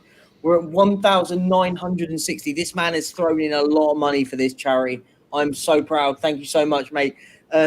Message me on Instagram and stuff. Listen, I want to thank you personally. Genuinely, you've been amazing. So message me on Instagram at the Perchy TV, or if you've got me on Twitter at the Perchy. And I want to chat and to say thank you personally, because genuinely, thank you so much. You've donated a lot of money to the charity. Oh, yeah. It genuinely does mean a lot to me. Good cause. Thank you. Got a good heart, Daniel, bro. No, you do. No, much love to this man. Awesome. Yeah. Honestly, thank you. But for me, with Ben Arfa, Maximin has had. Oh, sorry, go on. No, I was just going to sit there and say, like, I thought Hatem Ben Arfa was a player and a half. Was he in the same team? There were some games, though, where he was anonymous and just didn't look engaged. Was he in that team? And this is a good... was he in the team which had that specific kit that reminds me of... Hold up. I think you know which one I'm talking about. The one that was like all black, but just had the 2 white stripes down it. Yeah. And it was with like the Demba Ba one. Demba Ba and Papi Cisse. The same one when he did that banana goal. You want to flip it around. That's the kit. Honestly, that was one of my favorite Newcastle kits. What a fucking shirt! Yeah, that's the one. My God! Nah, that was the kit that was it Papi Cisse did that spoon kit. Yes. Was it that banana goal? Stamford Bridge. The brace. If you see, have you ever seen the other goal that he scored in that game? It was a world. Oh, I can't remember, but it was that banana goal when he hit it, and I was like, nah. Yep, he hit it from it was left side of the box, and he just hit it outside of the foot. Even to this day, I don't know how he did it. It was mad. Yeah, that should have gotten a Puskás. Yeah, I agree. I absolutely agree. Go on then. Should we do some free agents chat? I'll go for it. Are we going to say who's at the top of my list? We're going to start at the top and work our way down. Aichi Kamada. I'd love a Kamada. This guy. I'd love a Frank Burley. I think he's already turned us down, but we did want him. I know. Number 10, yeah. He's a number 10. Good player, He's been in talks with me. I'm in a Milan group chat, and they haven't talked about him for like a week and a half. I don't know what the hell's going on. I think it has to do. There was a deal that he was about to do that fell through, I think. Yeah, I think you know what it is. I think what it is that so Germany and Japan have this specific thing where you could be a dual citizen. USA, USA. Up the Americans. Big up, mate. Hope you're doing well, TJ. How are you, mate? Good. I'm here for my shift. I'm ready to roll. Good man. Let's go. We're talking about free agents at the moment, and who would you like and who would you not like? So you can jump in. TJ, why are you not signing Zaha? That's my first question. Yeah, I literally said I want Zaha. I like Zaha. I want Zaha so bad. Instead of signing Reece Nelson. No, because Kai Havertz gets in ahead of Zaha no matter what. Dembele's going to Saudi, isn't he? Play on the left wing behind Martinelli. Or the right. Do you know what, guys? I always use the term. I always use the term when a signing just makes sense. I always use the term like sometimes a signing just makes sense. I said it about like Spurs with Maddison. I said Winks to Leicester. I said just it's a signing that just made sense. There's a few. It's his level. Yeah, Winks to championship team. I've been saying that for years. But my point being is the same with McAllister going to Liverpool. It just made sense. Moise Caicedo going to Chelsea just makes sense. Tonali to Newcastle. I don't know why United don't go for Caicedo. Zaha to Arsenal just makes sense as a deal.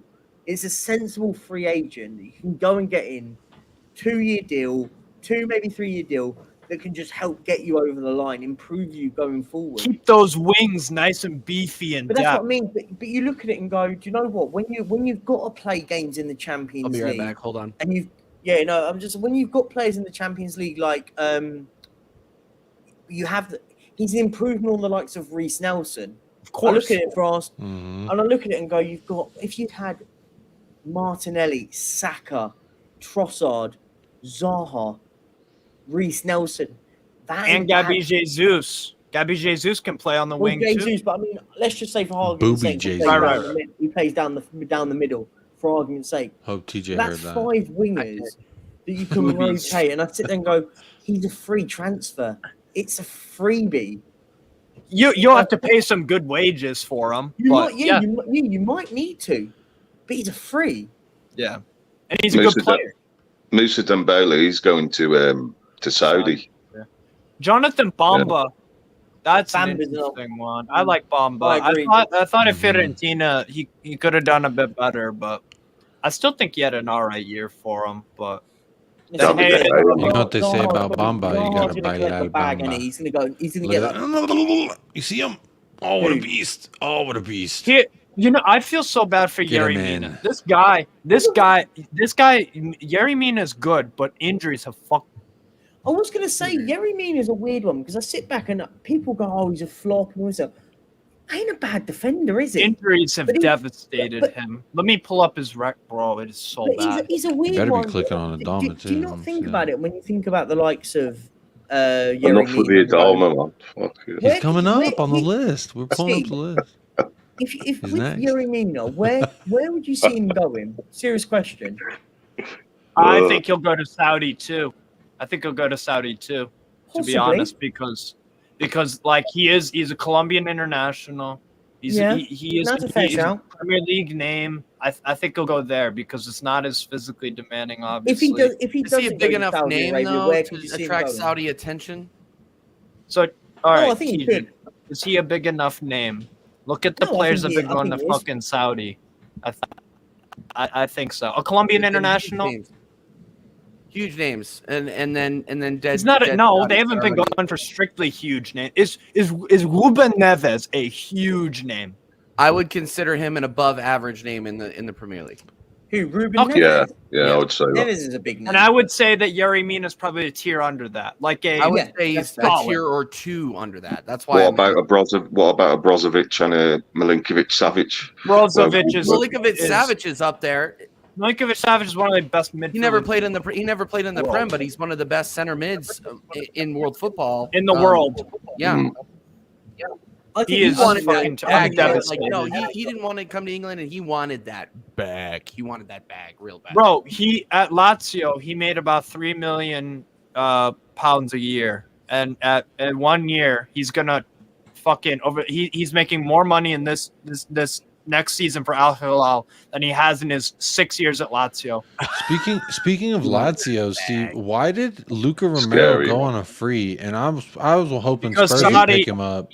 Saudi doesn't rate him. Doesn't have the appetite.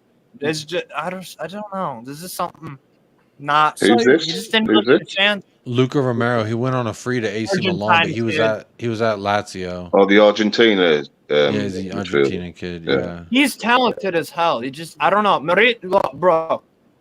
One thing about he likes to keep a very, very tight squad. There was a stat I saw on Transfermarkt during the season.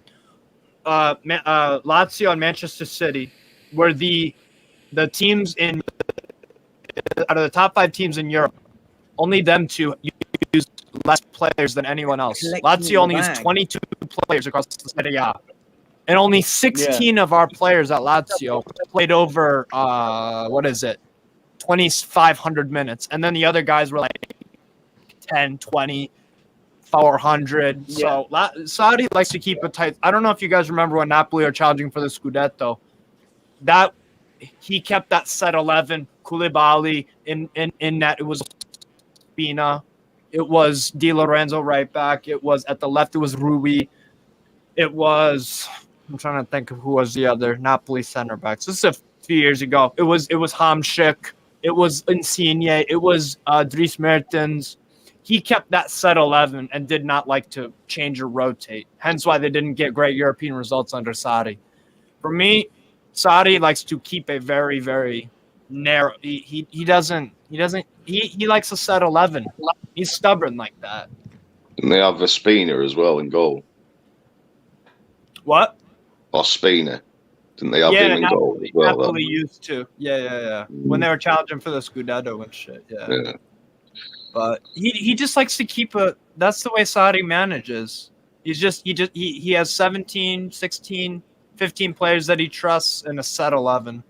So can we look at the next name on this list of free agents? Yeah, I'm trying to. Don't do it, Perchy. Don't do it, man. I'm not gonna bite. Don't worry. Don't do it. His name is next. Don't do it, fair. I just want to see. I don't conversation about it. I can't see him on the list. I can't see him on the list. To be fair, he's right there. He's the next name, right under Yeremina. Yeah, I don't see him either. Tom Davies. You know who I do? You know who I do see out there? You know who I do see? Tom Davies is a weird one because I thought we're really doing that. He weren't too bad. I mean, he weren't the greatest. No, I'm not. No, he's like a shittier version of Conor Gallagher. Yeah, that's honestly all Tom Davies is. He had a good season, his first breakthrough season. He was all right. Yeah, but he never kicked on. Yeah, never kicked on. That was the problem because they brought in a bunch of. That was when they splurged. That's why the Everton are in the financial mess because they splurged under the Dutch. Dutch guy, the sporting director. With them, I really want that Onana. I really like him. I think Everton have got a great player in Onana. Oh yes. He's a proper DM, isn't he? Lucas Moura, Oxlade Chamberlain, Tadic, man. 3 Arsenal players on one page, and then Ross Barkley and Moura. And we could have sold Ainsley Maitland-Niles a year ago. James Rodriguez as well. Yeah, I wouldn't be surprised if he goes back to Everton. Are you serious? Really? I don't think he's going back there, is he? He fell out massively, They're trying to stay up, Steve. Exactly. TJ, can you let me know when have Everton ever, as your time following the Premier League, when have they ever been good recruiters? When have they ever recruited smartly? Not in a long time. They're shite at recruitment and they overpay for everyone. So I don't think that's enough to bring back Rodriguez. No, they would do something stupid like that. Isco. I don't think so. Swanzebi, Reggie Cannon. Hey, Reggie Cannon. He's a really good guy. Did you know his grandpa won the Nobel Peace Prize? Really? That's cool. Does that make him a better footballer? Hey, I was just giving you a nice factoid, sir. He's American, okay? And he's getting pushed out the door due to politics, and that's why he's not getting starts over DeAndre Yedlin. Mark Bartra? God damn. Yeah, DeAndre, the fact that we're even talking about these guys. George Kevin. George Kevin Kudu. Hey, he still won a trophy, though. I thought he was about 35. Oh, what the shit? I was about to. I did not know he was only 28. God, what the dredges of it. Andre Ayew. Oh boy. Odin Igalo. God, some absolute dredges here. Milivojevic, Milivojevic, Gudus, Philip Hollander used to play at Rangers. Diego Costa. Aaron Ramsey. Ramsey's gone to Cardiff, hasn't he? Yeah, he's not. I think it's Cardiff City. Bakayoko. Oh my god! I still can't believe there is a Bakayoko that I would take. The young winger, the Belgian Johan. PSV. Yeah, PSV. I'd take him. PSV Eindhoven. Yes, he's nice. Beautiful, such a good player. Nzonzi. Willian's going. World champion. World fucking champion. Yeah. Stephen. Willian's going to Forest. Yeah. Bro, Forrester. Are Forest staying up? Yes, they're staying up. There's 3 or 4 or 5 worse teams than them. Jesus, Benicophobe, Jesus, Jack O'Connell, Henrik. Benicophobe. How is he only 30?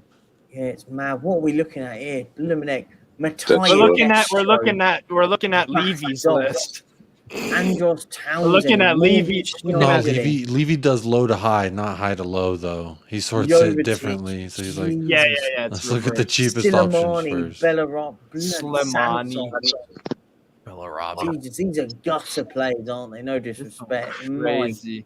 Coutinho. Josh Onema. Phil fucking Jones. Phil Jones. Yeah, you know whose name you don't see all the way down here.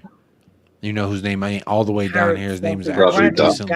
Bradley Dack. Yo, he'll get a good championship move. He's been a good championship player for a few years now. Yeah, he'll get a championship move, won't he? Yeah. I don't know. What else is fucking interesting? Latest transfers. Let's have a look at the latest transfers. I want to see the deals. And I'll tell you what's up. Justin Shea to Brøndby. That's interesting right there. He literally just got back from Bayern Munich too. Yes. That's where he was at loan on before. Keep going down. I know my FC Dallas. Don't you worry. Wilkins gone to Preston. Gerson Tadic is now without a club. We've just Brennan Lodi's gone. Lodi, that's a great transfer for 13 million euros. That's really good. That's all. I tell you, the one below that's a very good bit of business, man. Callum Doyle going to Leicester on loan is a very good. Kai Havertz, 65 mil to Arsenal. That's such good business too. Hey, I don't see Kai Havertz on this list. Oh, sorry, my fault. Mourinho is tripping with this one. Christensen on loan. Yo, Mourinho is smoking crack, man. What? Didn't they just sell their left back though? They're selling everyone. Leeds. Christensen, he played left back for Leeds, didn't he? That's a big ass. Rodrigo also went to Saudi. He was a good little player for Leeds. I would have liked him too. Bro, he started out the year on fucking fire. For Rodrigo, he had like 4 in 3 games or something like that. I think it was maybe even a little better. Yeah. That guy's decent. Rodrigo Salazar, he'll do all right at Prague. There's your boy Timber. Timber baby. This guy Timber. Go ahead and Openda is a baller. This guy is going to score 25 in the Bundesliga next year, and he'll score in the UCL. Do you know what? He's going to be like that. Is that the Nkunku replacement? No. Not in terms of position for position. I'm going to say this now. That Openda will be linked with some big football clubs in 12. No, in a year. In a year and a half, he'll be linked to some big football clubs. Because I saw a little bit of him playing. He's a decent player. He's gone to Luton. Yeah, that's interesting. That's interesting. Not a bad signing. George Bello to Last Lins. Jesus Christ. TJ, remember when we rated George Bello? Oh shit, he's only 21. He's only 21. That's we did. Crazy, man. Mark Anthony K. Latif Blessing. Come on. Latif Blessing. That Romain Favre that's gone to Bournemouth. I haven't seen enough of him play, but I've heard he's an all right. Yeah, I like Favre. He's been moving around a lot lately. I don't know. Yeah. Arturo Wait, sorry. Bournemouth have then loaned him to Lorient. Yes. So why have you done that? I have no idea why. He's 25 as well. Yeah, but that's what I'm a bit confused at. Is it that it could be that Has he to didn't be a get a money work deal. permit or something? Well, no, Has they to have be the a same money deal. ownership. They have the same ownership. Yeah, The same Yeah, owner. but why would they have bought him for 15 million quid and then loaned him straight back? No, I I don't can know. understand if he was really young, but 25. Yeah. Some They brown spent 15 envelope. million euros on him to loan him to another franchise. It doesn't make any Yeah, sense. Brown strange. envelope. That is actually a brown envelope transfer, if you think. Yeah, probably. Possibly. Ashley Young Savio. to Everton. Not a bad Savio. one. Ashley Young See, going this to is how you know you're broke as shit. This is how you know you are broke as do shit. you know what?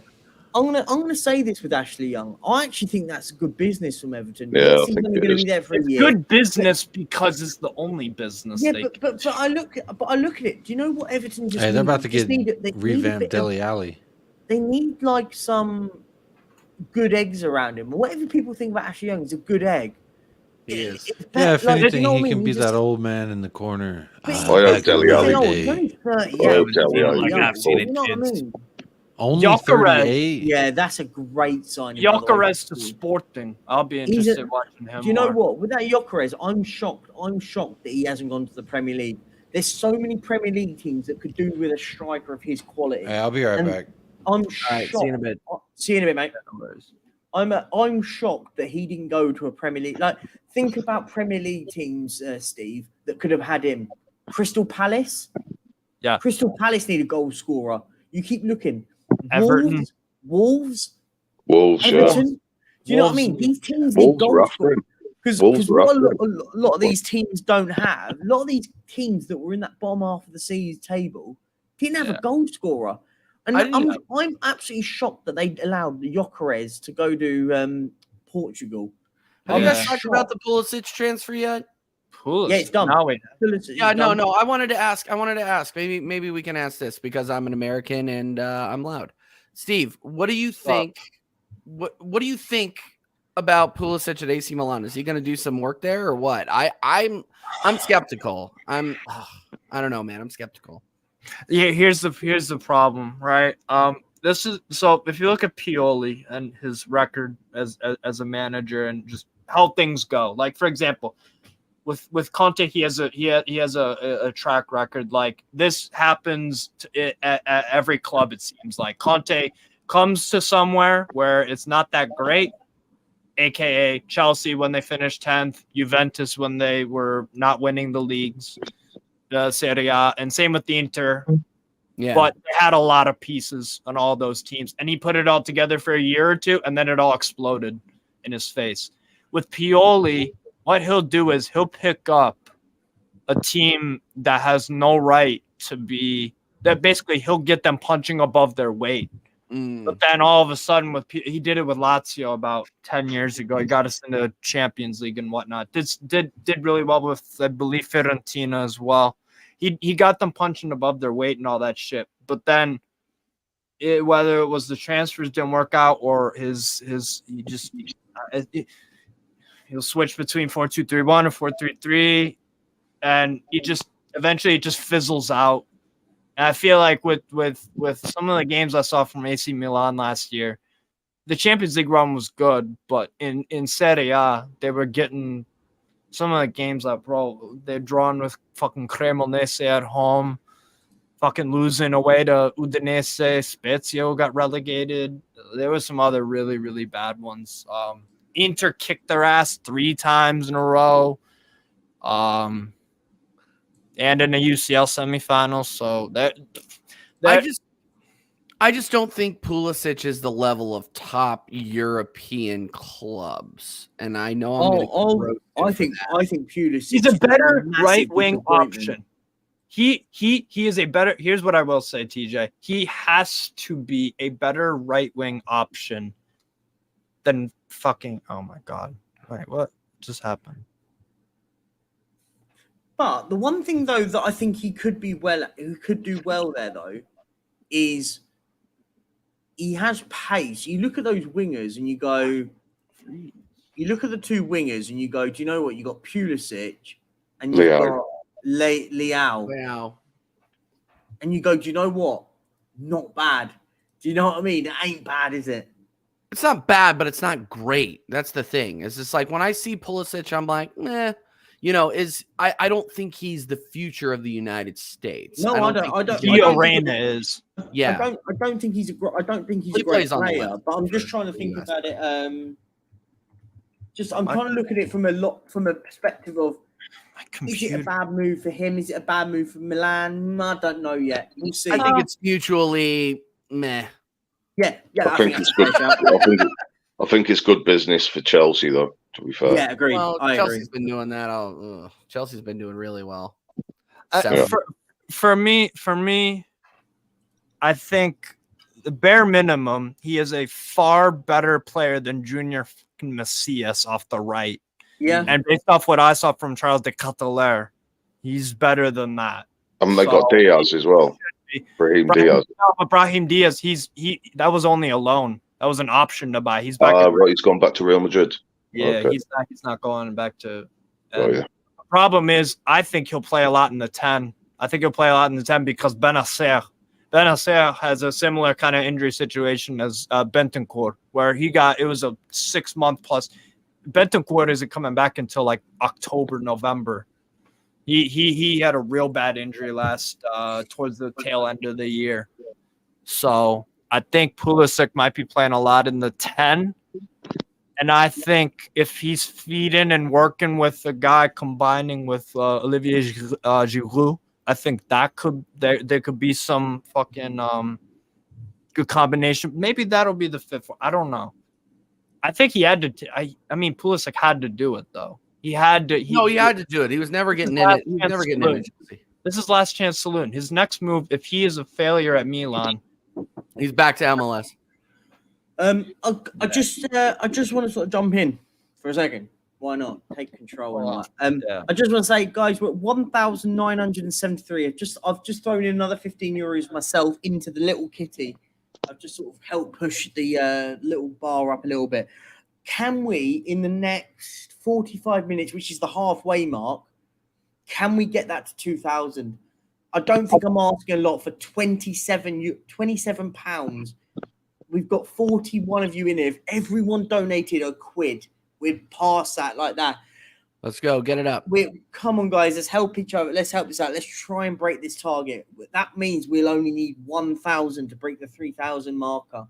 Come on, guys. That would be absolutely incredible if we can pass the 2,000 mark by halfway. That would be sensational. So if you're in there, some of you in here have donated a lot of money. So massive shout out to you guys. But if everyone chucked in a quid together, come on, we can get that over the 2,000 mark straight away like that. Where we said we're at 1,973. As I said, preferably if we do it on Just Giving, every penny that you donate on Just Giving goes to the charity, and that will be sensational. Much love. Where did Steve go? Oh, Steve's laptop died. Oh, there he is. Bro, it literally like Steve sits in the top left because that's where he's lived the whole way through this stream at the moment. And I've just been sat underneath it, and that's how we've done it. Yeah, so as I said, guys, like much love to you guys for donating.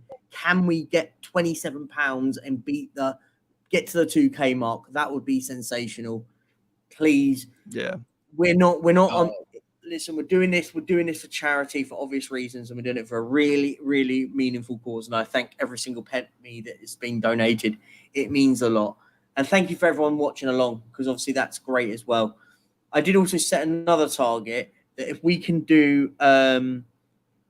beat the like target for the last one, 150 likes was in the first 8 hours. We're currently halfway. Coming up to halfway, and we're at 62 likes. Every single person in here must have hit that like button. Let's get that over 150 likes and beat that target, and then we'll do exactly the same for the last third.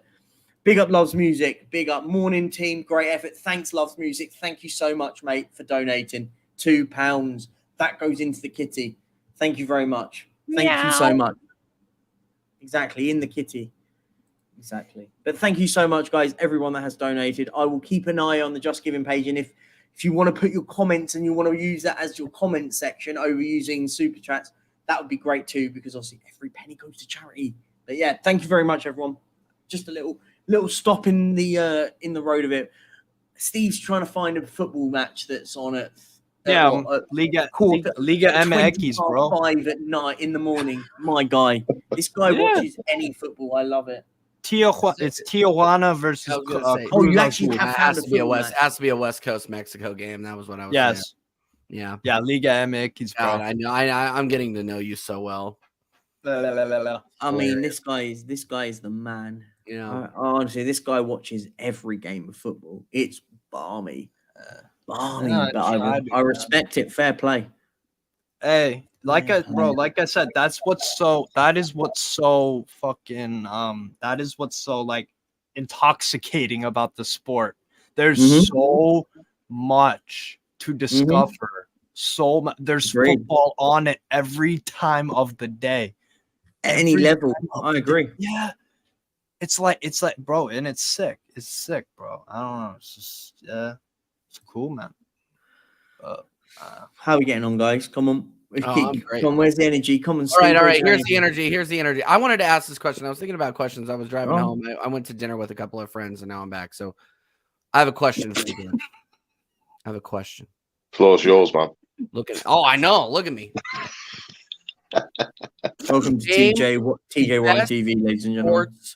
Yes, big up. And if anybody wants to sub to TJ Warren TV, I would love it. Thank you so much.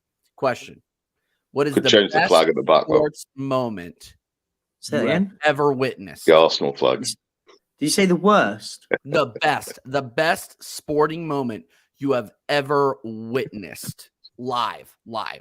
Maybe. Okay, first thing that comes to mind: Brazil 1, Germany 7. Live. You weren't there at that game. No, you have to be at the game. But if you haven't been there, you can name whatever. Like, let's do both. For the sake of conversation. Okay, I can give you mine. I've got one as well. Go on, Phil. You go first, mate. Yeah, go, Phil. Well, it was this season. I was at the Man City Spurs game at the Tottenham Hotspur Stadium where Harry Kane broke the record. That's enough for me. That's enough for me. Like, hey, that's pretty cold. That's awesome. That's a good one. I'll tell you what mine is. Mine was against Man City as well, but it was the quarterfinal of the Champions League. Oh, you were the. I was up at the top tier of that. I basically stayed over. So we played Man City back to back at their place on Wednesday night and then the Saturday afternoon. So I got tickets to both games and I just stayed up there. I got a hotel and stayed for a few days up there because I was like, oh, screw it. Like I'm not gonna get the train back from Manchester back to London and then go and do it 2 days later. So I was like, look, I'm gonna stay in a travel lodge. And basically went out boozing in Manchester for about 3 or 4 nights, whatever it was. Yeah, it was a good lot. I think we played Wednesday, Saturday. So it was like Wednesday night, Thursday night, Friday night, and then Saturday, and then travelled home Saturday afternoon. That moment, that Sterling moment was one of the most insane, emotional moments I've ever seen in a football match. Yeah, I didn't get the privilege of going to Amsterdam. I went to the Man City game, and that was mental. I can't explain it. Like I've got Man City. It's like you know what it must have felt like. It must have felt like your heart ripped out of you, but then you got it. I remember the moment when that goal went in. I left my seat. I was walking down the stairs, and then the screen popped up. VAR goal review, and I walked back up to my seat next to the Welsh lad that was there with me. Him and his old man, really lovely people. I've seen them on so many away days since, and we looked at each other and went, "Something's about to happen here. Something's going to happen." And I sat down. It was the first time I sat down in the seat because no one sits in away games. No one sits. You all stand up. I just sat there. Facts. And I went, "Oh shit, this just happened." And it went fucking balmy. Went off. There was mates that were in the bottom tier, and so we got there and I bumped into him at the bottom, just started hugging. It was mad. We one of the most mental moments in a football match I've ever experienced. And I don't think I'll ever experience that again, by the way. That was mental. The beauty of VAR, eh? To be fair, that is one thing that people don't mention about VAR that because it sucks when they take the goal away, but when you think you don't have it, but then you get it, it's like, yeah, no, I get that. So that's why I hate. That's a reason why I hate this sport and love it at the same time. It's so just an added element of. It's almost like a coin toss. Bro, but TJ, but the thing is, for us and Jacob, obviously watching American sports, I've never known any sports that I've watched American sports without instant replay. Yeah, you're Baseball right. has it, football has it, but in the context of soccer/football, it is just it's brand new. It will, but it's. I think it rips your heart out more than like a goal review for the NHL. Thank you for the £2, my friend. You know what I mean? Right. Like instant replay, like seeing if somebody's safe at home. Like that's different. I think like there's so much more on the line. With football. Yeah. That's the of course. And I don't know what you might think, Jacob, but like in the American context, I think that's why football is so much more like I'm addicted to football now. No, like, I mean I used to be I feel like I used to be a hockey fan now, but all I do is watch football. Oh, same. When I fell in love with the sport, it was really the same thing, but it was more so like everything felt so purposeful, whereas in some other sports it seems like sometimes could just like, when you watch basketball, there's 100 points to 125 points. It's like that's a lot to care about in one match, whereas in that sport, but. I don't know. I think when it comes to the replay aspect, I would say there's just as much on the line with some replays. Like I remember being when the Cowboys were playing in the playoffs versus the Packers, and there was a call that originally looked like a touchdown, but they took it back because they reviewed it. Des caught it. #Des caught it. I remember that. Oh, man, I remember that. But that's what I'm saying is like there's still a lot like. That was the year, and I worked there, and I remember being like, this is the year we're going to win a Super Bowl. I'm going to get a Super Bowl ring, and I'm going to be immortalized as a Super Bowl champion. But never happened. Des caught it, but he didn't catch it based on the video review.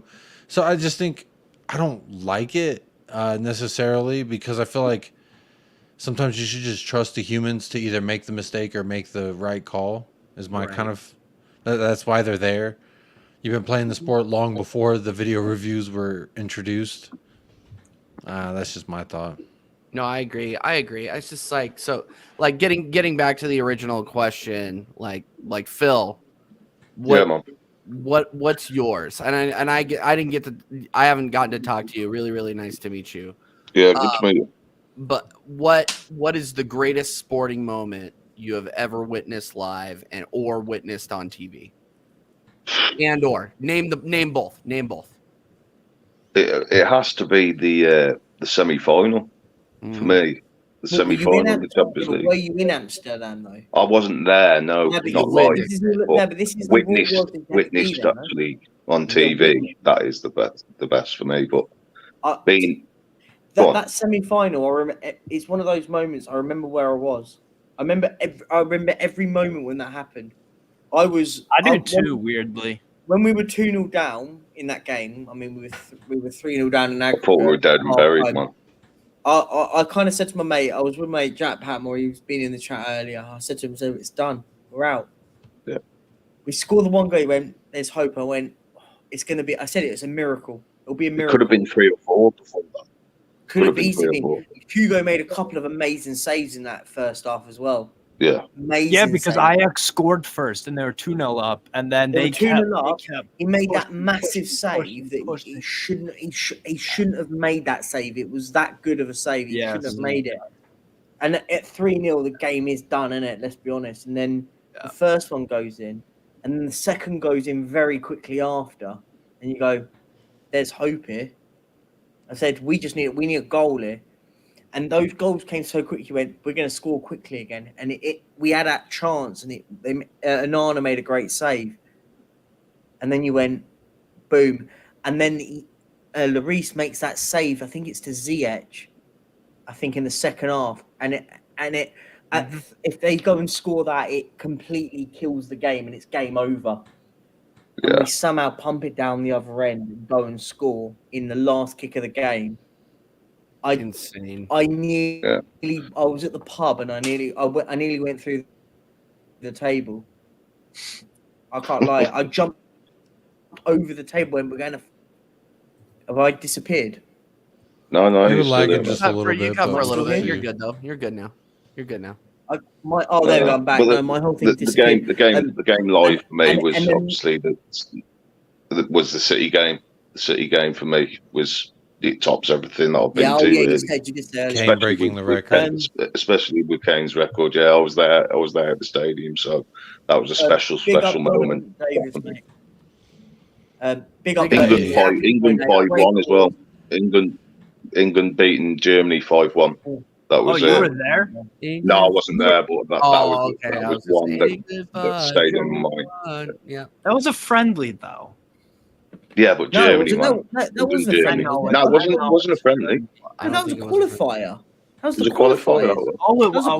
That was a qualifier for the 2002 World Cup. Yeah. Just want to say, big up Donovan Davis, big up Perchy. Happy to donate, great cause and charity from San Antonio, Texas. Stay well, everyone. Thank you so much for the $10. Much love to you, sir. You guys big have heard, man. Yeah, big up. You guys have heard the song England 5, Germany 1, right? By The Business. No, that was the We're on the Ball, right? We're on the ball. No. We're on the ball. Yeah. Wait, Ant and Deck. It was a sunny day at Munich Stadium. 65. All the beer in Munich can't console them. That. Oh no, that's not the one I was. Oh yeah, no. What do you think the Kai Havertz song's gonna be? That Shut up, Jacob. We'll get James to that. James Charles. No. England 5, Germany 1. England 5, Germany 1. Michael Owen is number 1. You guys have never heard that song before? I haven't heard that one. No. Oh my gosh, you guys gotta look up the song by The Business. The one I remember is the Anton Deck one where it's Gerard to Scholesy to Beckham. Yeah, I've heard that one. Yeah. Beckham to Heskey to Owens and Nod 5-1. We're on the ball. Oh man, okay. And that was one of the first of the CDs I used to get, because you used to get CD singles, those really thin ones. Oh, I used to play it. I love that.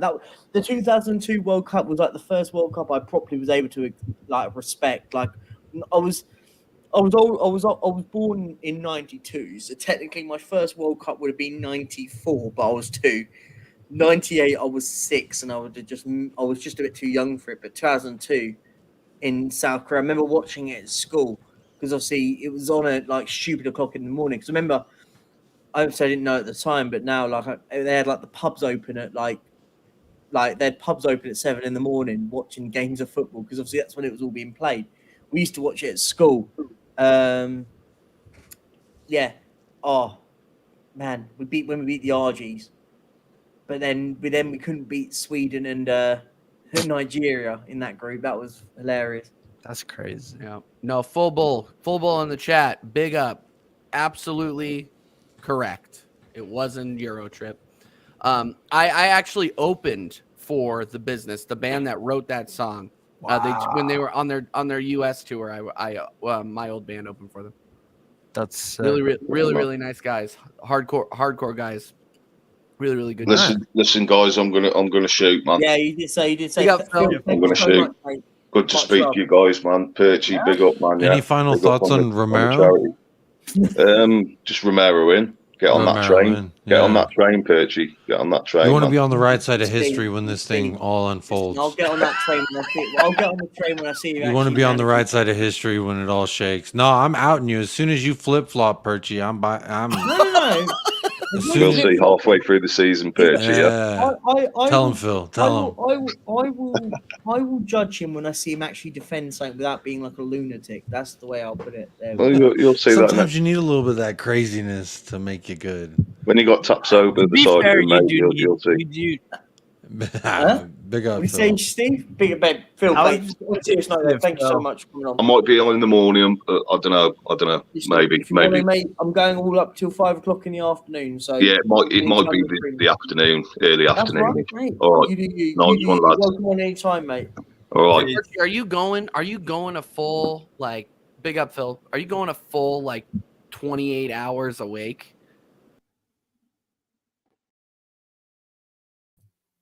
Thing. We've got to 24 hours. Well, saying that it would work out to about 32 hours.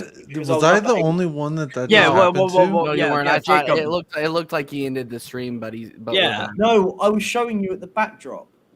You said, are you going the full way? I said it says it on the thing. I'm not misrepresenting. No. My gut dropped. I was like, if you were gonna like tag off. Jacob, now you got like you're surrounded by 3 Americans like it's the Revolutionary War. Now, how about this? Have you ever seen the Patriot Perchy? I'm going for a nap. Ladies and gentlemen, the fucking red coats. He's going for a nap. The American takeover. Bermuda so Triangle. the movie, The Patriot, Mel Gibson, one tomahawk, and it frees an entire nation. Big up. The Americans are here, baby. With another £2 donation. Much love to you, loves me. Gazza's goal versus Scotland at Wembley. I was just too young at that time to appreciate. Gazza, do you know what? The one thing I am gutted I was born in '92 because I just missed out on Gazza. Like appreciating him. Same with Ginola. I was just too young to appreciate it. Like if I was 10 years older, I'd have been able to appreciate the likes of Gazza and Ginola. But you're 10 years younger, you get to appreciate Adama Traore and Christian Romero. Clint Dempsey. Deuce. Yo, speaking of one of my favorite moments of football, when I think it was 2014 World Cup, and my first ever game that I watched was Brazil-Croatia, and I was like, I fuck with this. And I watched the USA game after. We scored against Ghana in the opening minute. Jermaine Jones to Dempsey. I remember that. That was amazing. And then John Brooks, the John Brooks winner. That I'll never forget that game. I'll never, ever forget that game. That was Steve. Should we test some knowledge? Yeah. Yes. Should we go and do it? Well, it's just because otherwise I need to keep myself going. Football trip? What the four? I think you should do the four players again. Okay. All right. I'll share it. Then. The 4 players. I'll let Jacob and TJ jump in on this because this is I like. I suck at this. Not gonna lie. Yeah. Well, too bad. We're going again. We go again. No. Steve's sending over his. You'll figure it out. No, you'll figure it out maybe. All right. So we did that one. We've done this one. This was the last one we did. Oh, right, you did say Maximin. Dang, I missed that one. Big up the Phil Army. Up the Phil Yeah, Army. Jake. Romero. This one was Bastia. Yeah, Bastia. Next one. Yeah, never would have guessed that. So Ginola, Kieran Clark, Demba Ba, Callum Wilson. Newcastle. Yes. Yeah, that's an easy one. That was an easy one. I thought you were sleepy, Perchy. I was supposed to get my. No, this will keep me going. So we've got Miroslav Klose.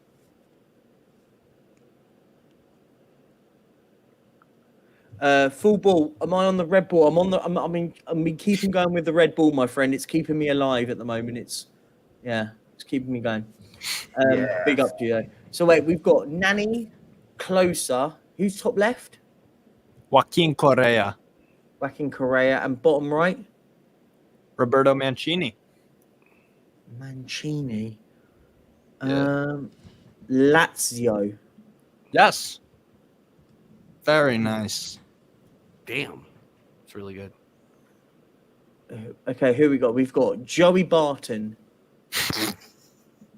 Vedran Chorluka. Yeah.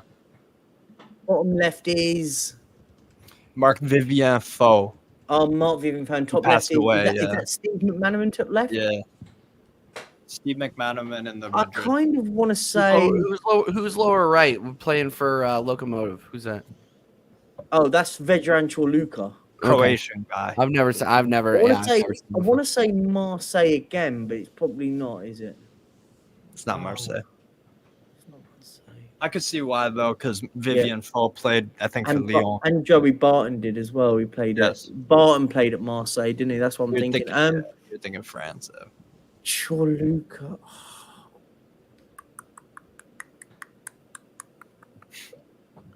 Oh, I've got it. I'm gonna see if the others can get it first. I've got it. Can I text it? I'll text it to you, Steve, because I think I'm right. There's zero chance I'm getting this. So keep going. I mean, I can just name. If you tell me a league, I'll just name the teams I know from that league, and I'll see if that works. How about that? Anyone in the chat can get it. Yeah, if anybody in the chat. I got it right. Yes, you did get it right. Yeah, I got it right. I know how you got it right too. You realized McManaman only played for 3 clubs, and I just tried to work process of elimination. Jacob, can I ask you a question? Jacob? Non-related, just real quick, because I was looking up my greatest USA moment watching USA. USA Algeria in the 2010 World Cup. Landon Donovan in the 90th minute. USA legend, but his forehead's way too big now. But yeah. No, he talked a lot of shit. I remember watching that with my college buddies, and we lost our minds. No, that's when Birth of a Nation. I fell in True love story. with the sport. I take it you have no idea who this is, by the way, guys. Who? What the answer is? No, I have no idea. That's what I'm saying. I went all through my high school years. I didn't pay a lick. I watched the World Cup. I remember whatever year Didier Drogba for Chelsea did something crazy in the last minute of a match. I remember that. Ooh. But it's just like I've seldom caught matches really until. I'm loving the kit top right, by the way. Shaka Hislop. Who's that? What? Shaka Hislop. Is that Batshuayi bottom left? I love Shaka Hislop as an analyst, not gonna lie. Who's bottom left? Victor Moses. Oh, Victor Moses. And then you've got bottom right. This is the name. That Birmingham City? Yeah, it's Jonathan Spector. In the Birmingham. Is it? Yeah. And top left? City. Reece Oxford. West Ham. Yes. Yeah. Yeah. There you go.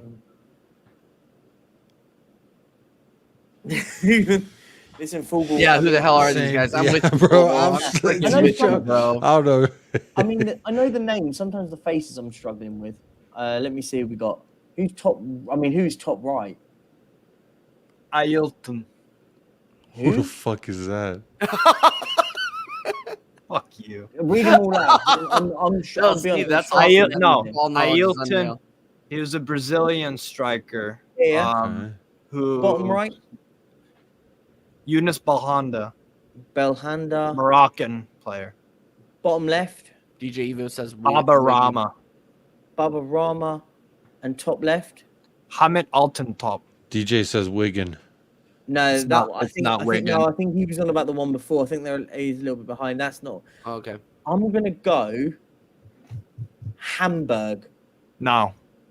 Stuttgart. No. Baba Rahman. Who did Baba Rahman? I'm trying to think of all the loans he's been at. He's been at a ton of them. Hamid Altintop. Celta Vigo. I think not Celta Vigo. Bro, Perchi, correct me if I'm wrong. I think Hamid Altintop, before Arda Güler moved to Real Madrid this summer, I think he's the last Turkish player to play for Real Madrid. Yeah. Yeah, you're right. Like, that was part of the Turkish national. Obviously, Ozil. Yeah, if you want to say technical, I mean, because you could argue Mesut Ozil was Turkish. Turkish international. Last time Turkish international player. Altintop was, yeah. You could argue Ozil was, but he's not. He was national to Germany, but. Yeah. Oh, this one stumped me. So you got Belhanda, Ailton. This one stumped me. By the way, Ailton at Werder Bremen from 1998 to 2004, 169 appearances, 88 goals. I feel like this is a Turkish club. Is the answer here? Am I right? No. German club then. Tell us the league, yeah. German club. Germany, yeah. Yeah, it's Germany. Okay, so I was close. I was close when it came to Hamburg. Mönchengladbach. Hertha Berlin. No to both. Borussia. Wait, you said Mönchengladbach? Yeah, I did. Mönchengladbach, no, and Is it Stuttgart, no. Wolfsburg? Leverkusen? Wolfsburg, no. Leverkusen, no. God. It's quite a tough one. You've done brutal. No, so Irish Rebels gone by. You said no to Stuttgart, right? Irish Rebel said Galatasaray, no. Bayern München, no. No, it's not Bayern. It's definitely not Dortmund? Bayern. No. Yeah. I don't think it's not super obvious. Yeah, I mean, and it's not Hertha. It's not. I already said Hertha. Yeah, you already said Hertha. Schalke, that's yes. the one. Ah, loves Big up, music. loves Looked it up. Good job, loves music. Yeah, it was a good I was about to say Hoffenheim was my next guess. I was running out of Bundesliga Okay, so teams. we have. This is like an expert level. I'd be shocked if. Who's on the left? Janaga Fjortov. Bottom left. Robert Beric. And bottom right. Terrence fucking Boyd. USA. Is this a simple? Is this Hoffenheim? Huh? Is this Hoffenheim? No. Oh. God damn it. So it would have been then. We've just got to work back on Joe Linton, basically. That's the way. Yeah, pretty much. So I'm trying to work back on who he played for, and I thought he only played for Hoffenheim. That's why I'm a bit stumped on this one. And the other lads, I haven't got a freaking clue who they are. I'll be honest. I thought it was somewhere else, kind of like Germany, and one of those like Austria or Belgium. Ooh, you got the country right. One Austria. You said Austria, Germany. It's either one of those. Yeah, I mean, it was Germany, but maybe Austria. Who's in the Austrian league? I couldn't. Austria Vienna. Austria Vienna. I'm just gonna start naming German teams if we. No, because Joe Linton came from Hoffenheim. So that's why I tried that one. So it's not that one. I don't think he went from. I don't think he went Bundes. I remember hearing something about that one. It was no. He didn't come from Hoffenheim. Like he went Hoffenheim. Kaiserslautern? No. Am I allowed to Google Austria teams? Because I don't know any Austria teams. Thanks, Irish Rebel. How are the rules here? Can I Google Austrian teams? I totally Googled it. I'm sorry, I don't care. You know the answer. You said Unless Austria, you guys so Rapid Vienna. Rapid Vienna. Yeah. Yep. Oh right, yeah. Joe Ellington went on I Googled loan. it because I got pissed. I thought it was like. Sorry, oh my god, that's a deep one. Ooh, Fafa Picault. Chris Richards. So here we go. No way, it's like FC Dallas. It is. It's FC What is it? Dallas. Yeah. Oh, what That's I was like, Chris Richards. I didn't even know it was there. There's only two places Chris Richards has played other than Crystal Palace. I was like, no way Fafa Picault was at Bayern. Okay, keep going. This is good. I'm liking this. This is good fun. So top left is Hugo Sanchez, who was a demon for Real Madrid in the 80s, Mexican. He was fucking ridiculous. And then the right is Edemilson. On the right, top right I thought that was Sydney at one for some reason. No, it was Ed Nielsen, one of the Brazilians. And then I would have liked it if we signed Chris Richards. That'd have been dope. Yeah, Chris Richards is good. Okay, so we've got Serge Aurier. Is that Aurier, Eduard? Yeah. Who's top left? Adley. Huh? Adley. And bottom left? I mean Adley at Leverkusen. Bottom left is Wissam Ben Yedder. Monaco? Oh. No. I'm going to say Paris Saint-Germain. No. It's not PSG. I'm trying to think Serge Aurier's past in it because it would link it. We got him from PSG and he came from Toulouse or Toulouse. Oh yeah, Toulouse, of course. That's where Ben Yedder came nice from. job. Yeah. Good shout on Toulouse. Hey, I rated Serge Aurier. I liked him. I thought he had passion. Okay, but then he obviously led to a lot of mistakes. All right, what's this? We got here? So we've got. Is that That's a skin tight Bayern Munich kid. I would never purchase that. Arnautovic? Yes, Arnautovic. Who's on the right? Claudio Pizarro. Oh yeah, no, bottom right. I mean, Peruvian guy. The bottom right. I'm on about. Bottom right, Yuri Pavlenka. Is that Red Star Belgrade? No. And then top left is Naldo. I'm gonna go Werder Bremen. Yes. Top right needs one size bigger, bro. Just one size. Yeah. Here we go. Them things leave nothing to the imagination. Okay. Oh, I've got this one already, I think. I've got this one. So we've got Bosingwa, Poirier, Cudicini. Who's top right? Pizarro. Yeah, I know the answer. I know the answer to this one. This one's an easy one for me. I ain't going to say it because it'll just ruin it. I don't think me and Jacob are You should know this one. You should know this one because two of the players play for Spurs.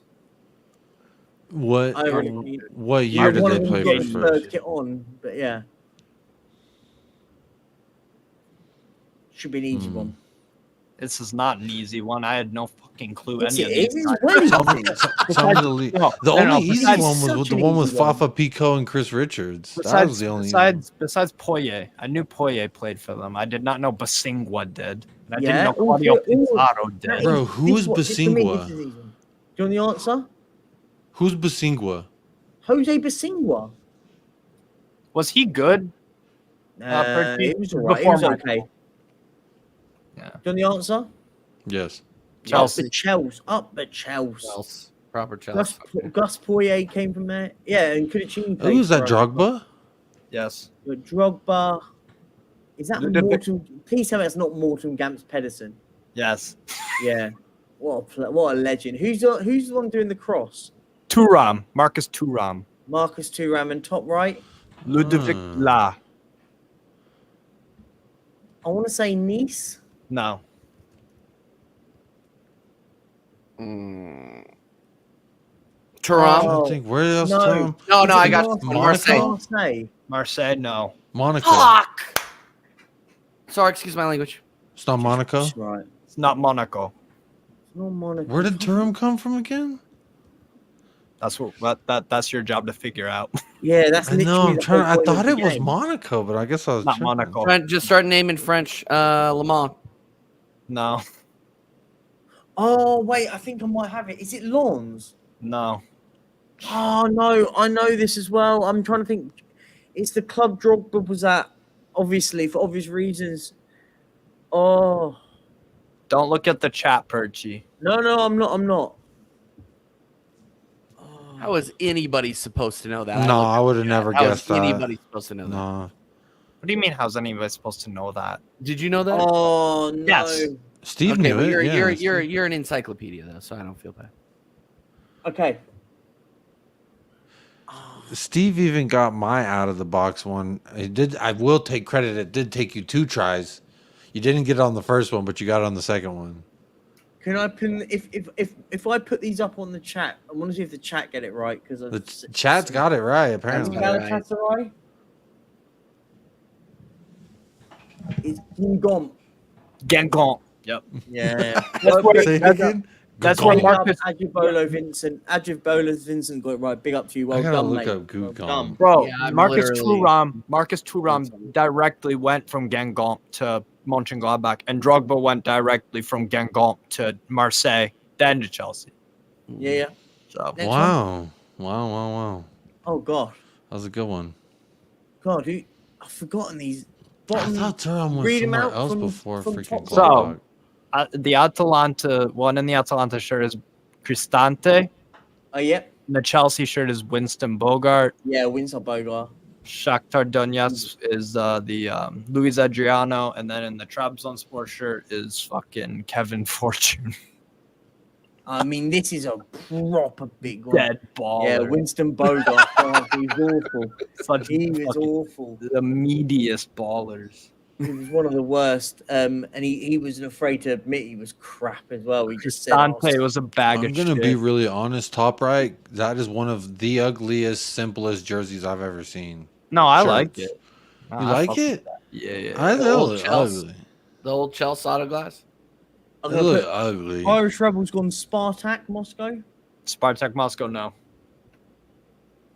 This one, I'll be honest, this one's... I can't remember when Winston Bogarde went to, but he went somewhere and just because he was so bad. Marseille, no, in the comments. Marseille, no. Shanghai.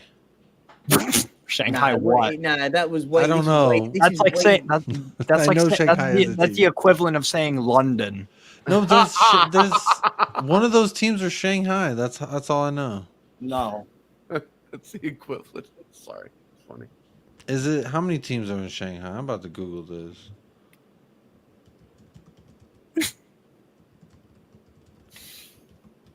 Can you name how many football teams are in Shanghai, Steve? I think there's like two. Shanghai Szechuan and Shanghai Hebei Fortune or some shit. So then it's not like saying London. Yes, there's AC like, Milan. There's like 1,000 in I just London. had a feeling like that. AC Milan. I had to use it through Luis Adriano. It's probably the only one I could get it from. Okay, who we got here? We've got Bruno Fernandes, Alexis Sanchez. Who's top left? Charles Aranguiz, Chilean guy. Aranguiz. And top right is Handanovic. Yes. Yeah. Handanovic. Yeah. Oh. Yeah, there's only 2 Shanghai teams. That's like saying Liverpool. Barcelona. I mean, no. Okay. Barcelona, no. We're gonna let the chat go in as well. DJ Evo's gone Troyes. Trois, no. Trois, is that okay? Fair enough. Yes.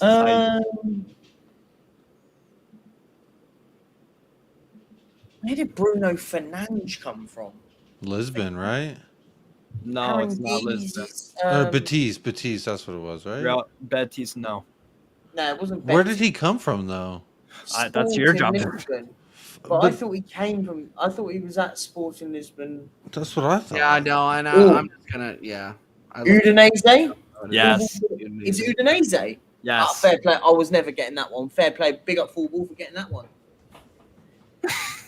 Oh, here we go. Hit read him out. I know this one. Who's top left? Read him out. Top left. Jeremy Menez.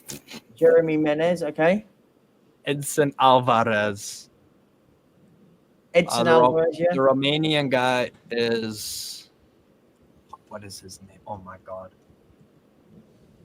Hold on. I forget his name. It's something Putrescu. Hold on. Oh yeah, Petrescu. Dimitri Petrescu. Is it number 11 Romanian? Hold on. And who's bottom right? Bottom right is Jelmina. Oh god, this one's not. Yeah, exactly. Exactly. Alvarez hasn't played. He just recently went to Ajax, didn't he? Yeah. Before that, he was playing in. I was he with the Galaxy? Was it the Galaxy? Galaxy, no. Or he was in Liga MX. Must have been from the Mexican League. Pumas, Chivas,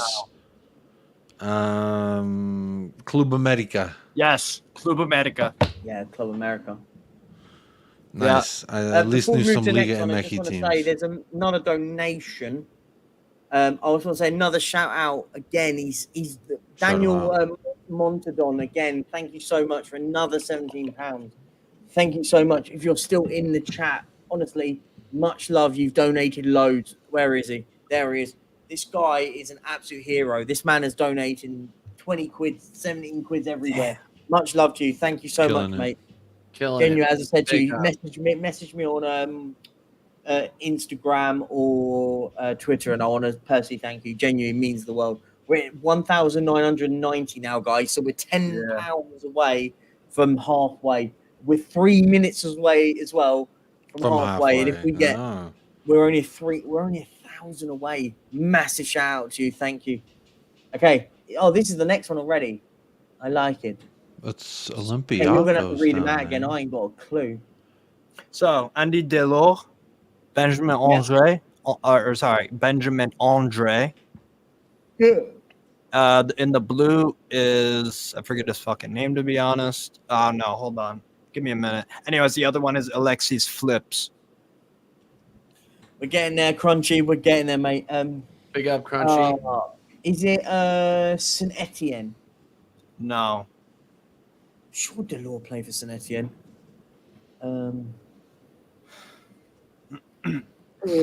Andre played for. Who else did it? Is it Andre? Was it? That's his name. Isn't Benjamin Andre. Oh, Benjamin. There is an Andre, isn't there? There is. Yeah, Benjamin Andre. Oh, this is a toughie. At least this is keeping me alive, by the way. This is great news. Andy Delors. Is it? It must have been in the French league. It is French. My good friend. Yeah. And the bottom right was again. Sorry. Alexis Flips. Bordeaux. No. Ajaccio? Is it Ajaccio? Ajaccio, yes. Ajaccio, well done, Irish Rebel. Big up to you in the chat. Wow. Got that one. That's a good good one. That one I wasn't getting there. I was nowhere near on that one. Nice. Go on, keep going. These are good. I like these. These are keeping me awake. Oh gosh. Okay, so we've got Julio Cesar. Yes. Michael Essien. Who's bottom left? That is. Oh my God. Bottom left is. I forget his fucking name. Hold on. No, Hamburg striker. Hold on. Give me a sec. Anyways, top right is fucking Djibril Cissé. Oh, I know the answer then. I think Top I know right. it from 3. Is it QPR? No. Oh. Oh no, Essien didn't play at QPR, obviously. That's stupid.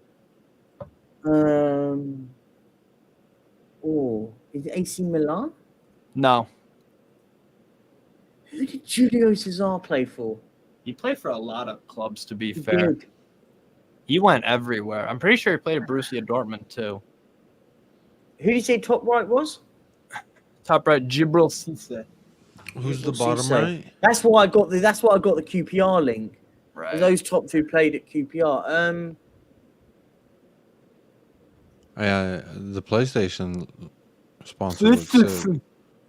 Djibril Cissé played for about 1,000,001 clubs, though. What? Yes. No, I said Djibril Cissé played for about 1,000,000 football clubs. Yeah, he did. Definitely. It isn't a Premier League team, is it? It can't be. It doesn't make sense. I don't even know who the bottom left No, is. it's The not a bottom left Premier is... League team. It's Yeah, not. I didn't think it was. Who is the bottom left? Have you figured out who the bottom left is yet? I'm figuring out right now. Who's bottom right? Bottom right is Michael Bottom right is Essien. Michael Essien. Yeah, brother.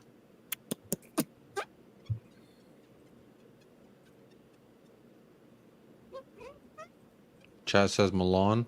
Oh, the bottom left is Rafael van der Vaart. Oh, Van der Vaart. Oh, gosh, that changes everything. That doesn't look anything like Van der Vaart, by the way. That's why I was so confused. DC United. Van der Vaart played for. Wait. Who did Van der Vaart play for? Oh, no, wait. Hold on. That can't be Van der Vaart. It doesn't look anything like him. Never mind. It's Marcus Berg. Not Van der Vaart. Berg. Swedish striker. DJ Evo Gus Milan. Oh, no. I think I've got. Do you know what? What? I feel like I've got it, but I'm just gonna have to list them off because I feel like it's something like Olympiakos or something. Shit, go for it. Is it? Am I close in saying like Olympiakos? Olympiakos, no. Am I on the right track though? Better than the other ones. Panathinaikos. I just knew because I knew SCM went there, and I couldn't remember if Djibril Cissé did too, yeah. Yeah. Oh. Okay, who have we got here? We've got Hwang Hee-chan.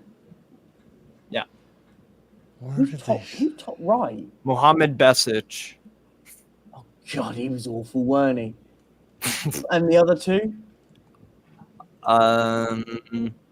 Fuck who? Oh, yeah. Okay, Demir Bey. Yeah.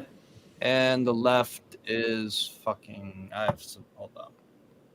Hichan played in Leipzig. Is that the one? Leipzig? RB Leipzig? It's not RB Leipzig, no. I didn't think it'd be Leipzig. Demi Abay. That's what they said. Where else? Trying to think where did Besic come from? Didn't Chan play at Salzburg too? RB Salzburg. There you go. Is that it? Is that the answer? Salzburg. Holy shit. Oh, fair play. Holy shit. That's what that's my only hope is like if I know who one of them is, where did they come from? Oh my god, I played enough FIFA to know it. No, it's wrong. It's not. It's not RB Salzburg. Sorry. Oh. Where did Besic? Damn it. Besic is the one I'm trying to figure it out. Almost got one. I celebrated so early. Was it Bundesliga? Yeah. Yeah, but it was some proper shit one though. That's the thing. Hamburg. Yeah.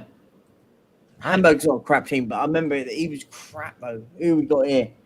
So we've got Gianluca Busio. Who have we got? Venezia. Venezia, no. Sporting Can you KC. read out the name? Sorry. Sporting Kansas City. Yeah. God, you guys. Is that the answer? Yes. Oh yeah, I was never getting it. Keep going. Next. So what we got? We got Ivan. That's my hometown team, and I wouldn't have gotten it. Is Tony. that Sebastian Besson? I know the answer to this one. Who's bottom left? Jonathan Bond. Yeah, oh my god. I know the answer. Oh to this my one. And it's Dwight Gale. I know the answer. Do you want it? In Newcastle, no? Newcastle. No. Really? Tony Bassong and Dwight Gale played for Jonathan Newcastle. Bond never played for Newcastle. The goalkeeper in the LA Galaxy. It can't be. Yeah, I know. I'm not- trying to think where he came it's not from. Peterborough. It's not Peterborough. It is. Sorry, when did Bassong play for Peterborough? I'll look it up again. I don't know. Are you really that surprised? He wasn't like good. No, because I knew he was like a Premier League player. Like he was crap because we had He wasn't he was awful. Yeah, how many Premier League players? How many shitty Premier League players end up with like fucking Peterborough? Yeah, but I didn't think Peterborough at the time. Dane was in League Scarlett One. just Bro, finished his he loan. joined after being released by Norwich City. Yeah. Hey, Pookie did too. Pookie's a legend. The song Pookie, spent the Pookie. 2017-18 season as a free agent for a whole fucking year. But in October, he signed a short-term deal at League One fair side enough. Peterborough. Minor setback for a major comeback. Fair play. I mean, it was crap, but who we got here? Oh my gosh. Is that who I Renato think it is? Sanchez, Paris Saint That's Germain. Cohen Drow. PSG now. Yes, that's Control. Yes. So this is. Oh, where did they get Cohen Drow from? Who's the top right? Is Reyes, isn't it? Yes, Jose Antonio Reyes. All right. The bottom left is Renato Sanchez. Yeah, buddy. Where did And then it's he Jan before Oblak. Leo? Benfica. Benfica. Yeah, good shout. I was trying Because he went from Didn't Renato go from Benfica to Fuck. Gosh, you're gonna have to hit names. Leo? Here. I mean, How many of these do you have? like six. Yeah, Just fuck He's off. got Right? loads. Oh my god. Okay, hit me out with names. That's here, 'cause I'm impressive. struggling. Yeah, I'm not even. I'm impressed. I'm shocked. Go on, right. Steve-O. Names, hit me. Okay, Geraldo Becker. Yep. I forget the Man United play. He it's like, hold on. Kennedy Bakir Trioglu. I ain't got it. Next. I don't know any of these guys. Danny. And what was his fucking name? Hold on. That's an ugly sponsor too, Steve. How do you feel about that Newcastle sponsor? Oh shit. Vernon Anita is in the Newcastle shirt. What do you think about that sponsor though? That sponsor's brutal. PSV? That sponsors a lot. Where did they sign Vernon Anita from? He was crap. Where did they sign him from? This has to be a Dutch side that it's from, I'm sure. PSV. Wasn't I? PSV now. No, I just said that. Go ahead, Eagles. Vitesse. I love that name, by the way. I love Go ahead, Eagles. That's such a dope name. Vitesse. No, Vitesse Arnhem, no.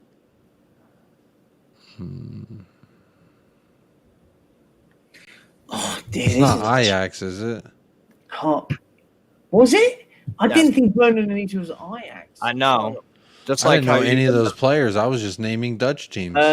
I just want to say big up TJ. He's the one that's rounded this to 2,000. Big up, mate. Thank you very much. Oh, get in, TJ. TJ's hitting that 2K mark for us. Massive. Love Yeah, you. come on. We got to get 2K. Give me a break. Bottom left looks really familiar. Who is that guy?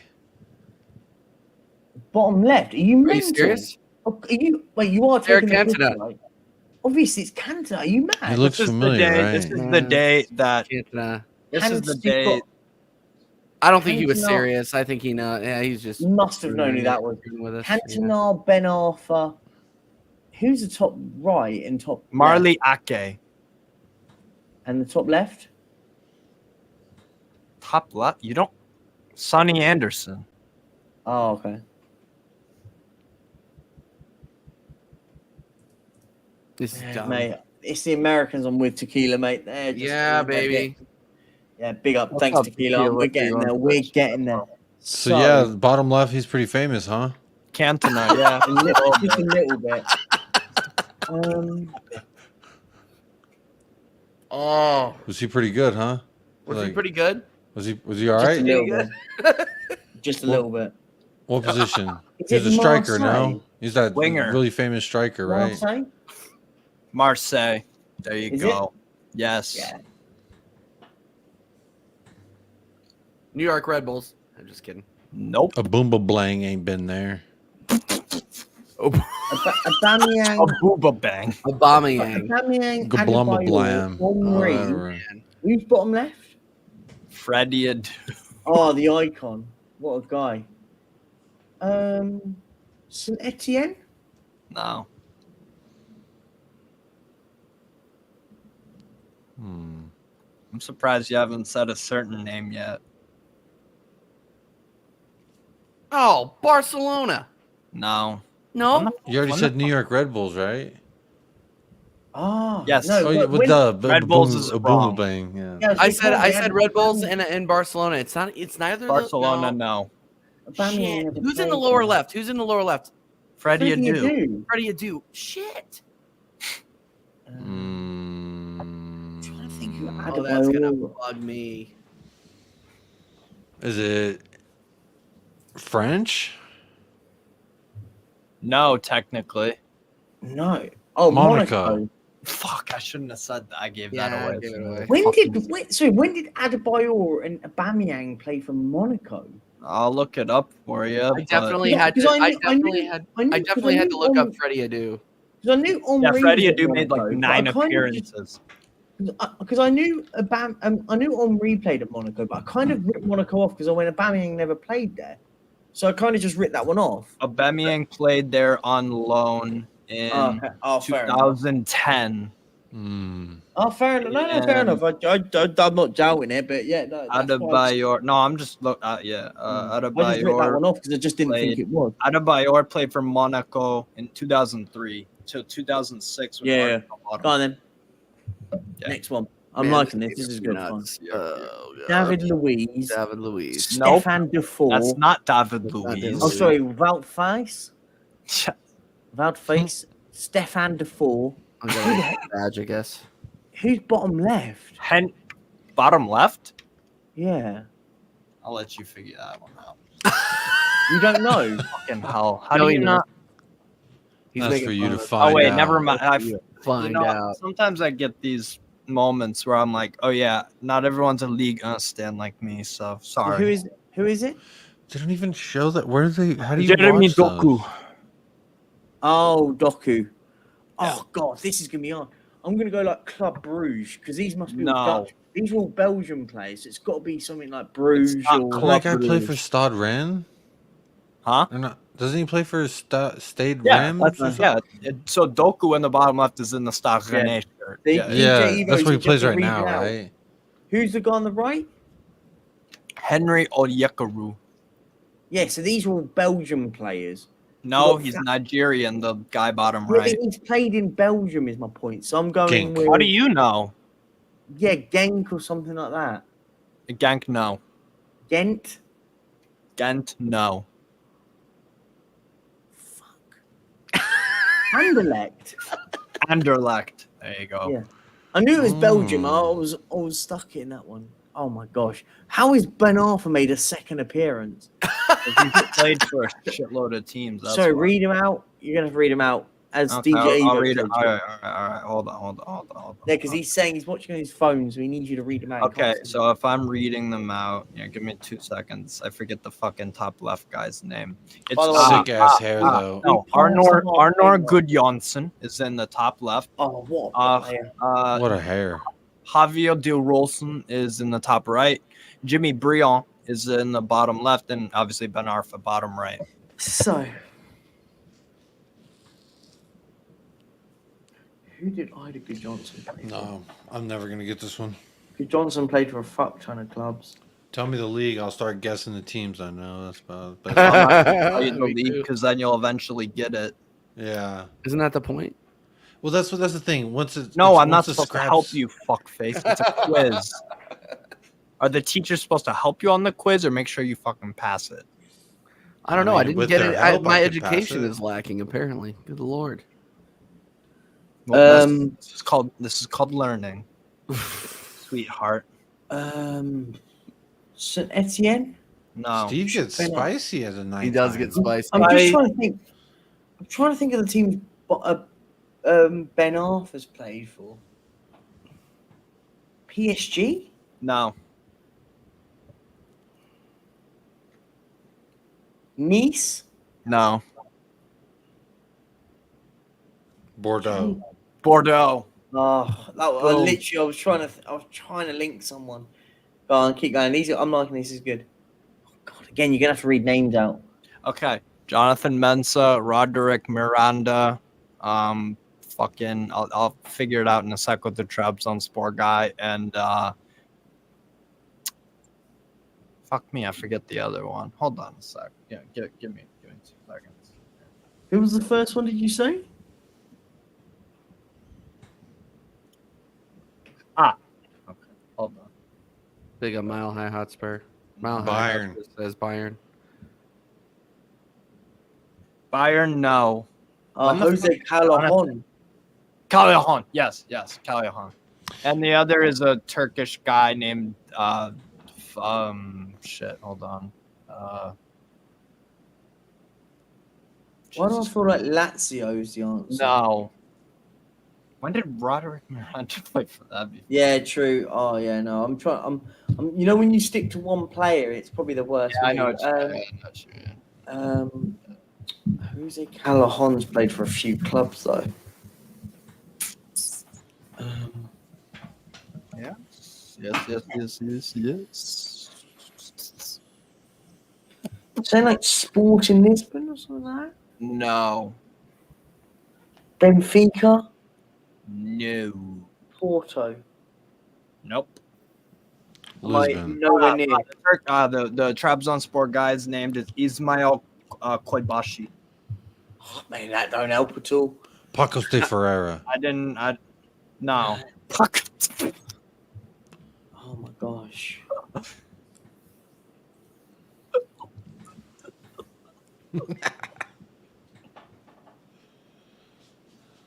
No one likes the Pacos pick. All right, cool.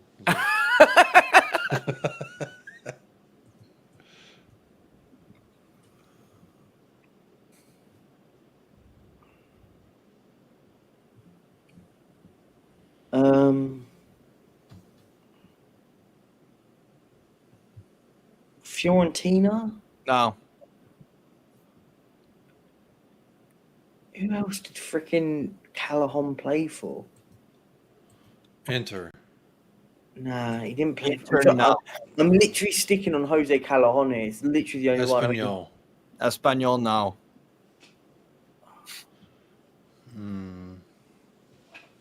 Can you give us the letter it starts with? That's a fun clue. You have no idea. There's a bunch of clubs. Let me go over the names in my head. Is that like Granada or someone like that? Granada. Boom. Wow. I was back You in my figured head. it out. That's all that matters. No, it was literally only on Jose Callejon was the only one I could think of there. The top left, I forget at the moment, but I know the top right is DePaul.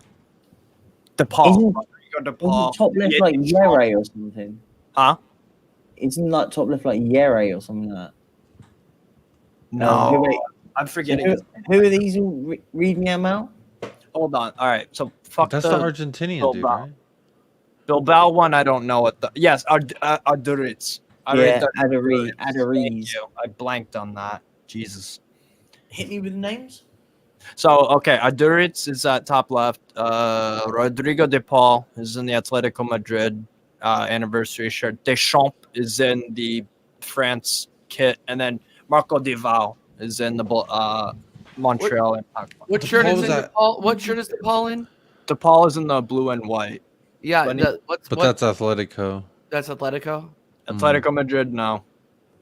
No, that's Atletico. The Oh yeah. It's a special edition shirt. Oh, okay, yeah, I didn't recognize it. Throwback type shit.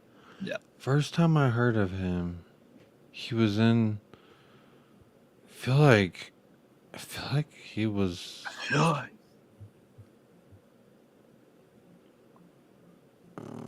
In the Serie A, so I want to say.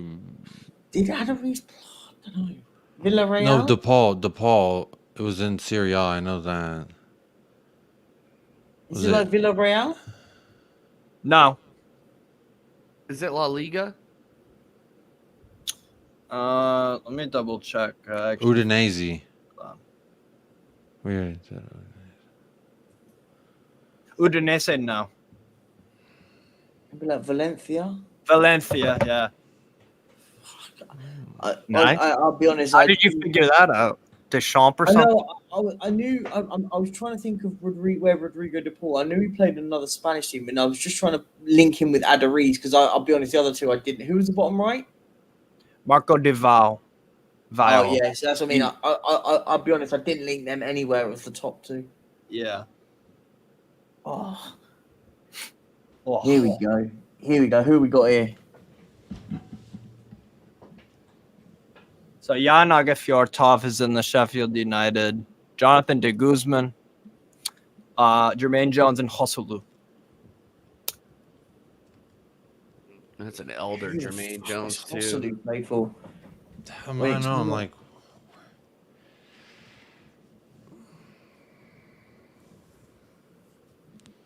He also. Isn't Newcastle? It's not Newcastle. It's not. Otherwise, I'd have a fucking Jermaine Jones Newcastle shirt like I have. Yeah. New England Revolution. New England Revolution, no. When has Hostel ever played for Red? I just know Jermaine Jones. Okay, I'm sorry. He also played in Colorado Rapids. Yes, he did. That's the only reason I know who that was. It's not Colorado Rapids. No, it's not Colorado. It's not Colorado Rapids. Played for Colorado Rapids. Hustle is currently playing for Real Madrid. I think I've got it. Okay, shoot your shot. Swansea? No. Stoke? No. Blackburn. I swear Jonathan de Guzman played in the Premier League. Jermaine Jones never played in the Premier League. Exactly. He played in England, though, didn't he? No. He played in Germany. Did he play in Germany? Jermaine Jones played in England. I don't remember. But here's the thing is, though, I don't remember for the life of me what teams he played for, though. That's the thing. That was before my time. I'm adamant Jermaine Jones played in Germany, but I don't think Joselu did. And I know Jonathan de Guzman did, because I think he played at, I want to say something, he was at like Bayern, I think. Jermaine Leverkusen. Jones. No. Jermaine Jones was. I don't think Joselu was in there. We're going Germany teams? Hoffenheim. Oh, he played it. Oh, Daniel Lee says he played in Blackburn. But I was adamant Jermaine Jones. I didn't know Jermaine Jones played at Blackburn. No. I didn't know Jermaine Jones played there, though. Hustle never played at Blackburn. I knew he came from England, Jermaine Jones.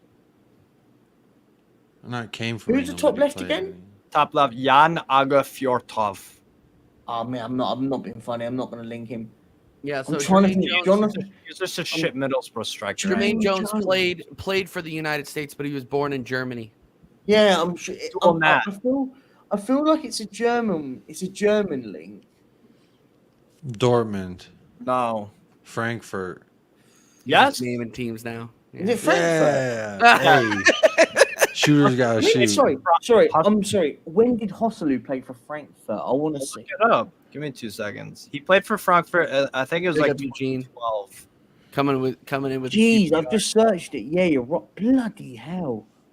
14, 15, and 13, 14. Yeah, he went on loan to them from Hoffenheim. I had no idea. How'd you know Kobe Jones was born in Germany? Hosselu, man. Fair play. Yeah. How has he got Jermaine Jones? Sorry. It's late. I'm losing it. Who we got next? All these guys are army brats. All of them. Most of them. That So makes who sense. we got here? Huh? Who we got here? Read them out. Callejon, Raul Albiol, Twanzebe, Michu. Yeah, I have no idea on this one. Yeah. I don't even know where to begin on this one. On that note, I'm going to go refresh my beverage. I'll be right back. All right. Who's bottom left? Axel Twanzebe. Where did he come from? Oh, for God's sake. Michu. I have no idea. France, I think. Who's Twanzebe? He must have gone out on loan somewhere. France or something? Is that where he came from? Now, Michu was a weird one because he came to Swansea, had an amazing season, then pissed off, and then ended up in like the 5th division or something stupid. Yo, Ajibola out here knows them all too. Sociedad? No. Who's top right? Did you say again? Sorry. Top right, Raul Albiol. Right. Villarreal? No. Top left again? Did you say sorry? Was top left is Jose Callejon. Oh, it's Callejon. Yeah. Was it? I have no clue. Fiorentina? No.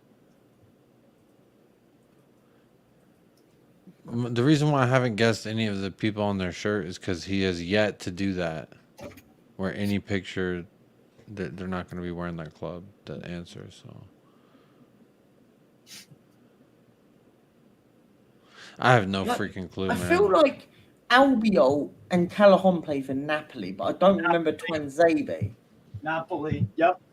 It is Napoli. When did Twanzebe play for Napoli? He went on loan like 3 years ago and did nothing. Well, I'd assumed it would have been a loan deal, but I knew Callejon, and I only linked him from the top two. I knew Callejon played and Albiol did, but I, again, don't know when Michu played there.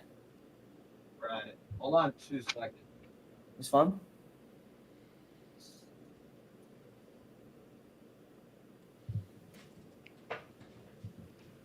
Dang, that's crazy. All right. I thought it came from France. All right. Who? Fuck off. There we go. All right, next up. There you go. So that is John Cordoba, Moussa Niakate. Read him again. Bottom left, I'm blanking on right now. Well, obviously the one to the Bayern shirt is Chupo. Oh god. So who's the top left again? John Cordoba. And the top right, Nick Moussa Niakate. Is it Frankfurt? No. Flipping heck. Oh, jeez, this is getting. I mean, at least it's daylight outside. Virtually only 6 more hours to go, right? No, and the rest. Flipping So heck, mate. Chupo came from we still got PSG. 10 hours to go, mate. Oh, 10 hours. It's PSG. 10 hours, mate. Chupo came from PSG to Bayern. Yeah, That's it's not as much as I Stoke. know It can't be Stoke. Stoke, no. It's not Paris Saint-Germain. No, it's not. Nah, it's not PSG. Nope. Niakate. Who's that? Nottingham Forest? What's his name? Niakate. Yeah, Musa Niakate. Yeah. Where did he come from? Fucking I don't even know what Bundesliga. bottom left is. Hold on. It's not Pablo Aymar. It's fuck me. Hold on.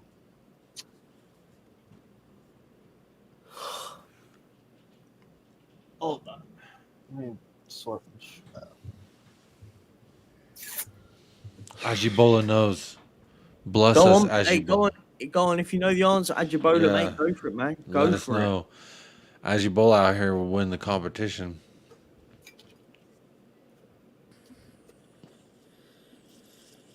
Go on, if you know it, go for it. Oh god.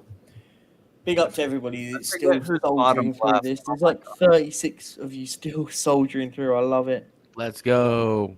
Wait, I think bottom left might be Oscar Cardozo. Hold on. Cardoza. Oh, Mainz. Big up this man, Daniel Montedon. Big up. Wow, kill it, I think Ajibola did the hint with the Klopp and Tuchel. I think that was the hint. Big up.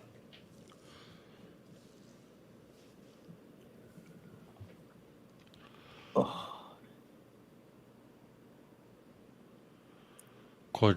Juve? Juventus. Yes. Well done. Nice. Yeah.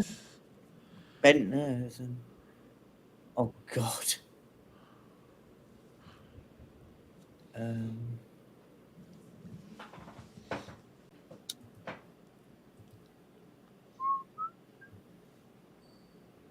Hey, I'll leave you guys. I'm actually kind of proud of myself with some of these that I've gotten. Not the ones where I just named teams from that league, but the ones where I'm like, I use deductive reasoning. Those are Precise. nice ones. Precision, not just shotgunning. Right. Yeah. Right. Okay, so anyways, top left. So Laurent Blanc. Yep.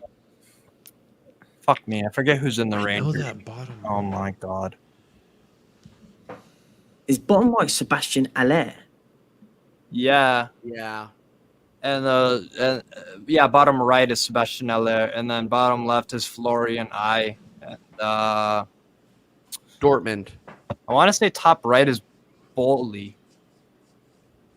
Dortmund, no. Shit. Who's bottom left? Florian I. Oh, I'm gonna get with him. Laurent Blanc. It has to. Is that a Dutch team? Nah, I don't think Blanc played. Blanc never played for a Dutch team. Who is Sebastian Aller played for?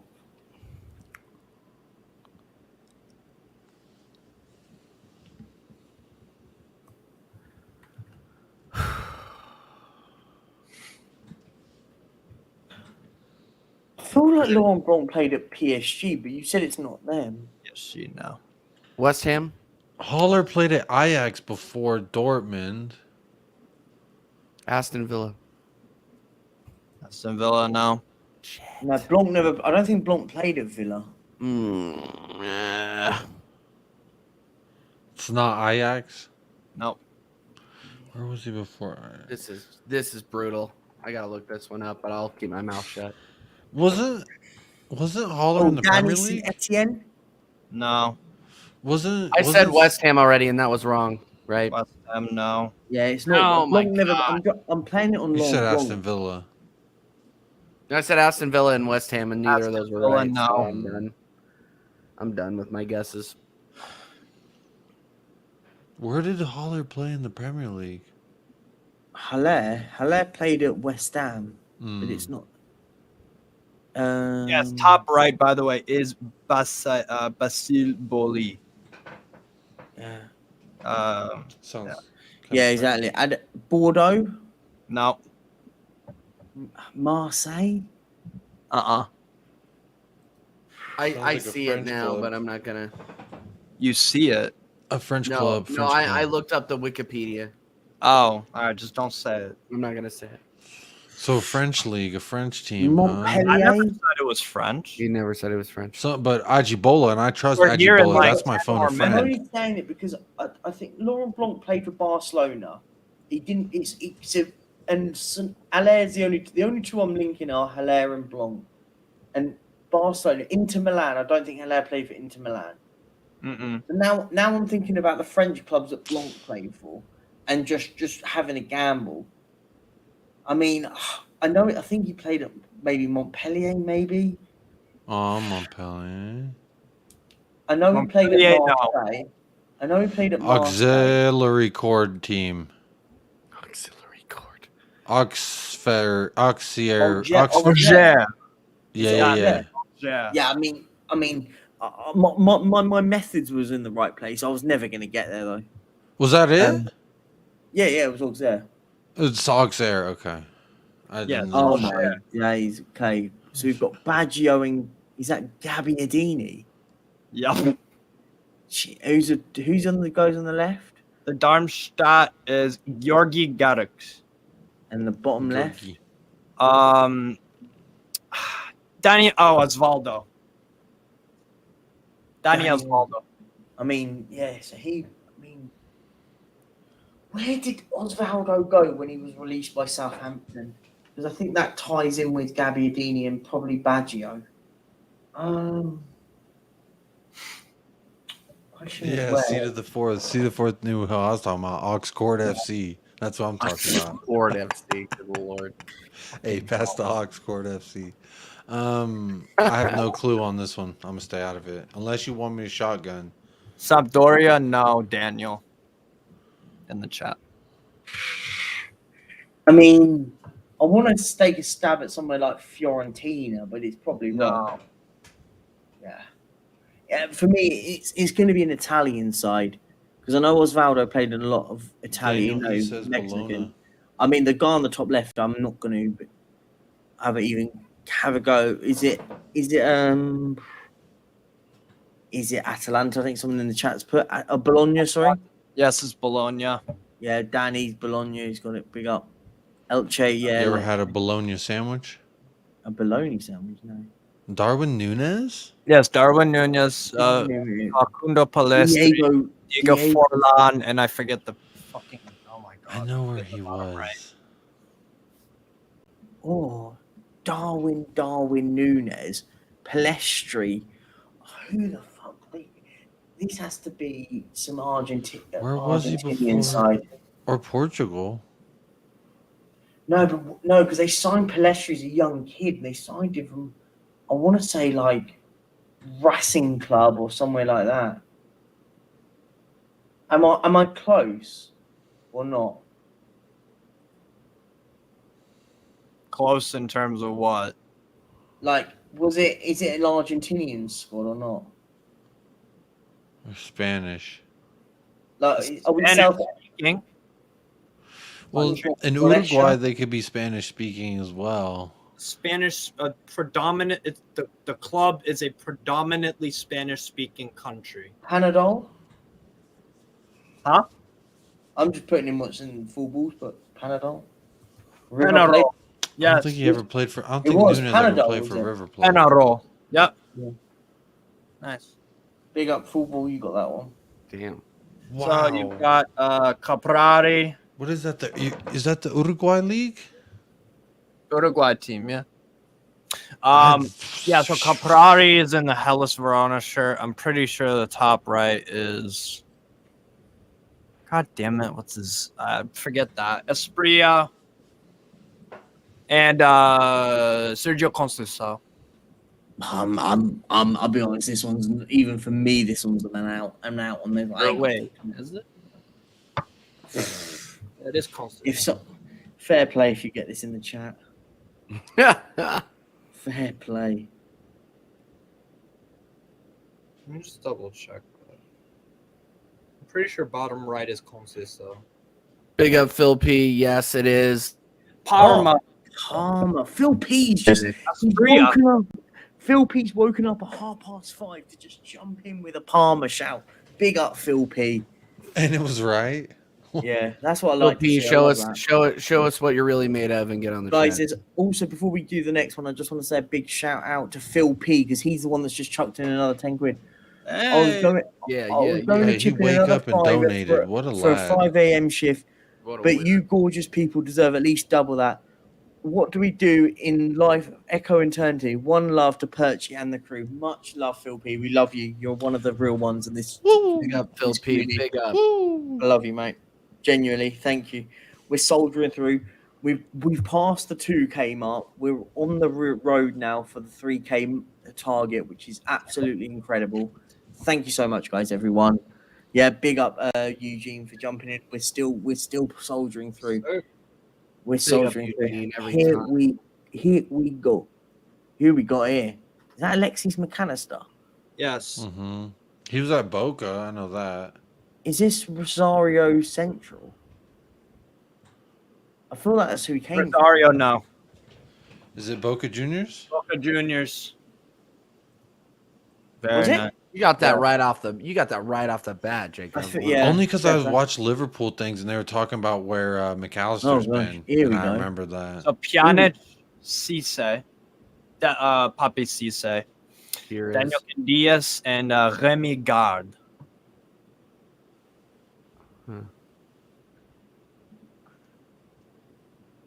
What a kit that 02 kit was. Yeah, it's not behave.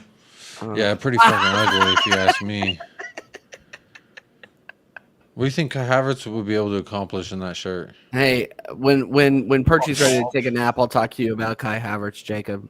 But we're in the middle of a quiz right now that I have no idea. Well, in this format, if Perchy puts a comment up, no one can see him, so he can hide behind it. I know he can hide behind it and take a little snooze. Just go on mute. How long is left? We've got 11 hours and 20 minutes. We've just begun the second half, my friend. 20 minutes. We've passed we have passed the halfway mark. We are still soldiering through. Big up, Leon or Leon now. Yeah, exactly. You know, if you had like a bow and arrow, at least when you see those O2 kits, Steve, you're in charge. Yeah. Oh, you left Steve in charge? That's dangerous. What's up, fuckheads? I don't know why he's so angry at us. At first it was the USA love, and then we start like just shitting around during his quiz, and he's like, "That's it." No, that's what we're here for, though. That's what we're here for. Is as the Americans, we're here to fill in the shift. I mean, do you two give up? Yes. FC mess. Yeah. Okay. France. Yeah. I believe you. I definitely piss out with that O2 kit. Phil P, come on, man. No, definitely piss off with the O2 kit for sure. Another Arsenal man. Oh. That's Remy Gard. Sorry, this is Perez. Robert Perez. Yeah, I know who that was. I didn't know who the guy in the lower right though was. Yeah, Remy Gard is the bottom right. Martin Terrier, Habib Bey, and Morgan Schneiderlin.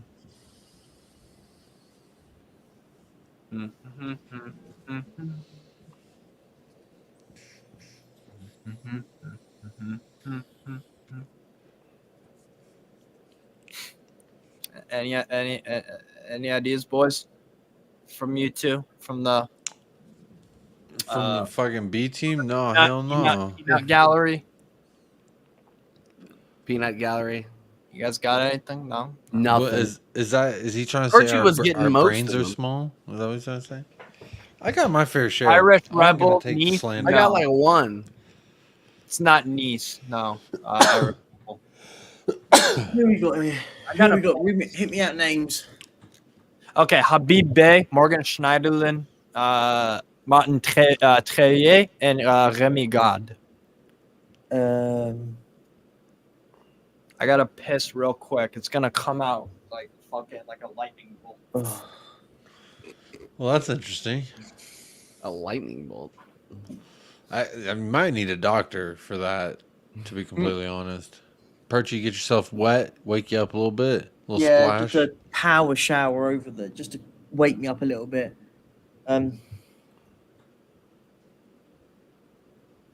Well, so far our answers have not been suitable for young Steve. Am I Young frozen? Steve, man, he is completely tough to get. Who did Morgan Schneiderlin? I have a weird feeling. And who did he say bottom right was? I have a feeling this is like. That's what I heard. I have a feeling this is Aston Villa. I don't know. Don't. What's up, people? Is it Aston Villa? No.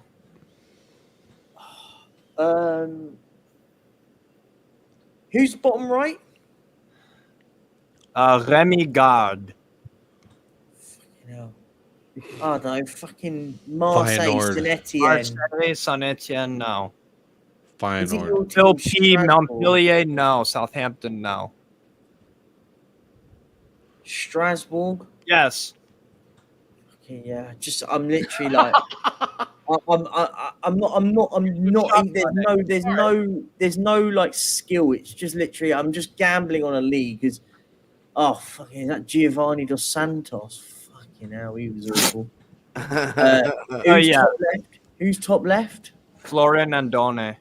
Oh fuck, he was crap as well. Yeah. And top right? Alan Halilovic. Oh, come on. And the bottom right is exactly. Remy Gard was one of the worst players ever. He was a shit manager too. He was crap. For Montreal. Who's bottom right?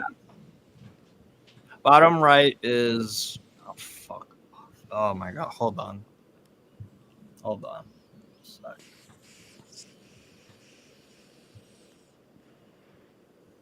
Give me 2 seconds. I'll find out the. Okay. Phil P says Club America. No. Phil P. Barca, no.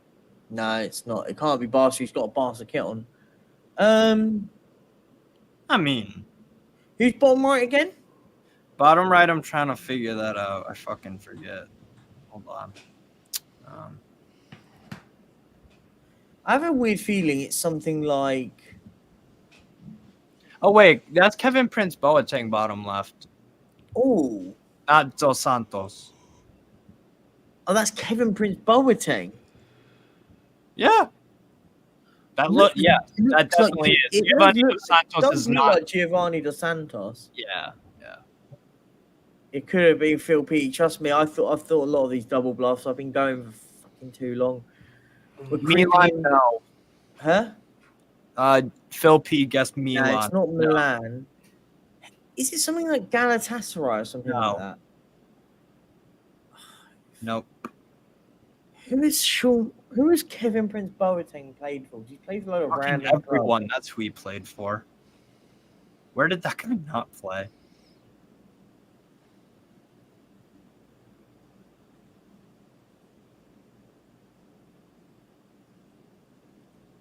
No, someone's gone. Phil P's gone Bayern.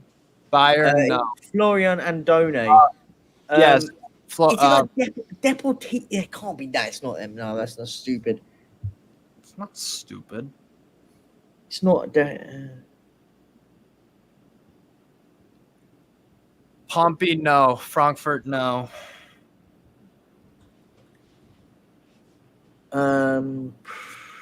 Villarreal? Nope.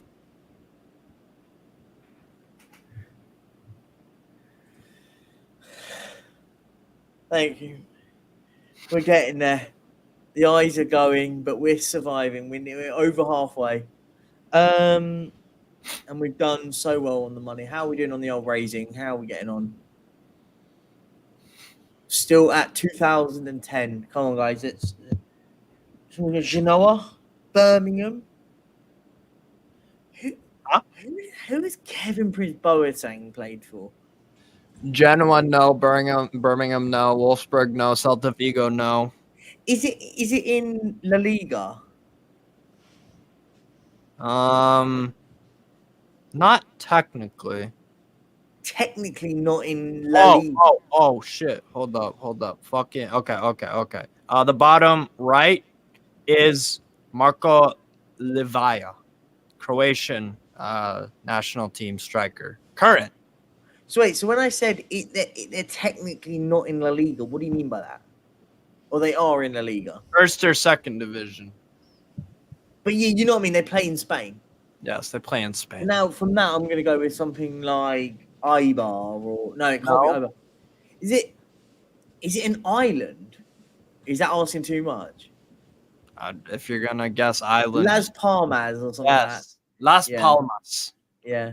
I knew... And I the reason why I said that, I was trying to gamble on those because I didn't think Kevin Prince Boateng played there, but he's back again. How's he still there? How's he still freaking there?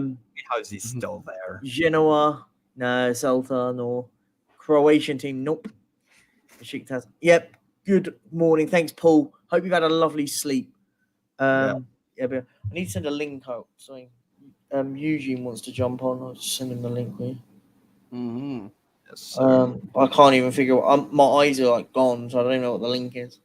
Hold on. I'll give me 2 seconds. You got 10 hours to go, dude.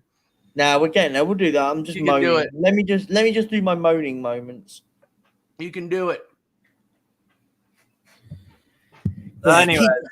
Okay, go for it. Come on. Hit me out with names. Top left is what? Isn't that Andy Cole? Yes, it is Andy Cole. Yes. Andy Cole. Why does top right look like Phil P? Is that Phil P? I'm going top right is Phil P, by the way. That's Phil P. But who's bottom left? Prince Boateng. And the Spurs. Bottom right. Sorry. Yeah, bottom right is the Nadir Chifchi. It's not Portsmouth, is it? Yes. Yeah. It is. I mean, I didn't even know who top right was. Who's top right on that? Barros. Oh, okay. Yeah, Milan Barros. I would have got it on that, yeah. Gaza, Defoe, Arteta. Both bottom right. Jeez. Everton. Nope. No, By the way, what's unique about this setup? Rangers. Oh, yeah. Ajibola got it. Rangers. What's unique about this one, by the way? There's something I did in terms of the photos. I have no idea. What have you done? Sunderland versus Newcastle on the same side, and Tottenham Spurs. Oh, I like that. I like that. Yeah. Oh my God. Who we got here? So we've got, is that Van Persie? Bottom right. Morales. No, it's not, is it? Who's it? Morales. Oh my God, you're gonna have to read these all out. I haven't got. Okay, so top left is what's that fucking guy's name? Hold on. Anyways, Atsu, Luis Saha, and Morales. I'm trying to think of the top left. Atsu. Right. Bottom left, did you say? East. I said Atsu is in the green. Phil P's got it. Everton. Everton. Nice. Yeah, good shout. Yeah, Kevin Morales. Yeah, Atsu. Oh my God. Who's bottom left again? Yeah, it's Gary Speed. Gary Speed's top left. R.I.P. my guy. Oh yeah. Oh, rest in peace, Gary Speed. What a guy, man. Oh my days. So that's what Marcelo. Who's bottom left? Kenny Lala. One of my favorite players. Bottom right? Bottom right is Didier Domi. And top left? Oscar Cardozo. Yeah, big up. That's exactly the one. Fucking hell, that's a toughie. All of these are tough. By the way, look at the God. Guys, don't forget to keep donating if you're still keep donating. Get the donations. Let's go. Donations. Still Come on. Let's keep trucking a little bit. Notice what I did with this one? Olympiacos? Yes, Olympiacos. Did you Well notice what I done. did with this one? Look at me. What's Look that? at my screen. What about you? Look at the 4 pictures. That's hilarious. They're behind you. That's hilarious. Those are the I see. Honestly, well done. Well done. Way to go, Steve. Yeah, well done, very, very artistic. Go on, then. Let's have fuck a you. What? Why? Fuck me. Fuck you for calling me artistic. I was being nice. I know you are. Let's not. I know. Here we go. Here. Dion Dublin, Craig Bellamy, DiCanio, and I forget his West Ham.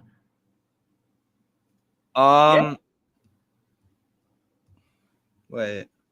It's not West Ham. No. It's not West Ham. Who's top left? Give me 2 seconds. Landry Nguemo. Flipping egg. Who's this?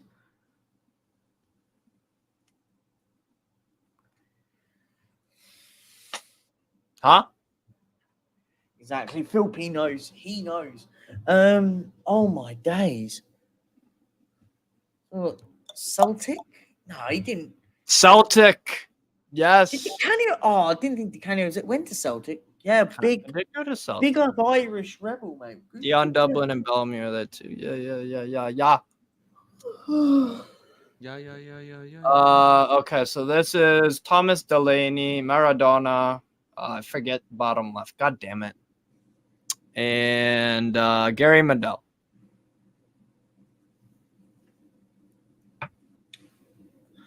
Who did they sign Thomas Delaney from? I want to say something like Sevilla or something like that. Sevilla, yes. It's actually. Yes, it's Sevilla. Yes, let's go. Medel, Delaney, Maradona, and Ajabola got it. David E got it. Daniel E, sorry. Who's the bottom left? Number 7 for Bebeto. Thank you. Bebeto, yeah, big up. Well done. Bebeto was sick. Yeah. Here we go. Some more. Honestly, how many have you freaking got here? I think like 5 more. Oh, we'll go finish them up. Okay, so we've got Alexandro. Yes, Alexandro. Bruno Guimaraes. Yep. Who's top right? Graffice. I like the kit. That's spelled cool. graphite. Grafi. And bottom left? Marlos.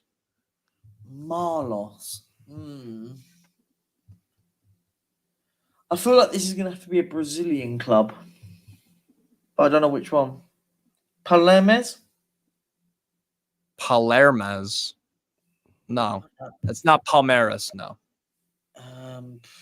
Sao Paulo? Nope. It's not Leon. It's not Leon. No, Graffice never played for Leon. Alexandro didn't, and Marlos didn't. Fluminense? No. Santos? No. Fucking hell. Honestly, the will to live is killing me right now. I'm losing all patience. The will to live. Let's peek. Atletico Paranense. Yes. Thank fuck for that. How'd you get that? Huh? Did you just start naming Brazilian teams? I was just going through Brazilian team names, and the only reason why I got that one because that Victor Roque just. Victor Roque. Yeah. Okay, morning, Paddy. Yeah. Willian. Paulo Guerrero. What are you on now, mate? We've done 13 hours. We've got 11 to go. Phil P, the last one. This one was at Atletico Paranaense. Yeah, Atletico Paranaense was on the side. Who we got here? Yes, Ederson is in the bottom left. There are 2 Edersons, not the Man City one. This is his own. So that's Rivaldo. Yes. And who's bottom left? Did you say Ederson? Yes. Midfielder. And yes. And the top left is top right. Oh, top left is Willian. Oh, okay. And top right is Paulo Guerrero. This is just another Brazilian club. How the fuck do you know? They're all wearing European shirts. They're all wearing European shirts besides Guerrero. Santos? Nope.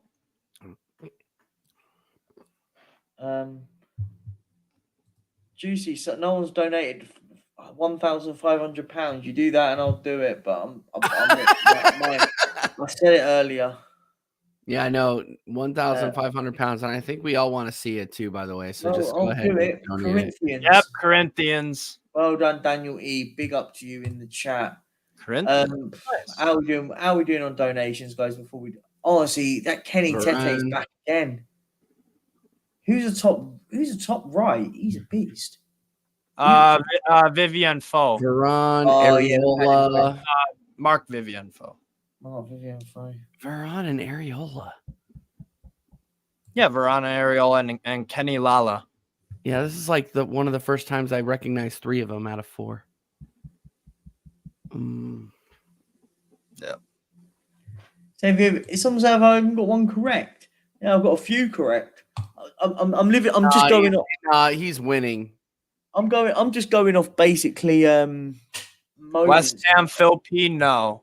Lorient, no. No. West Ham, no. Kenny Tete. I'm just trying to think. The top left is Varane, isn't it? Yeah. Rafael Varane. What's up, Elias? Welcome. Who is it though? That's the question now. Lens. Lons. Yeah. Lons, whatever. Morning, big up team. Oh wait. Oh, who was it? Lons. Huh? Lons. Oh, is it Lons? Sorry, I'm. I said Lons. I said Lons. This is Lons. Okay. What's the next one? This is the next. Here we go again. So we've got right. Who's in the upper left? Anelka. Anelka. Oh my God. This is Arsenal. No, because the top right's Michael, right? I don't know. Who did Danny Alves play for Arsenal? I was joking. Who's bottom I don't know right? who this is. Who's bottom right? Gonzalo Guedes. Oh God. Gonzalo Guedes. Okay, so I'm trying to think this. I'm trying to think this logically. Yeah, Guedes is the bottom right. I'm trying to think. So I can't stand Carlos Soler. I keep drawing him in Ultimate Team. Soler was like decent for fucking. Yeah, I know he was, but he's like the guy. Good shout, actually. Good chat. But it's not that picture, and that guy is fucking. That's Gonzalo Guedes, not Soler. No, I know, but somebody put Soler in the chat. Somebody put Soler in the chat. Yeah, well done. Yep. Yeah, no, that's why I said I never knew Arteta played for PSG, to be honest. Yeah, I didn't either.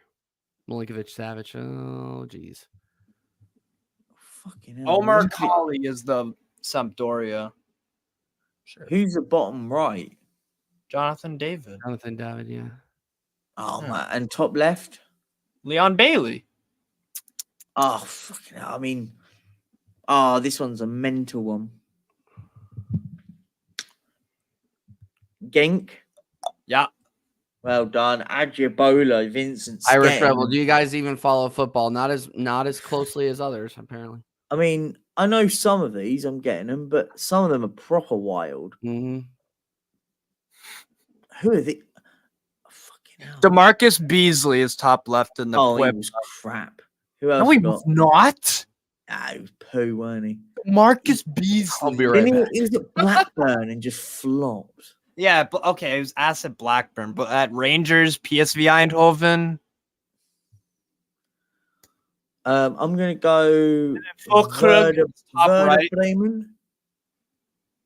Bremen. No.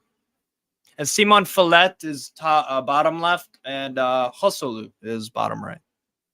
Hoffenheim. No. Frankfurt. No.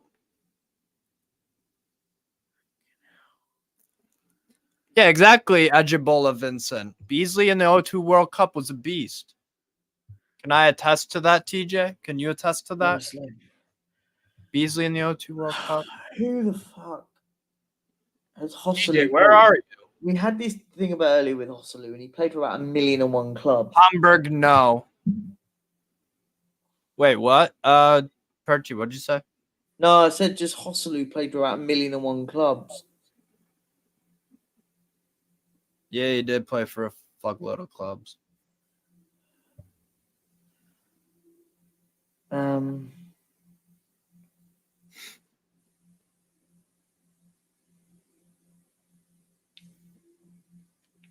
It's just about getting there.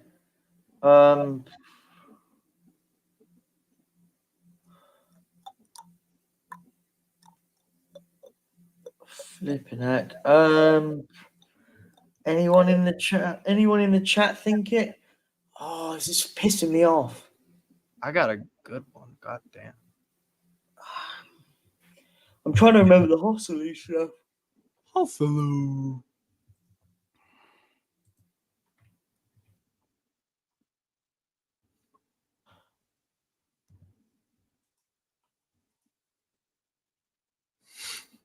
Oh, go and tell me. Unless anyone in the chat can get it. Go on, skip on this one. Or can you give it? What's it begin with?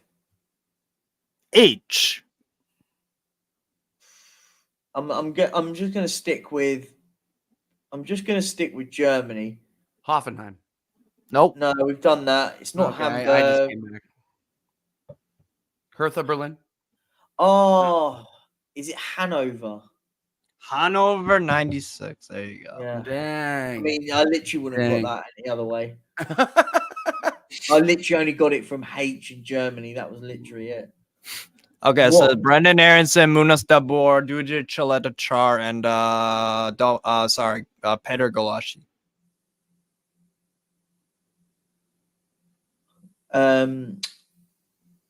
RB Leipzig. No. RB Salzburg. Yeah. There you go. Is that Hosselu again? No, it's not Hosselu. It's his evil twin. Who's God? Midfielder? What? Midfielder? No, he's a striker for Espanyol like 4 years ago. Raul Garcia? Not Garcia. I forget the other one. Joel Campbell's top left. Didier Digard is in the knee shirt. Tab Ramos is in the left. And I forget the Espanyol. God. Borja Iglesias. That's what it is. Is this Real Betis? Nope. Who's Borja Iglesias played for, man? Fuck.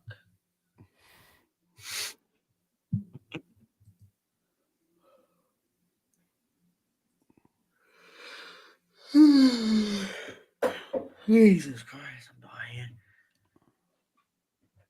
This is melting my brain, by the way. I'm like becoming a You cripple. like doing this or what? Nah, it's a good laugh. Are you enjoying it? All right, that's good.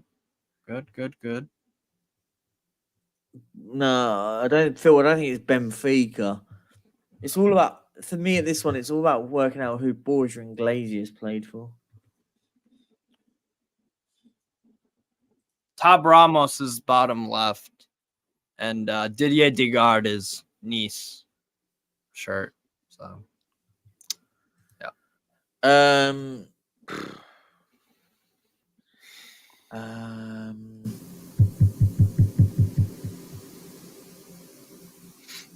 I'm going with it. It's a Spanish club, right? I'm just going to take it. Villarreal? Someone's put in the chat. No. Valencia. I don't think it's Valencia, but yeah, Valencia. No. Actually, wait, hold up. Let me double check. Hold on. Don't tell me you don't even know if they're right or not. No, I do know. I do. It's under the box thing. Yeah, Steve is soldiered with me. No. No, it's not Valencia or Villarreal. Valladolid, no.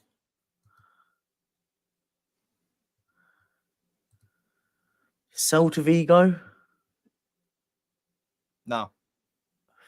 Fucking hell. I haven't got a freaking clue.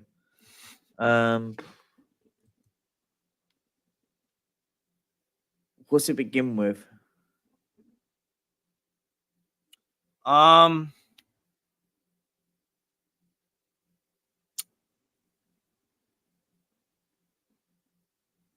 I didn't feel that. R. Oh, but I mean that's harsh. R. All the Real clubs. Is that what you're doing? I just said R. It's not Real Madrid. Real Betis, we've already said. You said Betis. no. Huh? Betis. Yes. Real Betis. Are you taking the piss? I said Betis ages ago. You said did? no. Oh. It was like the first one I guessed. Good luck with this one. Is that Bob Bradley? No.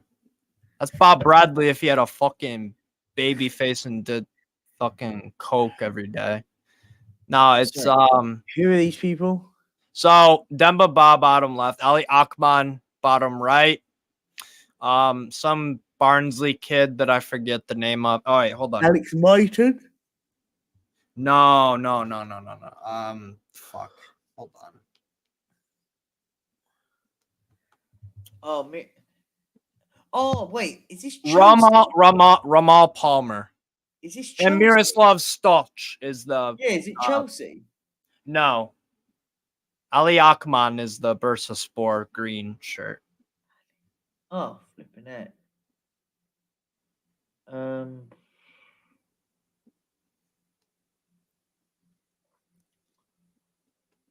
did Demba Ba play for?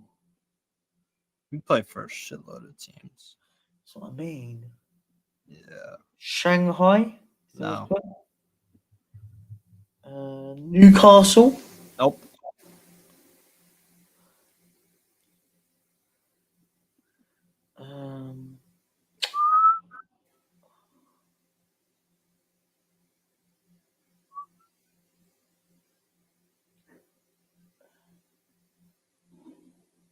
Anyone in the chat want to give it a go? I'll be honest, I've lost.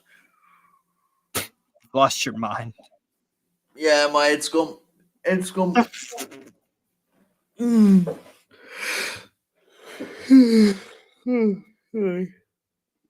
getting there. It's not like we've got about 10 hours still to go. Whilst we're still questioning what the answer is on this absolute ludicrous quiz that we're still going, guys, there's another £5 being donated by Eugene. Keep up the hard work, Virgie. # leave you out. £5. Thank you, Eugene. Guys, come on, keep donating to the charity. We are flying. Irish Rebels gone last guess. Besiktas. Nope. Besiktas, no. Perchy, hold the line. Yeah, Phil, I'm getting there, mate. I'm getting there. He's going to hit a second win very soon. I know it. I'm trying to relieve myself with the Red Bulls and stop. Trying to relieve yourself? No, from not having so much Red Bull is probably not safe at this point. Yeah, you gotta drink. Have you drink some water? Yeah, I'll keep the water going. I'll get there, mate. Oh, Eugene's coming on soon. That means we're this place is about to get electric. Let's go. Yeah, baby. Let's go. Yeah, baby. Keep up, guys. If you're in here and you haven't donated, please can you help it out for a great cause? I wouldn't be doing this otherwise for an amazing cause. Come on. Facts. We are what, £985 away from 3,000. Come on, guys. Let's do this. Stop being Daniel Levy in the chat and start throwing some money to this great cause. Have we started calling people Daniel Levy before this? Yeah, for most of them. We started calling someone Kindergarten FC yet? Happy Meal FC. Let's not get in trouble. Yeah. But yeah, no, listen, just say whatever. I'm at the point now. The hashtag will to live. Someone's gone Chelsea. I went Chelsea earlier, Daniel. Chelsea now. Try Chelsea. A big shout out to this man. This man has donated. If you guys give up, let me know. I've given up. All right. Well, let me see if the chat gave up. If the chat can do it. This one was fucking ridiculously hard. I don't blame nobody for. This is the problem because I've lost the will to live now. Soccer age, big shout. That's a good shout. Soccer. Could have been. Gosh Tepe. I've lost the will to live now. Gosh Tepe. See, Ajibola's given up. If he's given up, this man seems to know everything. If he's given up, who was it? Goes Tepe. Oh yeah, I was never getting that. How many? You said there was 5 left about 15 ago. Well, there were some more. Sorry. Who have we got here? guys, is that Kesman in the bottom? How is Giovanni Dos Santos come back again? You mean Kevin Prince Boateng? Because he's played for a lot of teams. Who's this on the right? Is that Kesman? Crespo. On the right?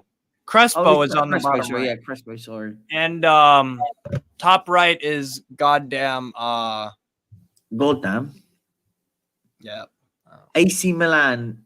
No, you know who top right is? Freaking. Is it AC Milan though? It's not AC Milan. Fuck. Nope. Who's top left? Kevin Strootman. Oh, okay. Could this be Bologna? Thiago Motta's top right. Sorry, Thiago Motta. Oh, Thiago Motta. Yeah, could it be Bologna? Huh? Bologna? Bologna, no. Phil Peace gone for the Wolfsburg? Wolfsburg, no. Crespo. Really, who's Crespo played for is the key one here.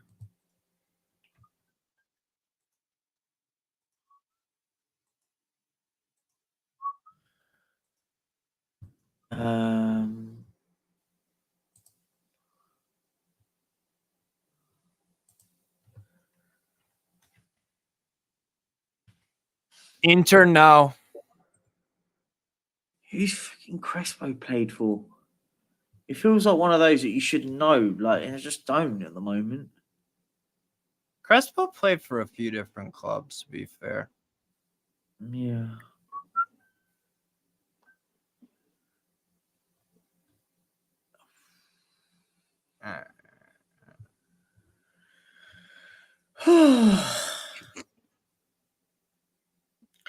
Guys in the chat as well, if you're here and you haven't, please like it. We're trying to break the like target of the last one, which was 150. Yes, so guys, if you're in the chat and you haven't, please hit the like button. Let's spread this around as much as possible. That will be absolutely amazing. We've got another 2 hours and 40 odd minutes on this stream, and then we're doing for the last final bit. Yeah. Massive shout out to you guys. Genoa, nice. Oh, that was one I was thinking of. I was like, like Bologna. Kevin Prince Boateng did indeed play for Genoa. No, you're right. Strootman and Thiago Motta. And morning, Mia. We're getting there. We're nearly there. I'm gonna get myself up here so you can see me. Half asleep, KO. Oh, we're getting there. You're good. The energies. Everything will be all right. Can I just say, I don't know how Steve's got the energy. Let's go back. Let's go back to arguing about whether or not Kane. You don't want to do more of these? No, not for now. Let's go. They're going. I don't care. All right, well, I'll make some more then. Oh, please don't. Oh my goodness. Killing me off. Maybe later when I feel a bit more energized. I might energy. Well, it gives me time to make them. So how many do we got inside right now? How many do we got inside right now? How many people? We got 32 people on stream. 32 people. Big up every single everyone. And let's see, guys, where are we at on donations? Still 2015. Can we get that to 2050 in the next? Where are we at? By the end of the hour, can we get another? Irish Rebel, we'll get some more in a bit, my friend. Let me just sort of will my brain back to sort of civilization. Let's go. We will get some in there. We'll get some more back. Guys in the chat, keep it up, smashing the likes whilst you're here. And if you haven't, go and subscribe. Irish Rebel wants more trivia. Yeah, a bunch of people want more trivia, but let's. Hey, chat. We are entertaining you right now. Why don't you ask us a question? Eugene, how you doing, mate? Big up, Eugene. Let's go. What's up, Eugene, bro? Big up. Hi, guys. I know you guys are tired. Big up to Perchy. Thanks, Perchy. Steve's on some sort of mental. I'm fine, baby.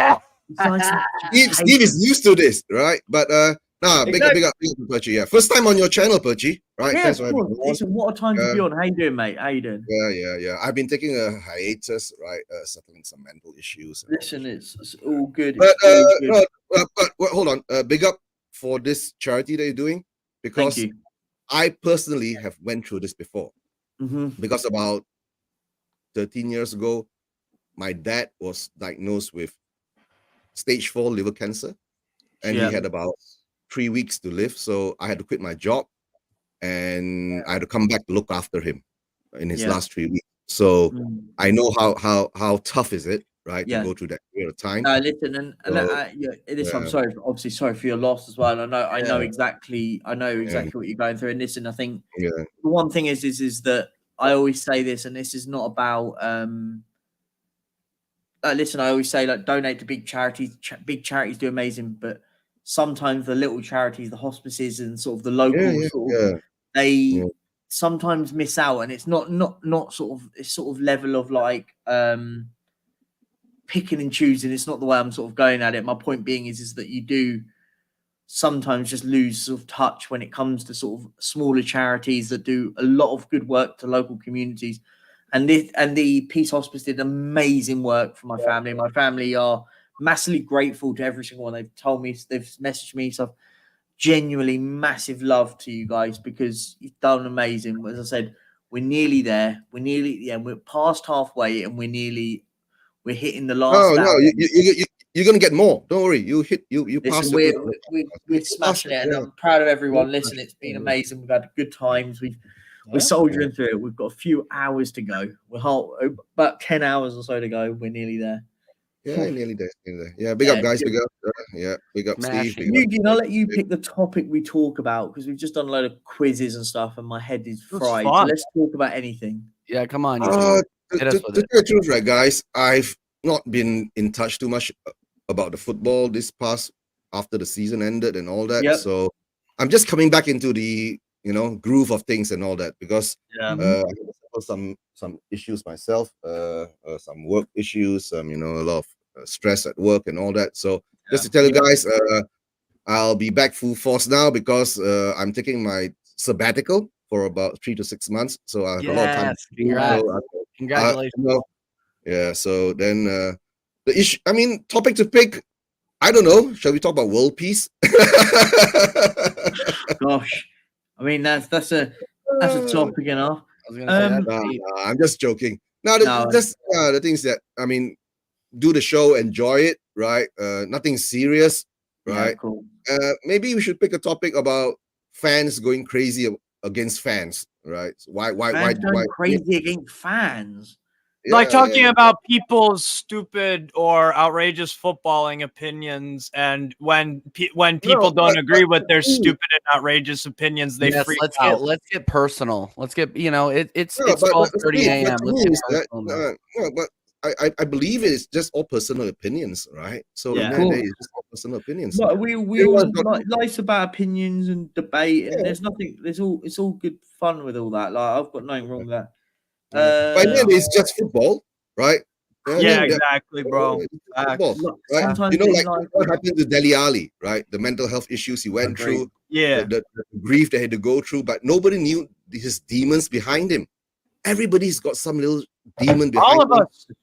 All of us have demons. Right here, right now. Life ain't perfect.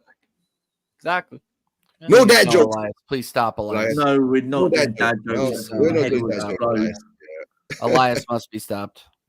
Yeah. Listen, like you're right. Agreed. And exactly, we need unity. If we're chatting in the pub, we disagree and say it's my round and move on. Bang on, Phil P. That's the main point. When you're down the pub and you have a disagreement, you go, whose round is it next? Let's just keep drinking and have a good time. Like, I just think you're right. I think you're absolutely spot on with that. That's the way we've got to be. More like that. People, a lot of time in society nowadays, everything is taken so seriously. It's serious, and you're like, no, just have a good time. Listen, we all agree, we all disagree and stuff in society, but I feel like at the moment it's so at the end of each scale in every sort of capacity. There's never sort of stuff in the middle. I say this all the time. I feel like in social media doesn't help with that. I feel like we've grown into a society at the moment where that you have to be as outrageous as possible with your opinions that actually you don't need to be. Do you know what I mean? Like Like, for example, how can I explain it? We use the Ndombele. We were talking about it earlier. Using Ndombele as the example, we're going, and then it's like you either can't. You're either. I'm not saying this is what was said earlier, but I'm just saying you're either. You want him to stay at the club, and he's an absolute amazing football player. He's world class. He's world class, or potentially absolutely crap, and he needs to go. Actually, do you know what? It's somewhere in the middle. Do you know what I mean? A lot of stuff. I'm just using that as an example because we were talking about it earlier. But Reggie, you must understand that, right? A lot of people have their opinions and all that, but in the end of the day, right, they don't get to see the idea is that it's not your decision. Of course, it's up to Ange to pick whether he wants Ndombele or not. It makes no difference, does it? Makes no difference. And then we will argue about it, hate each other over it, right? And starting World War III over it, and for what? It's nothing to do with you. You're not going to make the decision. Most probably, Ange will bring Ndombele to Perth. Exactly. Yeah. And then he'll say Ndombele can't run for 15 minutes, and then he'll be out of the door. At the end of the day, we're all just fans, right? Like, here's the thing: is that I am an Arsenal supporter, but I've ingrained myself in this awesome Spurs community that has welcomed me with open arms because we can just come together as fans and chat. Obviously, there's some barbs traded, and I get made fun of all the time by the likes of Phil P and sometimes Birchie and Stelios and Eugene and Eggy and all you guys, but it's all in good fun, right? Because we're just supporting, and watching the sport that we love, right? And that's what it's all about, you know. Like I've gotten to be friends with you guys more than I've gotten to be friends with people that I've met in real life. I think of Steve over there as a brother at this point. Like we're just it's one of those things where we form these bonds over this sport, and really, like, isn't that some of the most important things? But TJ, the most amazing thing is, right, we form this bond, right, over the sport, but we haven't actually met each other. Nope. Agreed. Okay? Yeah, personally, sometimes it's a weird thing that, I mean, blessed technology, right, that's given us this chance. And of course, COVID, everyone was locked in at home, and that's where we all came out and found each other. You see, but like you said, like you make more close. Somehow or another, you find that you've made more closer friends on the online community than in actual real life. Well, yeah, it's because you're forced to talk to people. You're forced to engage with your brain and with your mouth, not necessarily physically, which is a big informer of human interaction if you're physically next to each other. Like I was watching, so the Big Six went to New York, right? Like Turkish and all those guys, right? And I've been watching Matisse for over a year. I had no idea that bro was that tall. I had no idea. Like I saw that guy on camera and I was like, holy crap, he is tall. Who timed Irish Rebel out? No one should. Nobody timed Irish Rebel out. Should have timed you out. If they did, I'm sorry, mate. If anyone did, then don't time. He's being top guy in it. Yeah, proper. But yeah, no, that's what I'm saying is it's like perception versus reality in some ways, but in this way you get to know the real person, because you're not just behind a keyboard, you're putting yourself on camera, you're putting your real opinions out there. And sometimes you're putting your WWE character out there like Mr. Box Office does, but he's also an MVP. He's also a real one. You don't know, get to know. If you don't know, you better get to know. Baby. Back to you, TJ, to say something stupid. I'm going to say plenty of stupid things here, but that's all I'm saying. Thanks, man. That's a real thing, though. It's like we can have disagreements, but at the same time, we're all here. We're all getting together to raise money for our boy Perch here. Yeah. And that's the big thing. It's 12:30. I don't stay up to 12:30 for anybody other than my wife before I came onto this stream. Okay. Naughty boy. Yeah. See, there you go. You slut. Okay, guys, I've got a good topic, right? To actually dwell on. Yeah. What do you actually think about the 50+1 rule of club ownerships? I think it is it's needed, but it's too late now. Football now in the Premier League is past that. There's no way it'll ever go to that. However much it should do. Listen, because I think that's where football should have been going. The Premier League decided not to. And now, unfortunately, we're too far down the line for that to happen. As Daniel said, exactly, way past that now. There's no way that could. The only way I think we could ever have something like that, a Great Depression, where the economy completely collapses worldwide and everything just has to reset. I'm talking currency, I'm talking sports, I'm talking the political scene, I'm talking the social scene, I'm talking everything has to look how much things changed from the Great Depression in like 5 years after it was done. Look how much changed. You had a whole revolution, a new industrial revolution, you had a world war. You had so many women had to get jobs. Wait, I worded that wrong in terms of women. What is it? Women were needed to get jobs, especially in the World War, in terms of nurses who were in the battlefield, etc. Yeah. So doors open and close when things change. And for something big like money in football, money in politics, money in anything, the money has to be affected. And how do you affect? And you can't just affect it a little bit. Premier League club can take $1 million loss. Can they all take $1 billion loss if there's a Great Depression or all that? No. That's the only thing that could possibly happen in terms of that. She's back. She's back. Hey, Donna, I'm wearing my ring now. Don't worry. I'm wearing my ring. Back. I've got a ring too. Yeah. Big up Ron. How you doing, was mate? upset that I said I was good married morning and- to you and I guys wasn't that are wearing waking up, you amazing people. Where is Mr. Sava? Is he joining later? I believe Sava's probably been waking up with a hangover this morning, which is quite interesting. I hope you found that last And button. he's gonna be like, you know what? I love when he says that. You know what? You know what? Sava said he will be coming on later on today. He did say that to me, but he might be waking up with a bit of a sore head. He was a little bit drunk in chat. He came in chat with he was a little bit drunk, which is quite funny. But yeah, Mr. Sava might be on his way soon, maybe a bit later. He's a bit early, probably for everyone. He was with me last night. I think. What time is it there, Budgie? Is it about for 6 me? p.m.? 7 Donna, what? don't kiss and tell, 7:30? Donna. It's 7:30 for me. I mean, I think for the rest of the guys in the UK, it's up at 6. So fair play to you lot that are still up. Oh yeah, you're in Spain. Yeah, I keep forgetting. Español. Come on, Irish Rebel. Go smash him. Yeah. Yeah.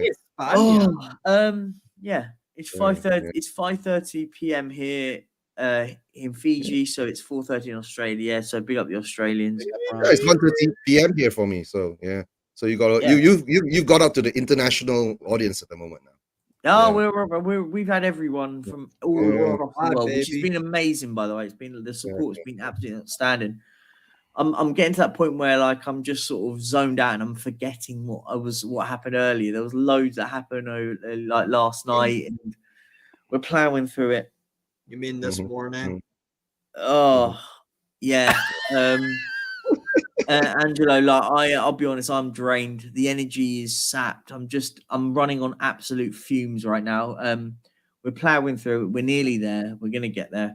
There's another what? You got this, babe. There's another what? 2.5 hours on this stream. Yeah. 2.5 hours left on this stream. Mm-hmm. Yeah, I'll be here about 4 p.m. I heard you dislike me a lot too. Yes. I'm gonna do a special show for you, Donna. Right? Most probably you'll be. I want to know who this person is. Fair play. They're everywhere. I'll be doing a special show for you guys. Yeah, very soon. Yeah. But no, coming to the 50+1 thing, right? Germany started way back, so at least, but somehow or another, even with Germany starting way back, right? Somehow or another, Bayern München has dominated the Bundesliga for the past 20 years. So it still doesn't guarantee a total what called level playing ground, but at least the fans get a sense of ownership to the club, right? At the moment, I feel a lot of the fans at the moment, we feel more like customers, right? Just a number that goes in and out, and of course the profits that is derived from us. So let's see how they go. Sure, Donna, I will invite you. Right. If you want to have. You know what, Eugene? The fact that you mentioned that 50 plus, and guess what? You know what's crazy? And again, I have to look. I'm gonna look this up in a minute. The 50 plus 1. How much you want to bet that after the East and West Berlin, the wall fell? How much you want to bet that 50 plus 1 after a huge event, a worldwide, a historical event like the Berlin Wall, Germany reunifying? How much you want to bet that 50 plus 1 was one of the economic things that happened because of that? You know what I'm saying? Because it was a total reset. It's a brand new world, right? East Germany and West Germany were no longer divided by a wall and by completely different governing forces and whatever. So now the economies have to mingle together, the people, the culture. It was a totally new world for East Germany, not West, because East came over to the West mostly. Because the Eastern part is smaller. But DJ, it will still be a new world for the West because you still have to, you got people still have to assimilate. The people still assimilate and get used to each other, and but that you're talking about, when did that happen? In the 80s? It was 89, late, I believe. Hold on, 80. I don't know, 89 or something when the wall fell, right? Early 90s, like that. Yeah, early 99, nailed it. 89, boom. Yeah. No, by the time 1989. By the time that happened, the assimilation. So most probably the Bundesliga maybe started the 50 plus 1 from the 90s onwards. Let me look it up. Right. Let me look it up. 90s onwards or from 2000 onwards. But I don't know, unless the UK government comes up with a ruling that, there's no motivation. And here's why I said, I'm sorry if I'm interrupting, but here's the thing. What do we all say about the Premier League? What is unequivocally true with statistics? The Premier League is the richest, most profitable league in the world. What is the motivation for the government to change anything? How much money? Just imagine how much money the Premier League generates to England. Tourism, massive economy, GDP. That's why all that exposure, brands. That's why when the Super League rumors were going around, the British government got involved. Yes, because it was all about, oh no, the Premier League might not be the biggest league. But what is the Premier League now? The Premier League is the Super League. The Premier League's been the Super League. Yeah, that's what I'm saying. You're saying exactly. You're proving my point, Perch. Yeah, no, I agree. That you get anything involved. You involve any of those teams. Those teams from France. Those 2 teams from France and those 2 teams from Italy and those 2 teams from Spain. Oh no, British government can't have that, can they? Right. By the way, I looked up. He has been here from minute 1. Yes. Except when I got Domino. Along. I don't get that. He's steaming along. I don't know how he does it. Remember when I was like lying down for a little bit? I did like a micro. That's all I needed. Yeah, I don't know. You power napped. I power nap I micro sleep power nap. Micro sleep. I literally remember you said Steve sleep. I was like, huh? No. By the way, I looked up 50 plus 1 rule. Prior to 1998, football clubs in Germany were owned exclusively by members associations. Boom. There you go. Wall came down in 89, 9 years later. I know that's a long time, but it takes time. You just can't change overnight. Post Berlin Wall, Germany changed because, again, reunification. So, again, so there you go. That's why I think there needs to be a Great Depression or something. There has to be. It won't happen, I know what you mean. Premier League was. Oh no, there could be there could be. There could be a Great Depression. You guys have no idea how close we are to another depression. No idea. No, we're hanging by a thread. But DJ, they will never let it happen. Yes, they always hang you on the thread, right? And something they find a way to regenerate the economy. What he's saying is true. The only way that we will go back to that scenario if something drastic happens. Yeah, like China has us by the balls. Have you? No, it's not even that. It's not even that. All All you gotta do, Steve, is look at the housing market. Taiwan situation. Look at the Taiwan. You can look at the Taiwan situation. You can also look again, and I'm saying this 15 years after the first one happened. But the housing market in the United States is close to default. I can't move out of my parents' house because rent is up here, and my all you see in America now, and I'm not trying to get too far into politics, but all you see in America now is high-rise apartments. Nobody's buying anything, and that's a huge problem. Yeah. Okay. I will give 3,000 rupees for charity if Donald who can get who Donald Cullen is. I know it is. Elias, it's you. You see, it's all come out now. It all comes out now. It's Elias. You've been exposed. Yeah. Yeah. Hashtag exposure. Actually, it probably is Elias. Hashtag Elias exposed. Elias knows that I'm married, so that's why he asked. I know he's Elias. Totally Elias. You know why? Because shortly after Elias came on, Donald Cullen came on. Yeah, very true. See, it's all coming out. Elias, you're exposed, bud. Look, listen. If that is Donna Cullen, then can you put some money into charity? Yeah, stop this Great Depression thing. Listen. Let's no wrong. Be okay. Nice. We're at 2015. Can we get this to 2,100? But in the next 45 minutes, that would be incredible, guys. Come on. I'll be honest. I look drained. I look a mess. You're looking like a snack. I don't feel it. Honestly, do you know what it is? You might taste like it. Listen, I'm just going through the water. Listen, I bought loads of other things. I bought fruit and stuff. But do you know what? I might chop up some watermelon. That might save me. That'll help. Yeah. And you better stop all the Red Bull and all that. That doesn't help. Yeah, it did initially, but it's not. Yeah, but then once you hit your low, right, it's gonna be great. Yeah. Oh, what was that? Steve finishes off a NOS. Sorry. Steve on an absolute rampage. I love it. This man has been here since the minute. I haven't even gotten drunk yet. I probably could. I've been let's mix it up. I messaged Alex to come on, and Alex didn't. He didn't reply to me. I've asked Alex to come on. I think he'll come on a bit later. I was going to say, Mr. Box Office needs his beauty sleep. It's Saturday. Alex is out. If you don't know, get to know. Cheers. Cheers, buddy. Oh yeah, cheers. What are you drink? Are you drinking alcohol? Oh, for fuck's sake. Yeah, no, we're good.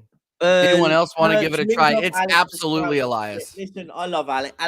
Alex is a true one. Alex spouts rubbish, and he is a genuine real one. We don't love him. Yeah,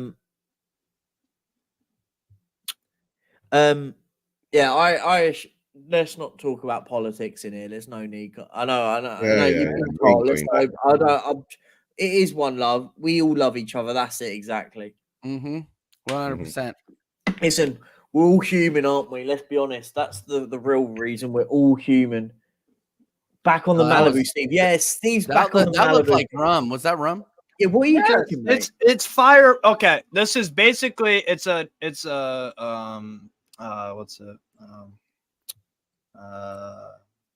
What is it?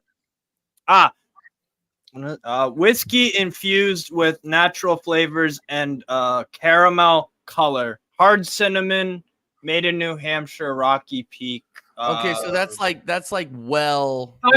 Fireball with a tiny bit less kick, but a little bit more sweet. Oh, okay. It's good. It's fucking good, man. That's fair. Yeah, no, I got the. Oh, that means it's something like a Drambuie then. I chugged a little travel pack of Fireball in art class once in high school. That was fun. Right in front of the fucking teacher. You know, you can use Fireball as antifreeze, right? In your car. Can you use antifreeze as Fireball? I wouldn't recommend it. Okay.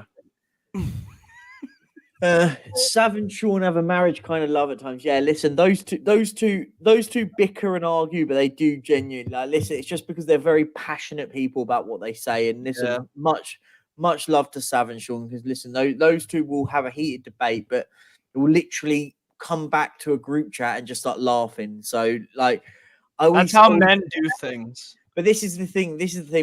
What's quite incredible with YouTube. It's great because people see a massive argument and they think. And then they see like Sav is quite demanding when he says he's very loud and gets very like aggressive is probably the wrong word, but very in it. But it's funny, isn't it? Because everyone thinks, and then you get in everyone's chat, oh my god, did you see what these two did? Oh, blah blah. So and so said. I went, guys, behind the scenes on group chats on WhatsApp and stuff, they're all laughing. They all go, it's all good. It's good TV. Because listen, we've had debates on this whole 24-hour stream and stuff. We've had loads of debates. We've had heated ones. Steve, you've been here. There's been heated debates. There's been what the fuck? What heated debate did I get into? No, what? but not with you. No, just in general. We've had debates about the likes of Ndombele at the club and all that. Not with you. I'm on about like my mate Jacob, who's been on most of it. I've been chilling. And but it's not. It's nothing personal. Do you know what I mean? It's just never is. It never is. And I think people it's quite funny. People think they come back and they go, oh my god, oh, these two must hate each other, blah blah blah. Guys, they're all in group chats chatting to you going, this is all right, Irish Rebel. When are we gonna do it again and have another debate? Yeah, and we're in the back. Yeah, spoiler alert. We're in the back rooms talking to each other, high-fiving each other. That was a good hit. That was a good being like, that was an awesome show. Like, that's literally what we are doing. And it's not it's never personal. Well, sometimes it's personal, but with the real ones, it's not personal. No, it's not. It's never personal. And listen, if people think it gets personal, yeah, it might do maybe for that slight moment, but it's all in good nature. We're all doing it because listen, you don't want us all to be sat around and going, yeah, I agree. No, I don't agree. Oh, I think this player is better. Oh no, you think that player is better. Okay, let's agree to disagree. Next conversation. No. The whole point of a debate list, there's a reason why viewership skyrockets when it absolutely skyrockets when there's a massive debate because you want to see it. Good Lord, Steve. There are a few channels out there that agree with each other all the time. but listen, that's the thing. Like people will, but when you have very agreeable channels. When you have agreeable channels, yeah, that's right, that's great. But people, not everyone wants to see that. Some people want to hear it's debate. Let's have a debate about it. Agreed. Yeah, exactly. Worst against, and some leave the chat, then they come back 10 minutes. Exactly. That's literally the worst that happens. It's quite funny after a while. Big up Full Ball, mate. You've been here for ages in here, mate. I hope you're doing well. Question. Oh, this is good. This is a good question. Okay, so Kane or Berbatov, Hazard or Sanchez, Aguero or Rooney? Ooh. Steve, which Sanchez? Huh? Which Sanchez? I'm assuming Alexis Sanchez. Oh, Alexis. Okay. All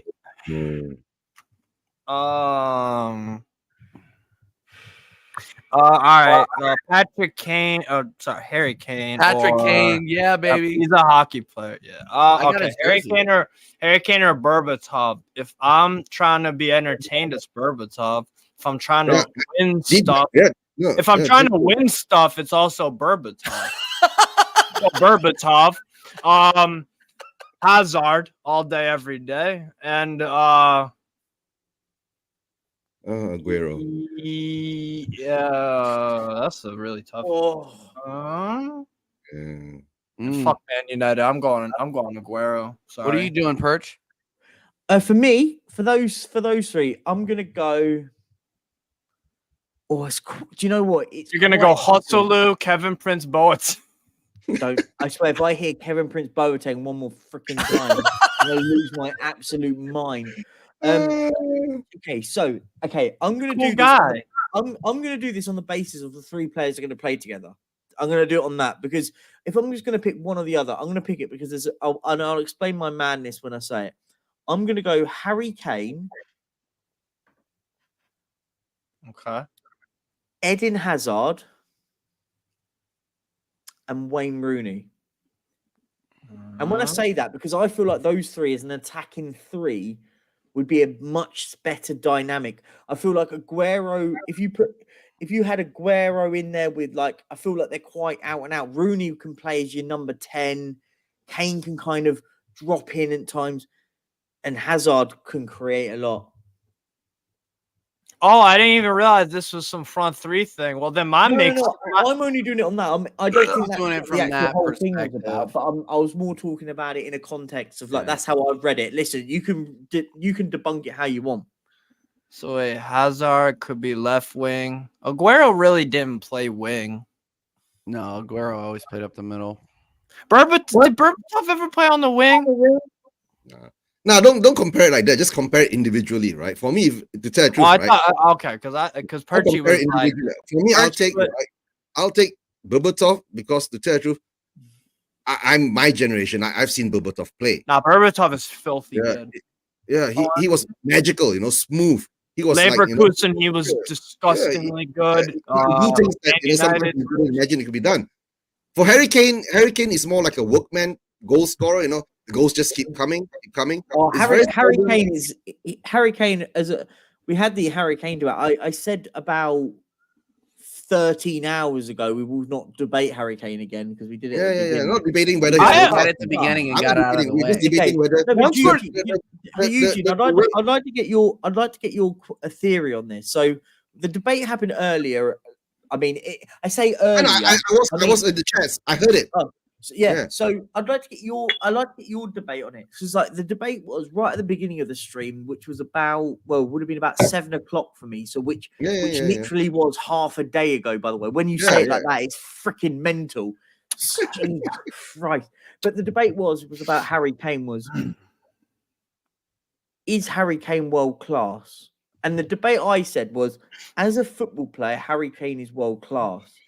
However, his legacy is void at the moment because he hasn't won anything. Yeah. Yes. No. Perchi, that's what I'm saying. Harry Kane is world class, but will he be a legend by not winning anything? That's the thing. And if he doesn't win anything, I mean, at least something significant, okay? At least a Champions League or maybe a league title in one of the leagues, right? Preferably maybe in the Premier League or I don't know. I don't think Bundesliga or Serie A or the La Liga could be accepted. But will you take the French league, right? As shout out Ligue 1. Yeah, for Ligue 1. But what? So if Harry Kane winning the French league for argument's sake, then will he be a legend? Fuck no, I think Harry Kane's legendary status, I think as a football player will be there. I think when we talk about the trophies, I don't think it's got anything to do with what other people say.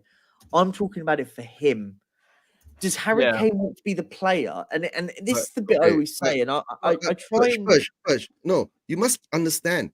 We can't assume what Harry Kane is feeling.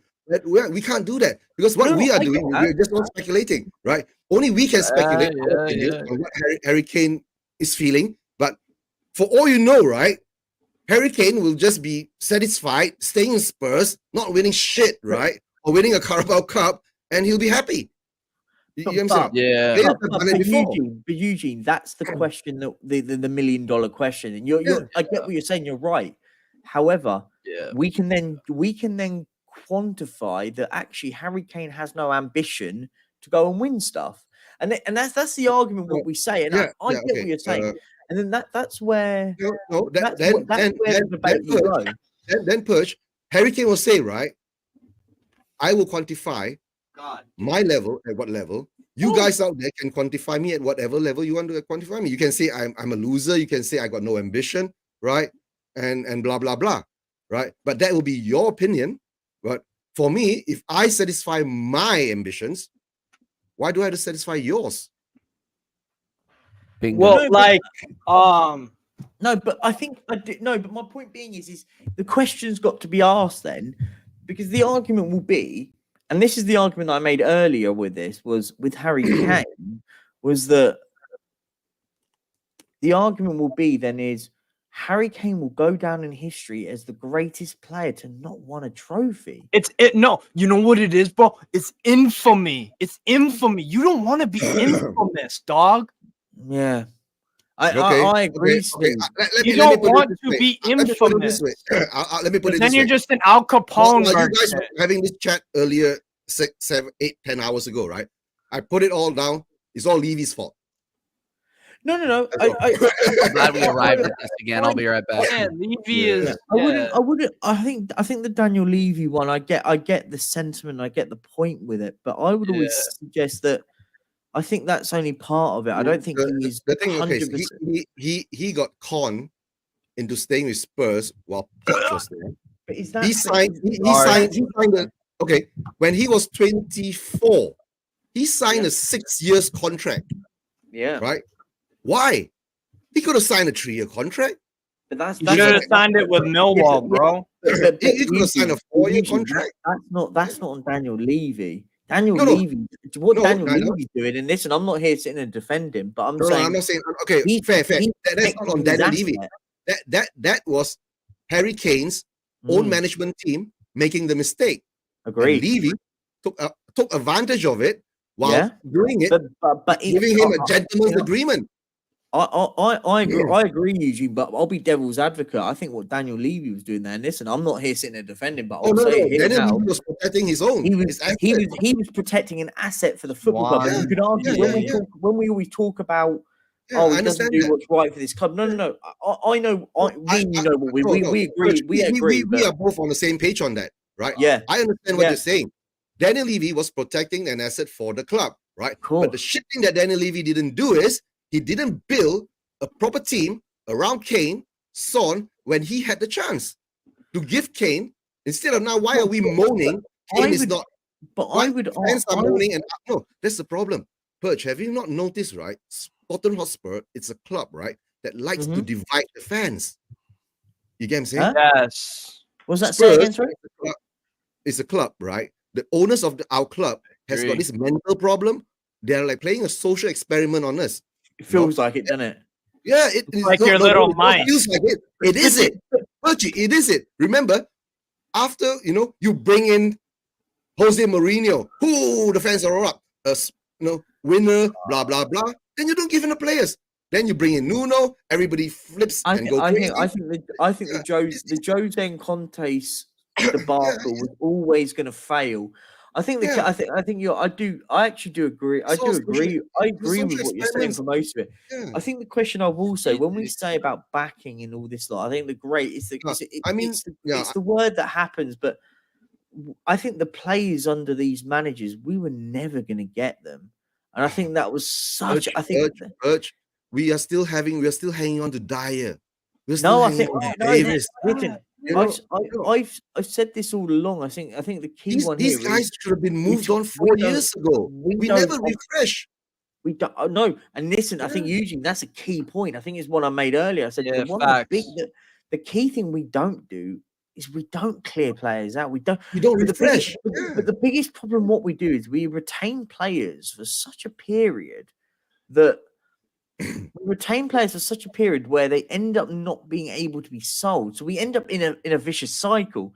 So the likes we use Eric Dyer. I mean, I feel like that's one that gets used constantly, but it's a great example. Yeah. Eric Dyer is now at a point where you can't really sell him. He's not a sellable asset, but he's at the point where he's at a club comfortable now where the only way you get rid of him is you buy his contract out. And then you've basically got to ask the question, is paying insert amount, let's call it 6 million quid for argument's sake. $5 and a bottle of rum.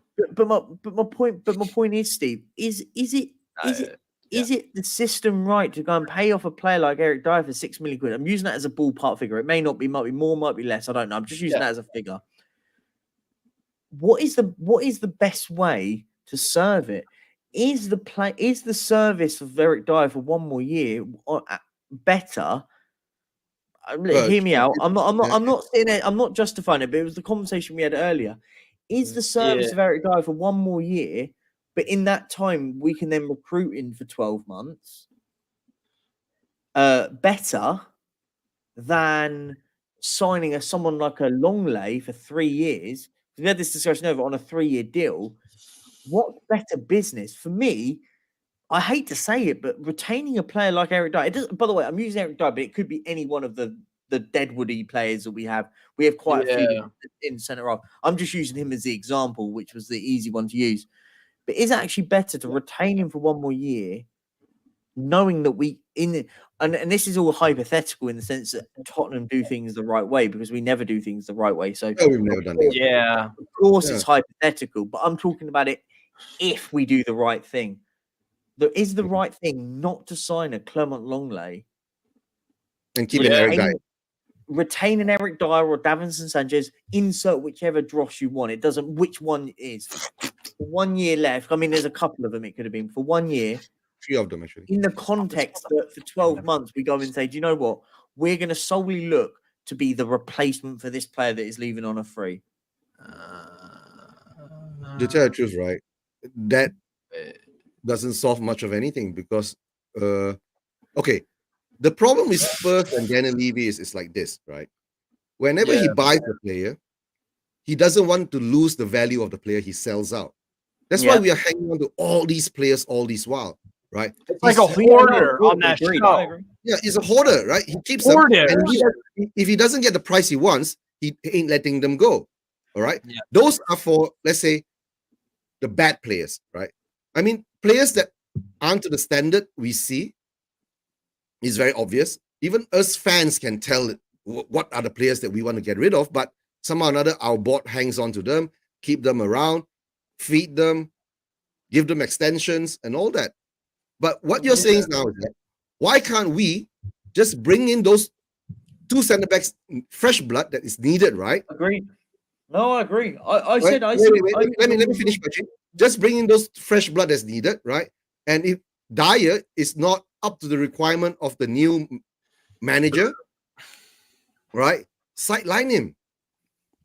That's what happened to Danny Rose. No, he went and played under 23s, right? No, I agree. I didn't run out his contract. Don't extend his contract. Eugene, I do agree. I agree with you to a certain extent, but at the moment, if we start sending every single player to run around trees, we'll be basically running around with 2 squads worth of players, if that makes sense. We could set up a team. We are already running around. Running around with 2 squads of players. At the moment, we are already running around with 2 squads of players. Yeah, like headless chickens, bro. Like a headless chicken without. Last season we loan out 8. You get what I'm saying? We loan out 8 and not even noticing it. We tried to loan out Doherty and finding out that, oh shit, we've reached our limit. Then you had to tear out Doherty's contract. Well, Doherty's contract debacle was because we forgot how many players we had out on loan. That's right. How can you?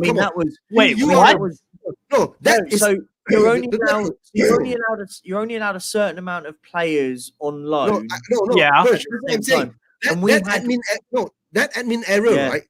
Somebody should have gotten sacked. Eugene. Agree. How can you run, right, a $1 billion business and not know the rules of what is happening in transfer? I agree. Crazy. It's not crazy. It's just stupid and negligent. So just a bit of context, Steve. So you're only allowed, I want to say 8 players out on loan to 8 players out to foreign clubs. Okay. This season is 6. This season it's a new rule. 6. They've changed. This season's going to be 6. So so I think it was 8 last year, basically, when it happened. So we had loads of players out on loan to foreign clubs. Yeah. And obviously we wanted to send Doherty on loan to Atletico Madrid. Yeah, I remember that in January. Someone didn't get their fingers out and forgot that we already had 8 players out on loan. He sat in there trying to sign a deal with Atletico Madrid, and they've gone, we better rip his contract up on the last day of the window just so he can sign. Otherwise, we had a player basically ready to sign for Atletico Madrid on loan, and we forgot that we had 2 minutes. It was an absolute I mean, when I saw it, imagine the Doherty contract was for hilarious. That means we lost money there again. You see? So that's what I'm saying. Our club is full of people who don't take responsibilities for their negligence and their actions. So why should the players care? No, if you're surrounded by freaking stupid people, it don't matter really. Do you know what? Like, and the one thing I will say here now, and this might be my optimism. The optimism might drain very quickly. Yeah. Trust me, it will go very quickly. Yeah. The only optimism I have at the moment at his football club is Ange Postecoglou. I feel like at the moment is the positive, that is the shining light at the moment that makes me go, do you know what? I don't believe in any of it apart from him. And I'll be honest, I genuinely do. And Mia, I'd like to get you in. Welcome back on, Mia. Thank you very much for coming back on. And I'd like I'll give you a scenario now. Oh, yo, what's up, Mia? How you doing? Yeah. I'll give you a scenario now. What's up? I'll give you a scenario now, Perch. Let's say Ange, right, takes this team, this squad of how many players they've got, right? 25, 30 players. I think it's about 30 of the win out. Yeah, I saw the list, man. It was youngsters, Deadwood, current players. He takes this group of players, right? He goes and do this preseason tour. He comes back and he tells Levy, I can't use half of this squad. What's going to happen? I'll be honest. I'd expect that conversation to happen during preseason. But yeah, okay. Let's just try. Can I ask a question, Perchy? Can I ask a question? So let me just answer that one, TJ, and you jump in. But it's not story time. No, TJ. We do. Yeah, TJ, get out of here. I'll boot you out. It's my rules. Big I love you, TJ. I'm joking. No, but honestly, it's what I was saying on that, Eugene. I think, I would expect that conversation to have happened during preseason. I think for me at the moment, the bit for me at the moment was more. I'd hope it was as much as half. I mean, it wouldn't shock me. We've got crimes against football in our team at the moment. We've got a load of them. Yeah. But who committed war crimes? What? No, I said crimes against football. Crimes? Crimes. Isn't that a disease? Please just put a sock in it, man. Well, I don't got any socks on. That's the problem. I can't put. Oh, yuck. No, I understand. Mia, don't worry. I'll sort him out. Don't worry. Anyway, carry on. Anyway, thanks for coming on. We will come to this when we will find out, right? In the, let's say, by August, we will see the clear picture. Because if Ange makes demands on Levy to do things right, because we come back to this same cycle again. It's the new manager, right? Will I'm not being a party pooper or anything. I'm just being a realist because I've seen it so many times. But you know what you're doing? What I would say is that realistically, I think that it's most people with a reasonable thinking will say it's not going to all happen this summer because that is a very, very big thing. When we got Pochettino, hold on a minute. You've spoken for a very long time, Eugene, and I've just literally come off mute, so please allow me to finish. But the thing is that when we got Pochettino, we actually did give him that time. So I'm hoping that is going to be, because we've sort of gone all the way back to Pochettino in a way, the sense, and Joe, what it is, Perch, is the fact that we've gone back like literally in the situation we was in when we had Poch, and he got out a lot of players, but he had to wait. He didn't get all of them out in one go. So I would like to say that, you've got to be, if your reasonable expectation is going to be, to get them all out, get them out bit by bit, kind of this and then next time, and that's fair, because I feel like that's a fair way to think about it. I think trying to get everybody out in one go is just not going to happen, if I'm honest. Can I say? Just a second. I didn't say that we have to get them all out in one go. I'm just saying, if Ange comes out with a list, right, and says that we need to get rid of, let's say, this 15 players, right? Of course, Poch took about 3 years to get rid of, about 2 or 3 years to get 2 or 3 or 4 transfer windows to get rid of about 17 players in the end. Will Levy let that happen? Let's say I need 5 now. Let's say he turns around and says that I don't want Dyer, I don't want this, I don't want that, right? Will that happen for him? If that happens for him, hold on, let me finish. If that happens for him, then that shows progress. Okay. If that doesn't happen for him, what will Ange think? Okay, but let me one second, just Eugene. What I would just say on that though, I think it's very easy to say let's get rid of these players. I think this is one of the key ones I think people miss. And I'll say, I think a lot of these players need to go, and I agree with you in actually a lot of that. But you've got to remember, we need people to buy these players. I think people completely forget that part. Everyone says, oh, we need to get rid of these players. Well, what we need is we need buyers for these players. And some of the and the problem is you then get to a situation which what's happened at Tottenham. Sorry, Mia, I'll let you jump in a second. Just what's happened at Tottenham at the moment is we've now got a pool of players that are on very, very high salaries. So that already deters from the sort of level that they probably want to be at. Let's just use Lo Celso as an example. He's on 160 grand a week. Lo Celso's 160? Wow. So that's what I mean. So what you've then got to do is now you've got to find a club that is willing to pay someone like a Lo Celso 100 that pay his wages. Yeah. And the problem is there's not that many clubs. Clubs in Europe are skink compared to the Premier League. So then you look at the Premier League. Who's going to pay 160 grand for a Lo Celso in the Premier League as an example? Everton, because they're dumb as hell. Everton are poor. Everton can't do it. So then you look. No, they're skint as hell. That's why they got Ashley Young on a free. Then you look at maybe an Aston Villa. Then you go, well, Aston Villa might go and look at prospects in Europe.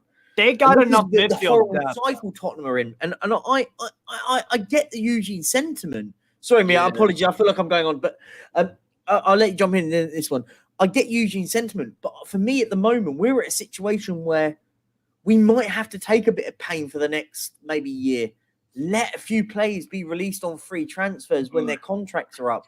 Start again, and what to combat on what Mia's saying.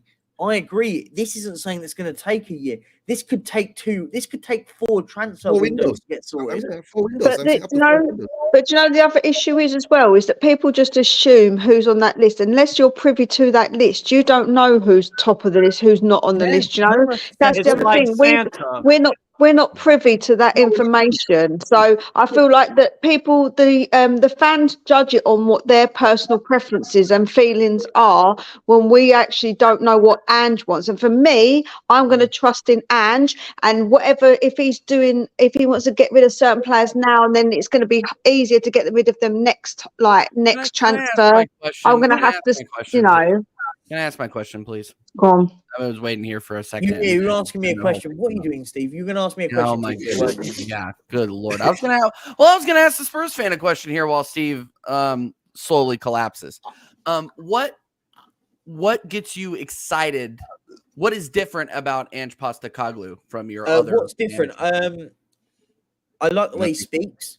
He's very good in front of the camera. That's the only difference that I see. He speaks well.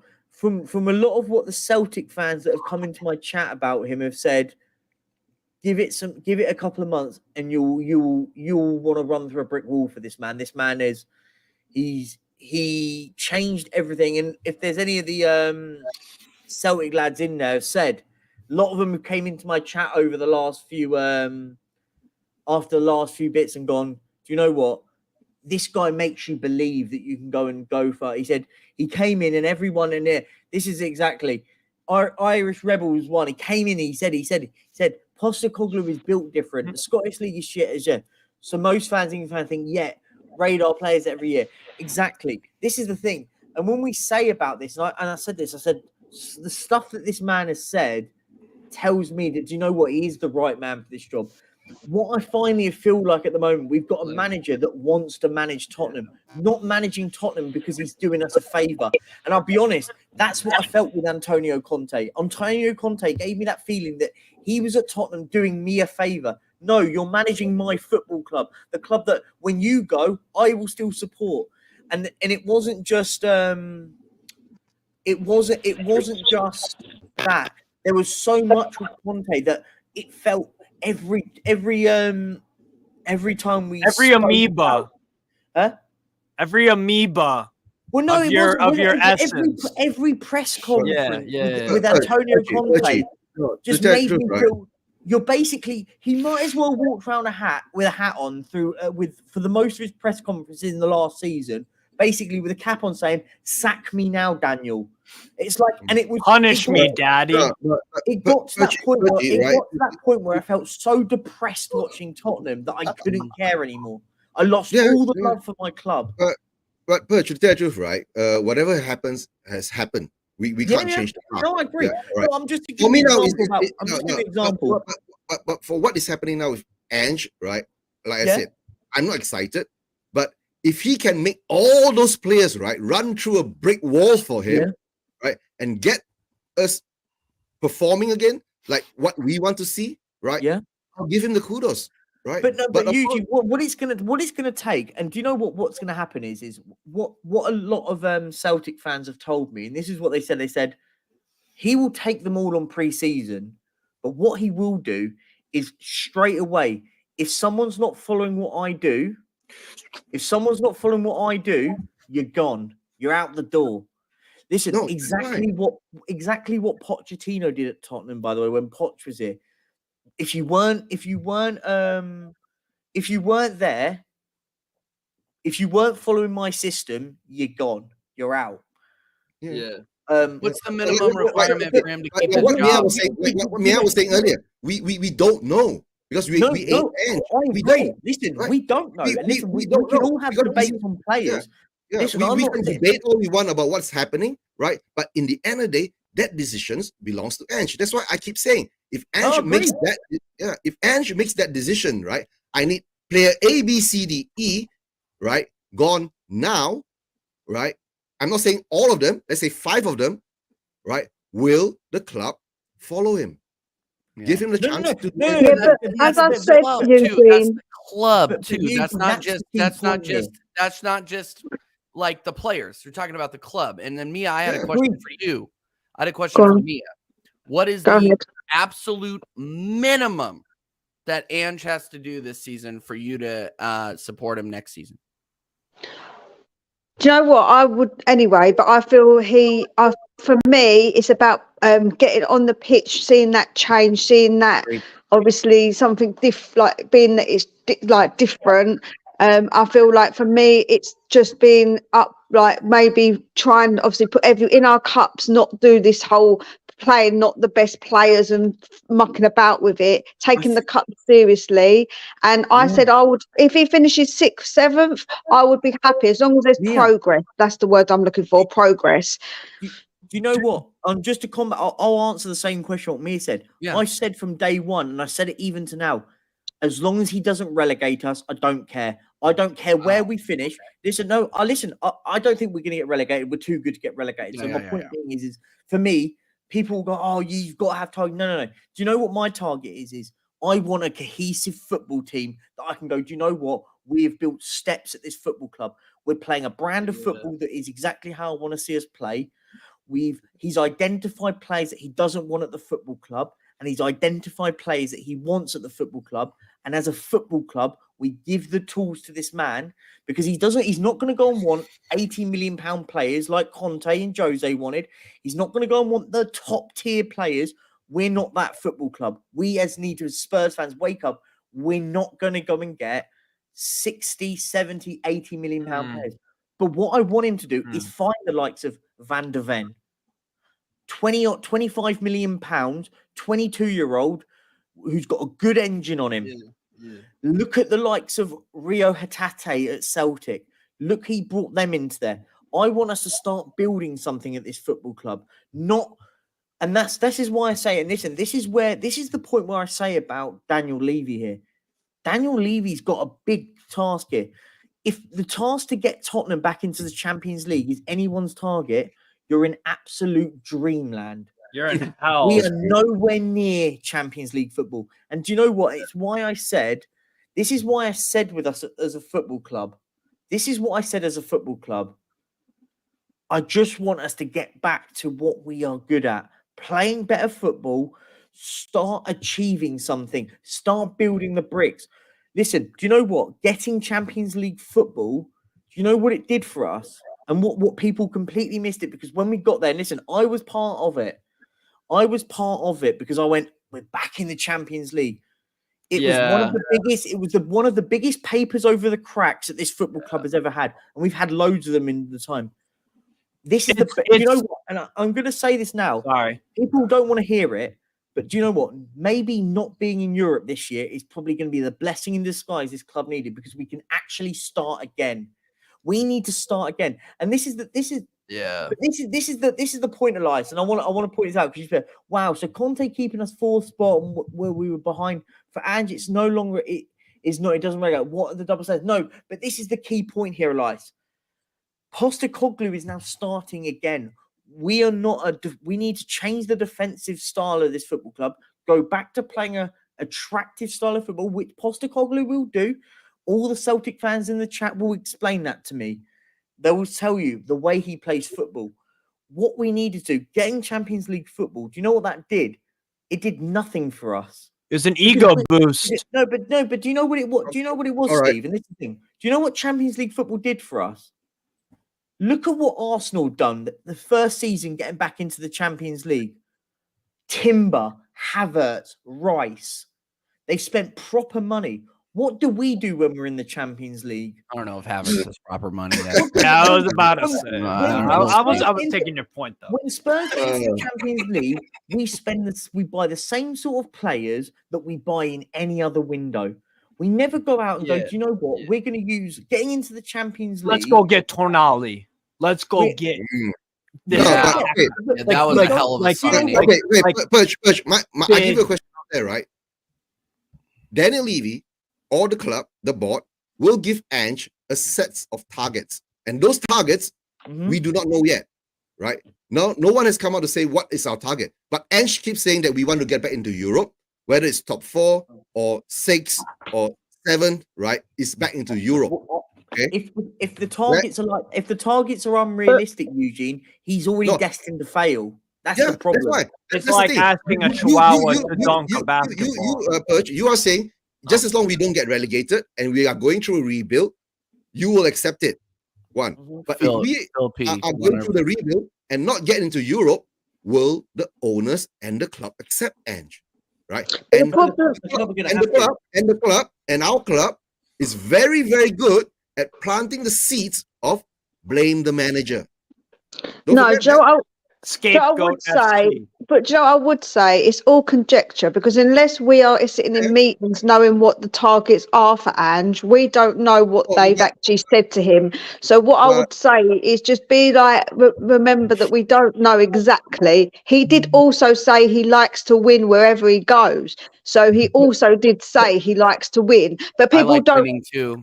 Yeah, but he also said that it's not about it's not about having a winning mentality. It's about building something. If you listen to his words, what he actually says, you can actually decipher what him as a person is saying. And I feel like that people miss that because they want to sometimes just hear what they want to hear and take away the other parts of what he's actually saying. No, agreed. And just to pick up this point 1 second, Conte was starting something new. He signed an 18-month contract.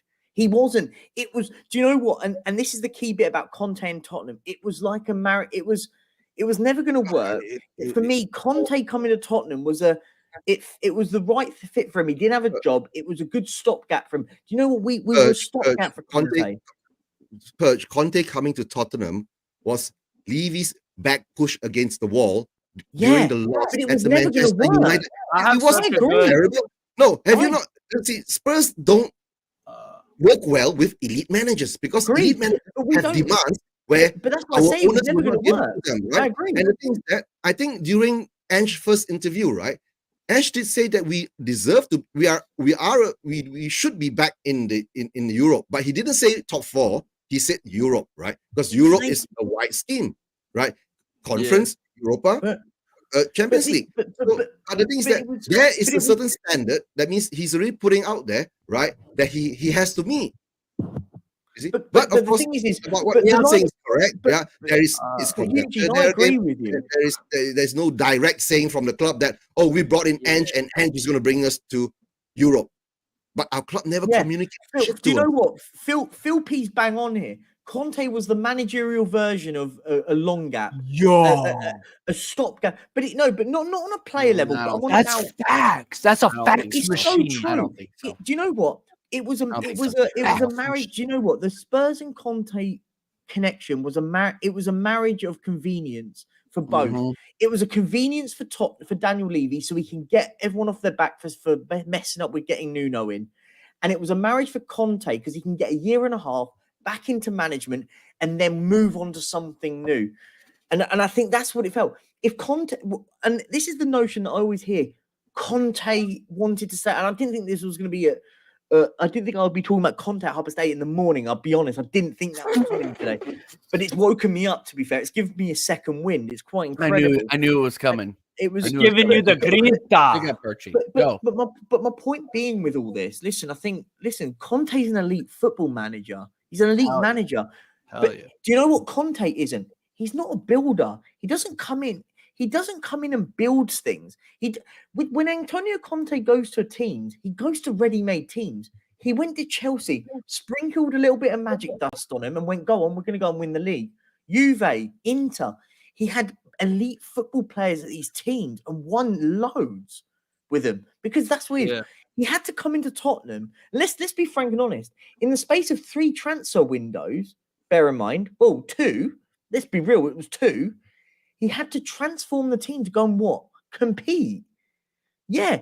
That's not what he does, though. He's there to win stuff. The simple thing, I think what Conte had in his mind when he came to Spurs was maybe he was promised a lot of things as usual, right? Maybe. Maybe he was promised a lot of things, right?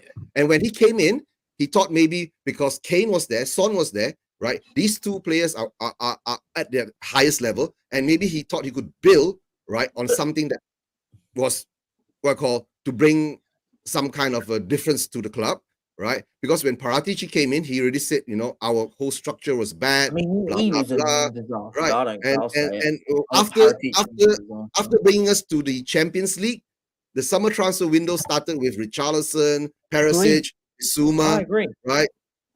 So in the end of the day. But this is another thing. Paratici's another one that seems to get so much plaudits, by the way. Like it's mental. I thought Paratici was crap. Paratici's a one-hit wonder. Let's be real. He is such a one-hit wonder merchant. This guy gets one good transfer in, and that's all he does. Bro, this guy is just the 1980s. Hold on, He's just a one-hit wonder, bro. Paratici was brought in, right, to teach Levy the dark arts of he's corruption. Listen, he's made it even worse. I'll be honest. I say this all the time, and me and Sarah have this debate all the time. Paratici, man, apart from 3 players from his former club, who did he bring in?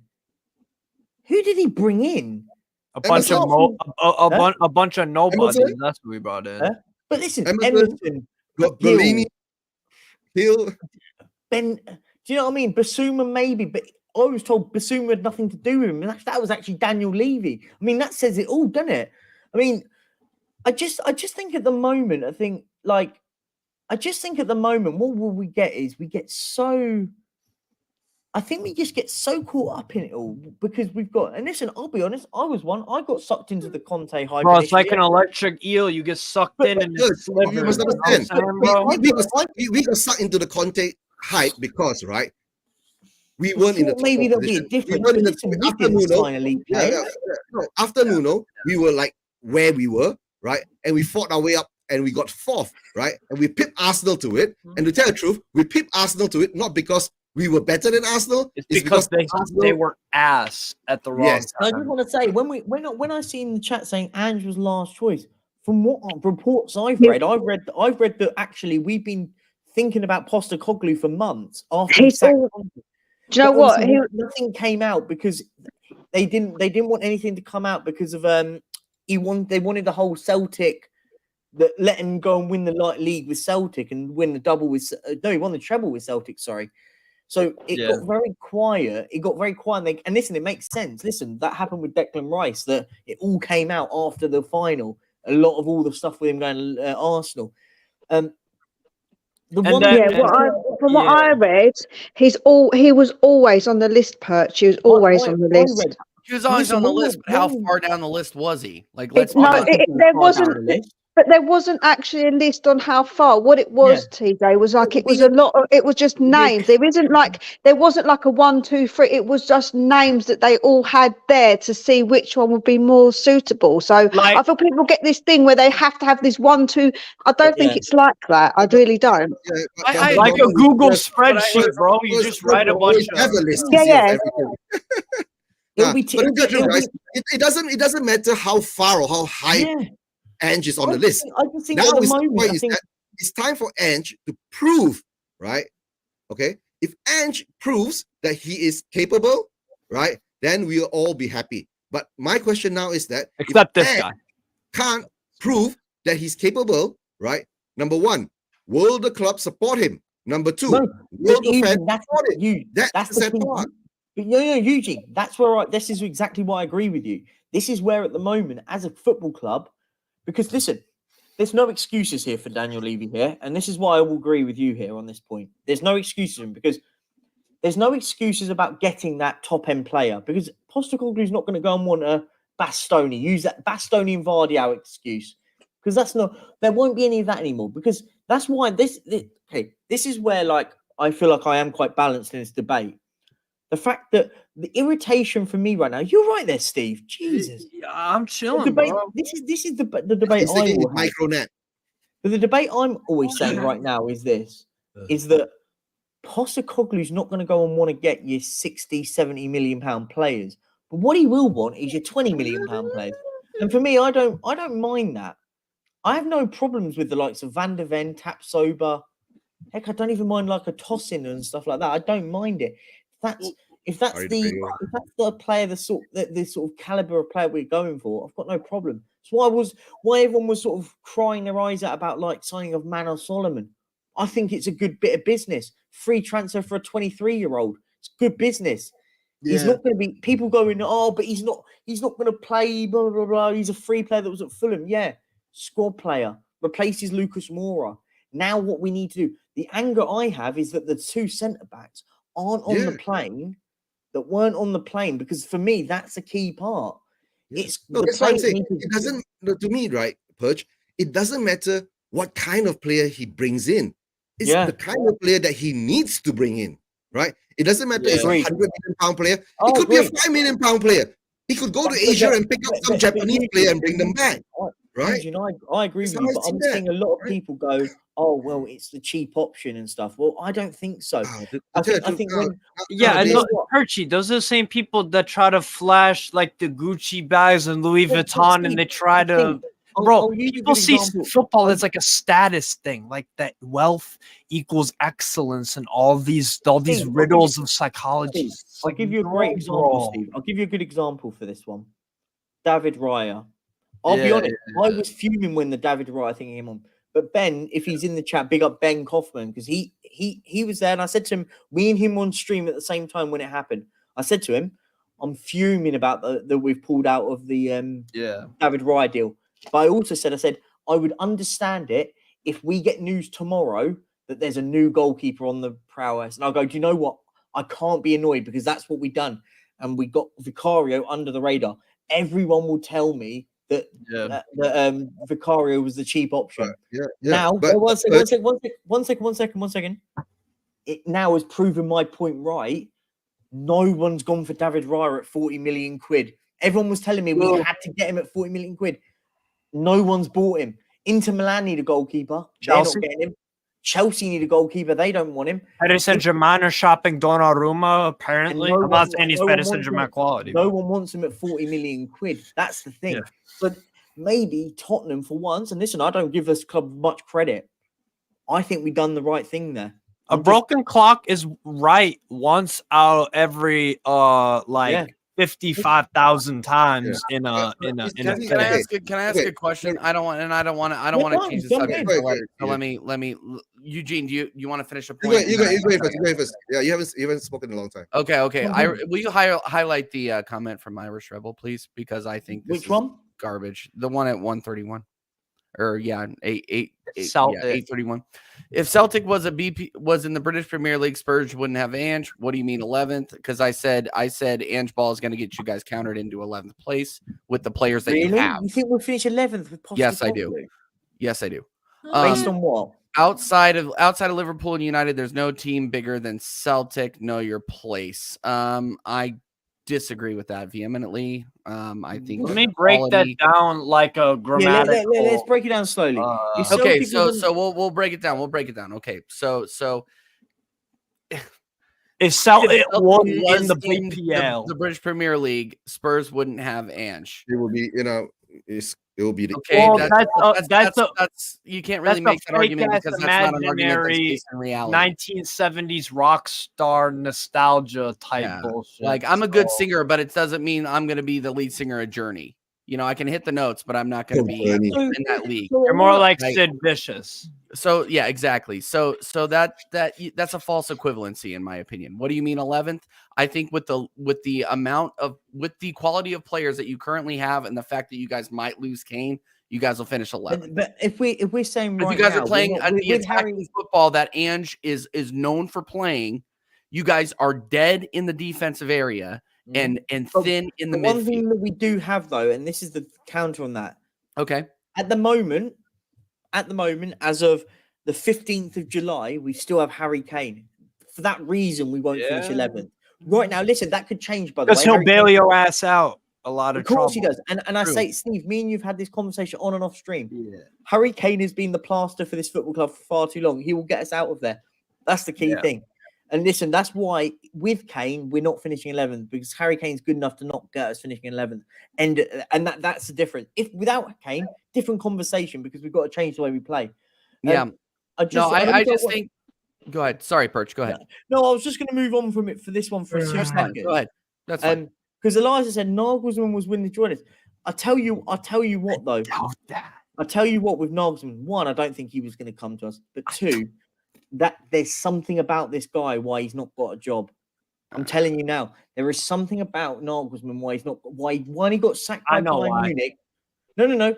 I know you do know, but my point is I have a feeling there is a background check that has been done on this man, and people have gone, do you know what? It's not worth it. He's not the right character for this football club. I wanted it. I'll hold my hands up. I wanted Nagelsmann. I thought he was the right man for the job. But I've sat back and I've gone, how many clubs have turned him down? Tottenham turned him down. Chelsea turned him down. PSG turned him down. Do you know what I mean? I understand it with Tottenham if you wanted to go bigger clubs. Bigger clubs have gone and said, nah, we're all right. Napoli didn't want him. He was linked with Napoli. Napoli didn't want him. So I think there was something about Nagelsmann that, and I think there is a key thing about him, why there's got to be a reason why he wasn't getting jobs. There's got to be a reason why. That actually. I don't know what it is, but there's got to be a reason. Like a young manager like that was managing at Bayern Munich, not getting a job anywhere. Yeah. Hoffenheim and Leipzig really before. Well at Leipzig and really well at Hoffenheim. All of a sudden, he's not getting a job. Like, and people are saying, "Oh, he might be waiting for the Real Madrid job." I bet you he don't get it. I'm just saying. No, I agree with you. He's not ready for that, bro. He's not ready. What I mean. This is the thing, though. I think there are two things here that kind of number one is that Germans like myself are stubborn dickheads. Like we don't like to cater our way. It's our way or the highway. Like you accept on my Oma was like that before she passed, bro.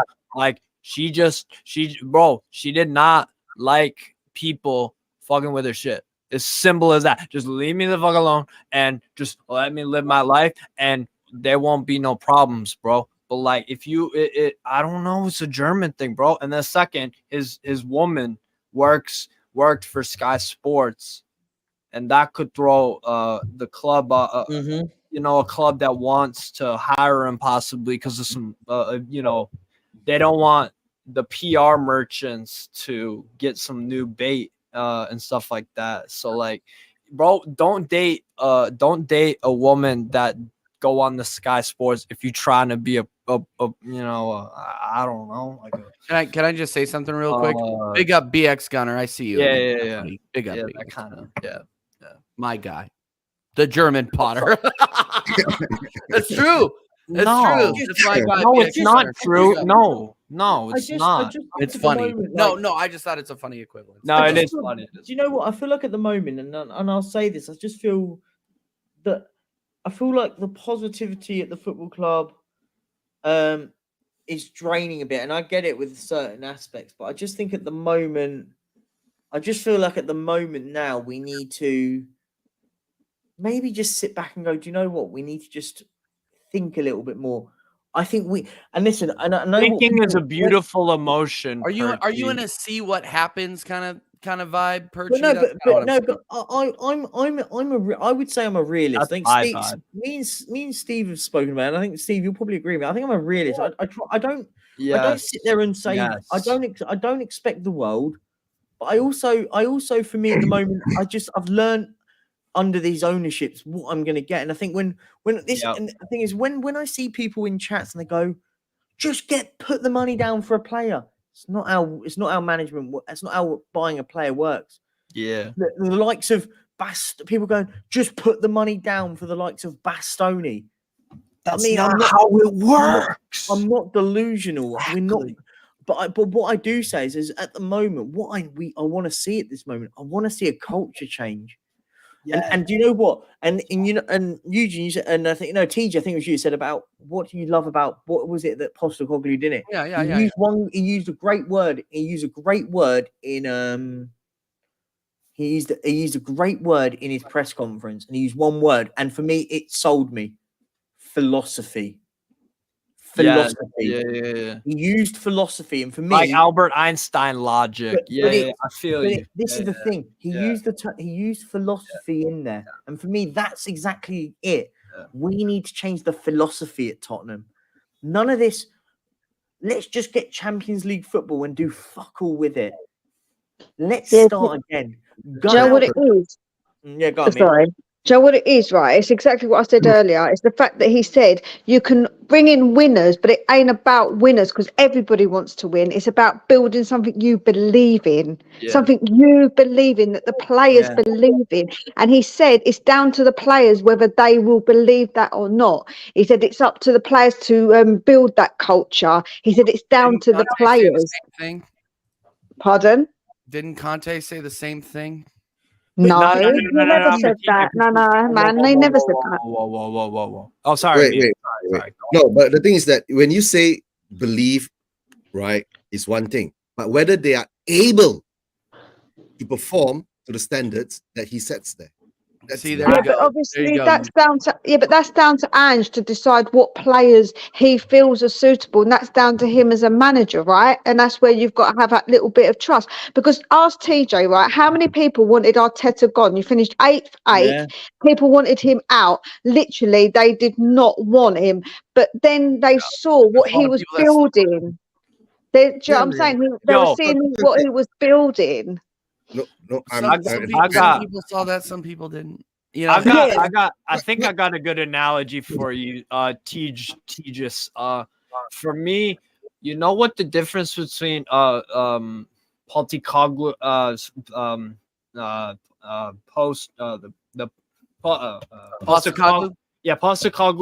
and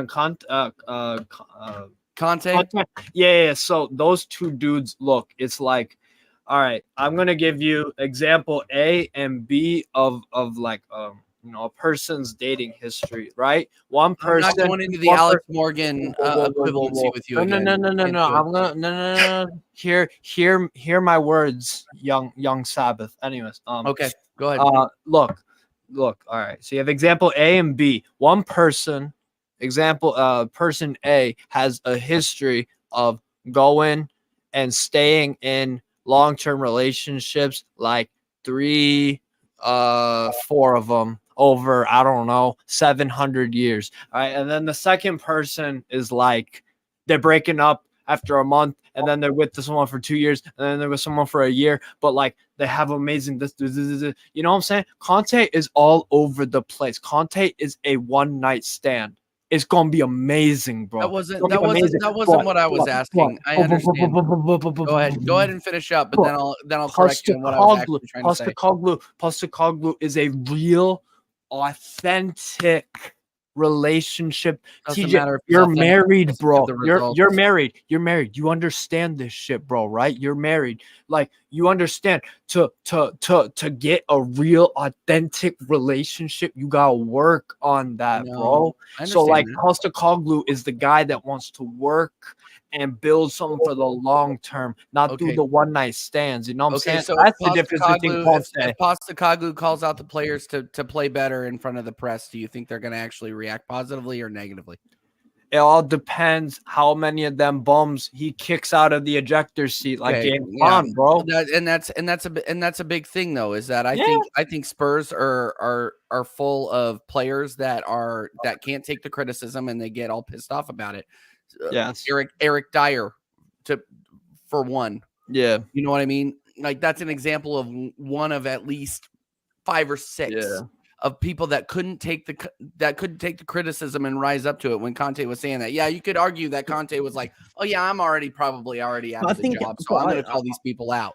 But at the same time, like this, I understand the positivity because Postecoglou brings something new, right?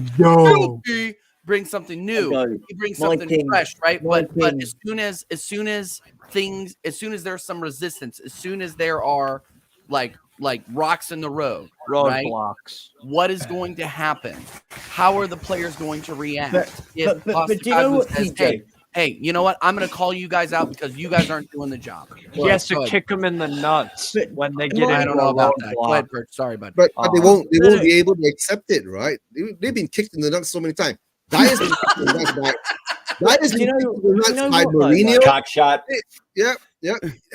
All of these players that we have been kicked in the nuts by all these managers along the way, and we still have them. So do you think Postecoglou is going to kick them in the nuts and they're going to react better? Come on. That's a lot of them are beta. I feel like these guys almost need a wet nurse half the time because they can't take the criticism. Big up, Phil P. Yeah. Big up. Listen, this conversation. Big up to this man. This man's an absolute legend, by the way. Come on, guys. Good morning, Phil. Good morning. Phil, man, that's too much colour for my eyeballs this early in the morning, man. Mia, you have to embrace the salmon colored sweatshirt. It's beautiful. No, it's always it's like he's going to a rave. That's what it reminds me of. Come on, it's Saturday. He can go to a rave. It's fine. I mean, Mia, basically what happened was when Sava left the club, he salsa'd out of the club, sachet away, and I came in and I started giving it the full on rave beans, Manchester. Love it. Gave him a striptease? Strip dance? What? You gave him a full what? No, that's something different. That's something different, Steve. But you know, whatever floats your boat. Listen, big up to the perch, yeah. If you haven't donated, donate. If you've donated, donate. If you want to see this man suffer for another few hours, donate. We're nearly there. We're nearly there. For more hours, donate. Basically, just give him some money, yeah. Thank you. I was just going to say, talking about big up Paul Hancock. You've chucked in a tenner half an hour ago. Thank you so much. Yeah, it is an exceptional cause. Thank you so much. Genuinely. Listen, I've got to give a shout out to Paul Hancock. He came in here giving it the old violin strings because he's a Man U fan, like basically saying, "Oh, woe is me. My club's getting done for FFP," which I didn't realise, by the way. We've wasted all this money, spent billions on trash, and then I had to remind him that he's won 3 trophies in a period of the last 5 years, and we've basically won a golden boot and a Pushkas award. That's it. Listen, you know how bad it is. The other day, everyone was talking about Dele Alli, and God bless him, and obviously big up to Dele Alli. Unfortunately, he was forced into having to give the interview, but he grabbed the narrative by the scruff of the neck, and I think he was brilliant. Whatever happens to him, we'd all love to see him do his business on the football pitch again to the level he did or better. But in the end, we just hope the guy's happy. So find your happy place, mate. But Eugene, just quickly, the thing David wasn't joined. I'm going to send him the link, okay? Get him in. We're bringing the A squad back in now. Oh boy, here we go. Yeah. The B shift is gonna the B shift. Me is gonna go here pretty soon. But big up. No, you're going nowhere, mate. TJ, come on. Oh, bro, my wife is coming home. It's 2 a.m. in Kansas City right now. You've got your Hawaiian shirt on. You know. No one said you've bottled it in a few hours, so you're fine. It's all good. It's all good. Yeah, no, that was Sava right when I started. So yeah. No, listen, Sava gets triggered by anyone saying that Arsenal bottled it, but I've noticed Sava's sort of changing a little bit lately because I think some of the Gooners are so deluded. It's got to him. Yeah, last season he was willing to give you flowers, and now all the flowers are dead. All the flowers are dead, and everyone's getting. Sava talks to a lot of people that sell because they are deluded. I'm just the guy that talks as it is. Right, Steve-O? He's hot. What? Listen, one thing I want to say though, right? The same day Dele Alli's interview dropped, obviously the main man H-Dog was on Hot Ones, which are two of my favourite things in the world, Harry Kane and Hot Ones, and literally. There was, I think, one mention of Tottenham Hotspur in the whole thing. I couldn't, my little heart broke a little bit. But, you know, big up to Harry Kane because he took on the wings of death. And I'm not going to spoil what he did, but he was a pro. He was an absolute pro. I just want to say... Daigle. Wait. 1 second. I just want to say, guys in the chat, listen, it's a charity stream. Stop getting all aggy, man. Come on, just relax a bit. Everyone, just it's too early. It's too early in the morning. My head feels like my head feels like it's been hit by a train. Elias, dog. Everyone in the chat, just relax and calm it. Just be nice to one another. Listen, this is the reason why I say this is a charity stream. You know when you ask for like subs and you ask for likes and it still remains low, people just don't listen. So what I'm going to go the other way, the neg cell. You lot, you need to take the cling film off your lager and start drinking. Not you, Daigle, obviously, but go for it in the chat. Let it all out. Let it out. Don't bottle it anymore. On that same point, tell Levy what you think. On that same point, can I say something? As an Arsenal fan on the stream, surrounded by 5 ops. Okay, 5 ops. I have lost a sub while I've been here. Okay, I've lost. Okay, so. Let me see. You know what? Screw everybody in here. I don't care. Everybody unsubscribe. Doing what Bill says. Who cares? Sorry. TJ, I just want to say, apologies to jump in. No, Daniel Mortenden again, another £15, guys. Yeah. Daniel, you said it won't let me message you on Twitter. Send me your Twitter thing, and I will message you personally. Genuinely, you sir have nearly donated over nearly £200. Thank you so much. It genuinely means the world. Big that's dope. So, like, guys, as I said in the chat, just share a bit of love. Listen, this is for charity. Normally everyone wants to kick off and go ballistic. It's a safe space, now isn't it? This you is a have to be safe nice space. because family are coming on. I've got family back on.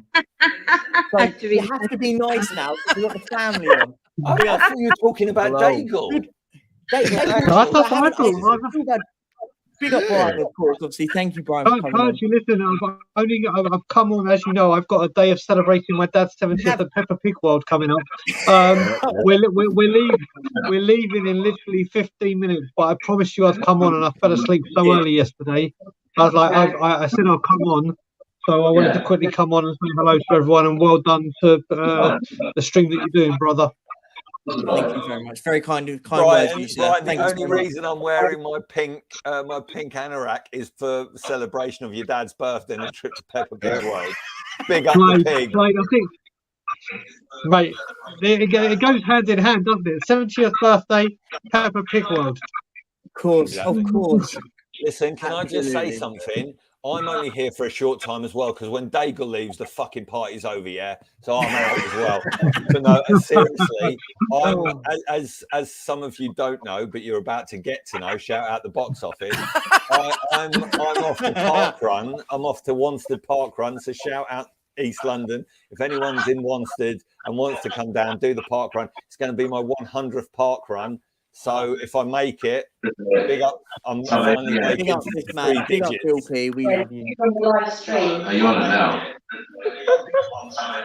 Big up. Is this Auntie Jeanette? Is this Auntie Jeanette? This is Auntie Jeanette. Big up Auntie Jeanette. Big up Auntie Jeanette. Big up. Hiya. Good morning. How was your sleep? Hope you had a lovely sleep. Good morning. I didn't sleep too much because I kept thinking about you, Jack, obviously. Oh, thank you. Look. All of them, all the family Everybody's just coming decided in. I to love turn it. up. Good morning, family. Good morning. Can Good luck on your Linda, pub run. God bless you. Can I ask a question though of the aunties? Obviously, we Yeah. want two fun facts about Perchy before me and Daigle have to go. But Phil, can you I have to donate £50 for that. That's the deal. Can I ask a serious question? Is Jeanette really the one we've got to watch? Because obviously, anyone that puts Jeanette mad the in one their what, sorry? title is on a certain level, but it's when they're undercover, when they're not professing the state of their mental health. I think that's when you've really got to worry. So Jeanette is the one I'm keeping my eyes on. Saying that, what, you realise you are saying that. Well, another auntie's got mad, Auntie Linda. So I know. Listen, but Linda is putting her stall out. She's setting her stall out. She's telling us where she's at. My but mother Jeanette isn't hasn't given chat. anything My away. mother. Do you know what I mean? Big up. Yeah, the only thing is, Jeanette is just got up. So hair not done, not really ready for the camera. So I'll have to go away and come back again. I don't know how I'm still ready for the camera either. It's my eyes feel like they're gonna fall out of my eyes. You're looking way better than you did a couple of hours ago. That's all I'm gonna say. Oh, well done, Jack. We're proud of you. Keep going, We're nearly there. Come on, we're nearly there. There's what? Yeah. 4 hours to go. How much Thank have you so raised so far, Jack? Oh, see, you're perfect for YouTube. Just that's a great transition. I love that. That's brilliant. Brilliant. That's exactly. Come on, let's hear it. Let's hear it. Let's hear it. We are now at £2,050. Wow, well done. Well done. 950. Just on behalf of the family, thank you everyone who's contributed for this amazing cause. We're so grateful. Thank you. Can I just say, Jeanette, I am Jeanette. I am the wife of David. He's my husband. He's the one who passed, and this is the Peace Hospice that we're donating the money to. Those people came out and helped him on his final day. So again, as my sister said, thank you so much for all your donations. Really, really grateful. Yeah. Thank you. Couldn't have said it better. Well said, Jeanette. So keep on putting those donations as you're chatting about Now football. you've just heard that. There's no excuses, guys. Throw some money in the pot. Come on. Good lad. Come on, good lad. Come on, guys. We're nearly there. Someone's at my door. Oh, someone is actually. Okay, it's Brian, Kevin Prince Boateng. This is how drunk. This is how drunk Sava was. He got on the plane to Barcelona and he's gone to knock up Perchy to see if he can play out. Can Jack come and play football? You just see Sava come into the screen, come into the frame. You're like, oh. It's probably his neighbours saying, "What the hell's going on? Shut up." Now, aunties, I don't know whether you were here at the very beginning, but did you see Sava was wearing his ballroom dancing kit to go out on the tiles on Friday down, night? baby. No, we weren't there at the beginning. It was, I didn't know whether I was walking into a football stream or a modeling session. I was like, Sava, did you lose? It looked like one of those Giorgio Armani kind of advertisements. Yeah, I know. I was just like, good lord. Wow. I said that he might be going ballroom dancing, so now he's got a special Saturday night stream called Strictly Come Sava. But also, I am actually worried that he might have been going to some sort of what is it, like an immersive experience? You know, when you like secret cinema of Scarface. I thought he might have been giving it say hello to my little friend. I'm gonna have to check this out. Yeah, go back to the first stream, Daigle. You'll see it all. I just worry, what did he have on underneath? Was it like the rest of it? You know, was it just a black suit and like Cuban heels, or was it like a pair of arseless chaps? What was going on? Do you know what I mean? I'm definitely going to check this out. Do you think definitely how far to Peppa Pig World from where you are? Yeah. Peppa Pig World's down the road from me. Who's this? That's where I'm going to be in about an hour and a half. Where are you? I'm going in. Me, my mum, my dad, my sister, my brother-in-law, my 5 nephews and niece to celebrate my dad's 70th birthday. Not a niece and nephew's birthday. My dad's 70th birthday. We are celebrating a Peppa Pig world. Happy birthday to your family's birthdays. Ah, thank you. Where do you live then? Fosters. Oh, okay. Well, actually, aunties, technically the answer is Canada via Cockfosters. Yeah, Toronto.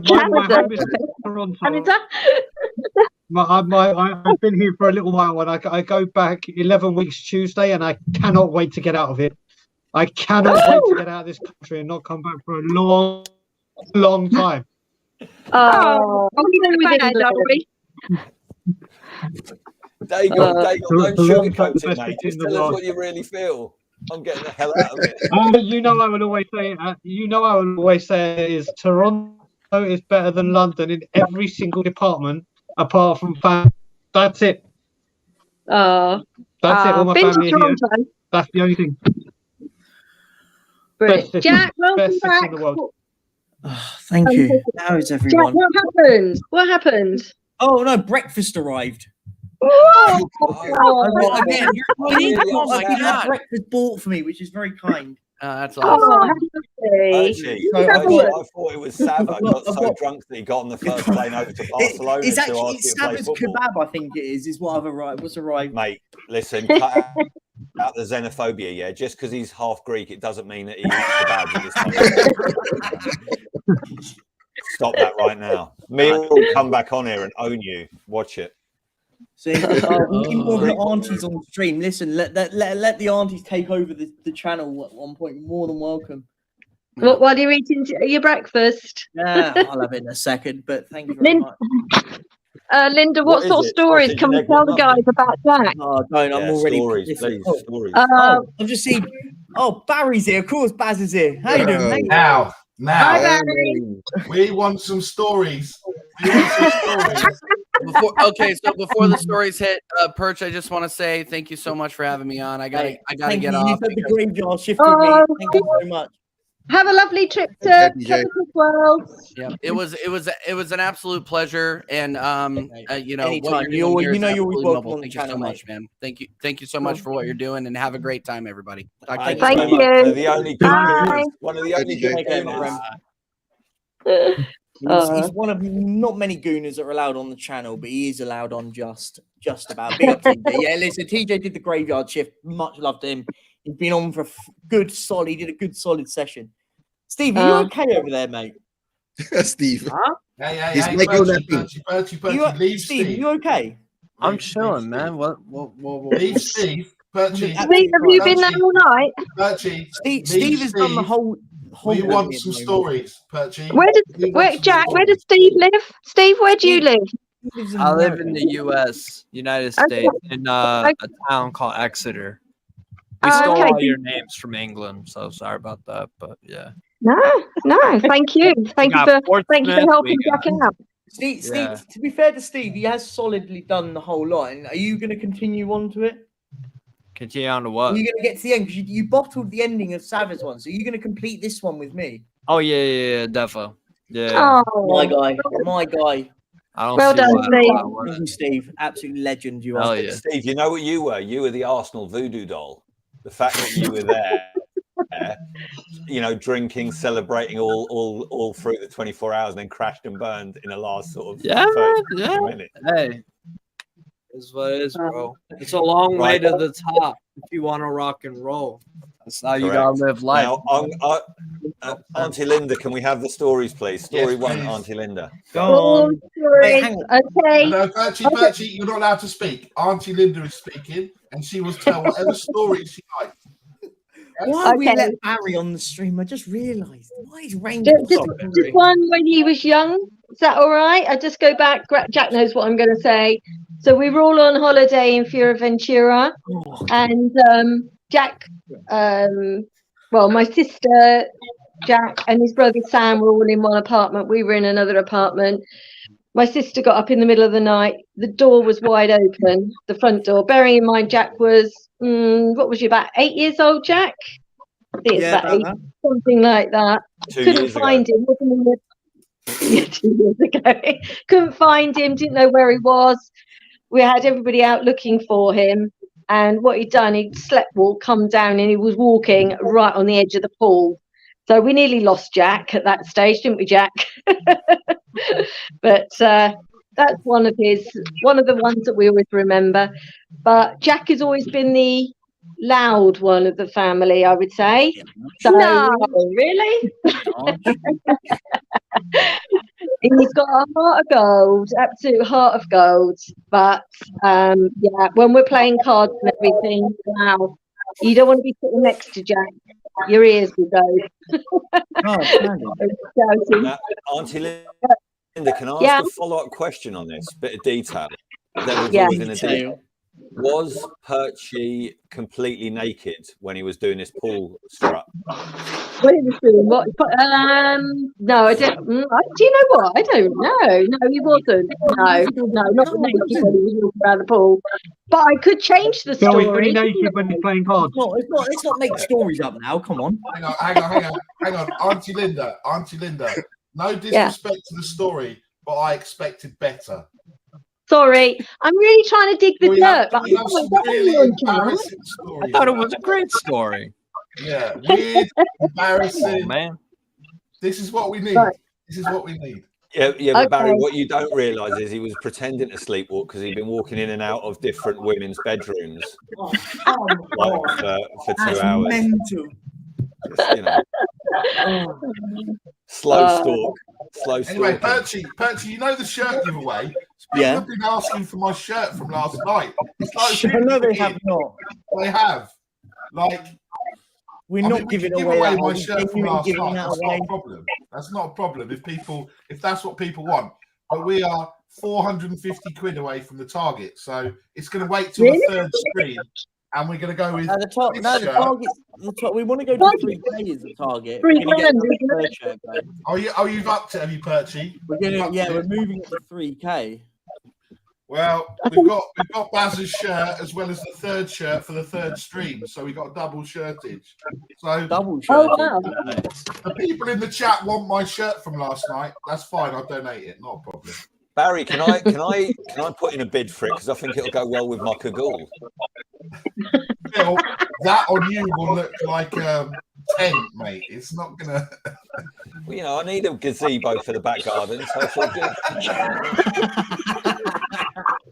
British summertime, mate. We need gazebos. Fair. Listen, Perchie, I've got to head on, mate, because I've got to get to Peppa Pig World for the surprise. Oh, sorry, I've got the surprise. Yeah. Have a good run. Yeah, cheers. That's a good time for us to go as well, because we're going. Yep. Happy birthday to Papa. I'm gonna do one as well. Brian, how can we sign out? And as always. Cool, it's a charity stream. Do I do it on a charity stream? Okay. No, charity not charity stream. No, we can't say it on the charity stream. Let's do it. We'll do it properly. We're gonna do it. We'll do it. Like a rabbi in a Saturday service I'm doing right now. Here we go. Like a rabbi. And as always, Levy out. Huge love, Perchie. Thank you. Pick up the aunties. Pick up the aunties. Bye. Bye. Peace. Mate. Jack, how many have you got on streaming at the moment? We have 51 people live. Come on, guys. Oh. Couple of quid each, and that's 100 quid done, isn't it? Come on, guys. Come on, El When Baby. was the last donation put in, Jack? Last donation was done by, let's get it up. 17 minutes ago. 17. Oh, fabulous. 17 minutes ago. Oh, we have got a new one. Jason, Total Ospur, 20 Australian dollars. Thank you so much, Jason, from the Total Ospurs. Big up to you, my friends. I didn't shout that one out, so big up to you. Hope you're doing well. How is everybody? Because it's rather warm in here now. I'm chilling, man. I'm making more trivia questions. Oh no, have you really?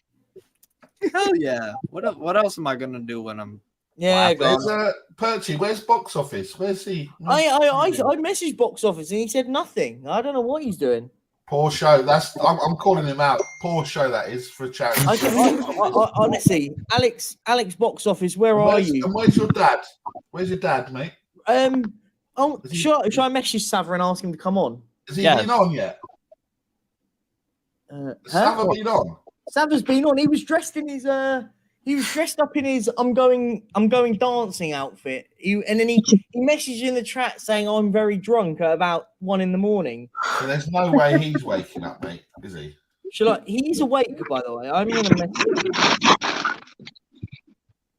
Where is he? I can't even find his number. Oh, it's in my Guys, I'm going to drop out now, but I'll be back again in a few hours. Anytime. Bye, guys. Bye. Come back with a better story, please, Auntie Linda. I want a better story than what you gave us. Okay, there you go. I've messaged Sava. Let's see what he does. Question is, will he bottle it? That's the question. Well, who hasn't been on, Perchy? Because I'm calling them out now. I'm calling them out. Yeah, call them out. Name and shame. It's time to slice Name and dice, shame. See, we haven't seen a Sean Butler on. Oh wow. We haven't seen a Sean Butler on stream. Just saying. I'm calling him out in his group. Yeah, I think so. Right, so we haven't seen Sean Butler. Who else haven't we seen? We haven't seen box office. No box office. Look, sometimes it takes look, for a professor of his magnitude, sometimes it takes some preparation to deliver the facts, the truth. The question is, here's the next question. Where's Henry Wright? Is he think he's too big for this stream? Where are you, Henry? Too big. Henry Wright's Where are you, big. Henry? Henry Wright's too big time. Who else? Yeah, Henry Wright and Sean on the team. You passed the 10K mark, and they just think they're better than us now. Big time Charlie's. Crazy, man. Yeah. Who else? Who else, Perchy? Come on. Who else? I'm calling them out, let's mate. see. Who else hasn't been on? Jack, has your mum been on? She hasn't. No, mother has not been on. I mean, with all due respect, I'm not calling Perchy's mum out. Wait. Where's Alan Clark when you need him? He's not been on. He said he's coming on. Alan did say he's coming on today. To be fair, he did say. So we'll wait and see on that one. But I think Mr. Butler, where are you, sir? I think Barry, I'm going to give you the stage, mate. I think it's your job to make the stage here. Sean Butler gave it the Billy Big Bollocks last night about donating 50 quid. Oh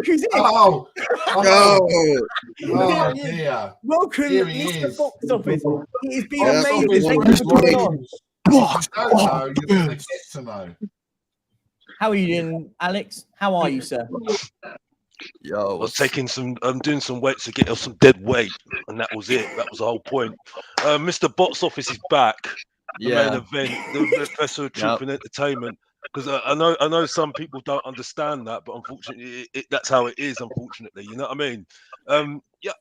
Just wanted to come on. Big up to you, Perchy, by the way, and because you asked very, very nicely, and appreciate Mr. Box Office. That's why I'm on tonight. Always welcome on, mate. This morning. Just need to say something because I actually getting fed up with this fan base now. To be honest with you, I'm actually getting fed up of it. Yeah. It's about a bunch of melts. Some of them. I've got to be honest. It's this whole thing with Postecoglou now. Let's just talk about Postecoglou. Yeah. I'm going to stick to what I said because people keep on saying to me, "Oh, why are you not positive, Alex?" Positive is just an annoying word now. The most annoying word in the Tottenham fan base, honestly. Let's just say, "Oh, we're positive because we're positive people," because all of a sudden we need to support somebody that's a positive person now. The point I'm making is, at the end of the day, right, is that nothing can be proven this is going to be successful. Yeah. Okay, if it was going to be successful, I would have seen more trophies, like more than Leicester City have done the last couple of years. You know what I mean? And notable trophies. Yeah, but I ain't seen it. It. You know what I mean? You know, my boy Steve might tell you as well, bruv, because all of a sudden Newcastle started turning up all of a sudden. Yeah, and now category A now. Because now we put up to taxi A because they're in the Champions League all of a sudden because that's a trophy now. I'm told there. Yeah, it ain't no trophy. Well, it ain't a trophy, isn't it? That's the point, isn't it? You know what I mean? But in Tottenham's eyes, it is a trophy, isn't it? You know, make sense of that, isn't it? You know what I mean? Yeah. My point is, yeah, until this club show the balls to back this guy when he's got a bad run of no wins, yeah, and they say we're backing this guy. This guy is for 4 years. I ain't saying nothing. Yeah, and you ain't changing my mind, and that's it. And that's all I need to say, and that's it. You know what I mean? Okay, yeah, Alex. Because Alex, that's what he said. No. I know you're my top fan. I know you're my top fan, Nick. But main event speaking, learn your lesson, bruv. And Mr. Bock make himself known that you couldn't do it in 20 minutes. My point is, and you still interrupting because you don't want to listen. My point is that as I said before, as I said before. As I said before, until he's not gonna cry, and until he has a bad run and this guy sticks to stick to the words that they said in June, I ain't saying that's it, and that's it. Now you can start speaking, Perchy. I'm done. You know what's a good analogy? Can I just say before I say anything, I did not think I'd get Alex box office on whilst my auntie is sat over there in the corner whilst I've just seen an Alex rant. I'm sorry, I'm done. That is absolutely one of the best bits of YouTube I've ever witnessed, and I've been sat here watching it. My sides are killing me. Barry, please just take it away. I'd just like to know what point you were making, because you kept saying I'm making this point, and I didn't understand what point you were making, Alex. Oh my god! Sometimes very. For me, bro. I think that Mr. Box Office's point was very poignant and sharp. Maybe to you it looks dull, but to me it screams Bryan Adams. It cuts like a knife, bro, like the truth. And that's it. That's it, Steve. That's my god. it. Oh my days. That's one of the I funniest things understand I've the ever witnessed. prophecy of Mr. Box Office TV. Yeah. Like it's not rocket science. It's not Pluto and Neptune and Levy-land stuff, bro. It's simplistic. You know what I'm saying? Mr. Box Office was speaking facts. All right. Yeah, I mean, I don't know what facts he was speaking, but he was speaking facts, bro. Because sometimes to talk, bro, when real knows real, it converses with itself. You know what I'm saying, bro? Oh man, come on, man. He was speaking facts about Newcastle, bro, because we were dog shit. Like less than 2 years ago, we had Jeff Hendrick, Andy Carroll, all these bums running around for Steve Bruce, who had no clue what he's doing. He's never had a clue about what he's doing. And look at what a change of ownership does.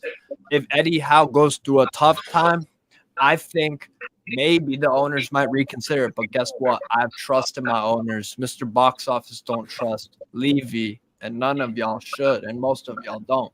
So for me, I think it's actually a really good point what Mr. Box Office said, because he wants to see when shit hits the fan, what's gonna stick. What's gonna stick? Will the managers stick, or will he be the sacrificial scapegoat? I think is a good point he made. Maybe that's just me. Can anyone explain to me what Steve just said?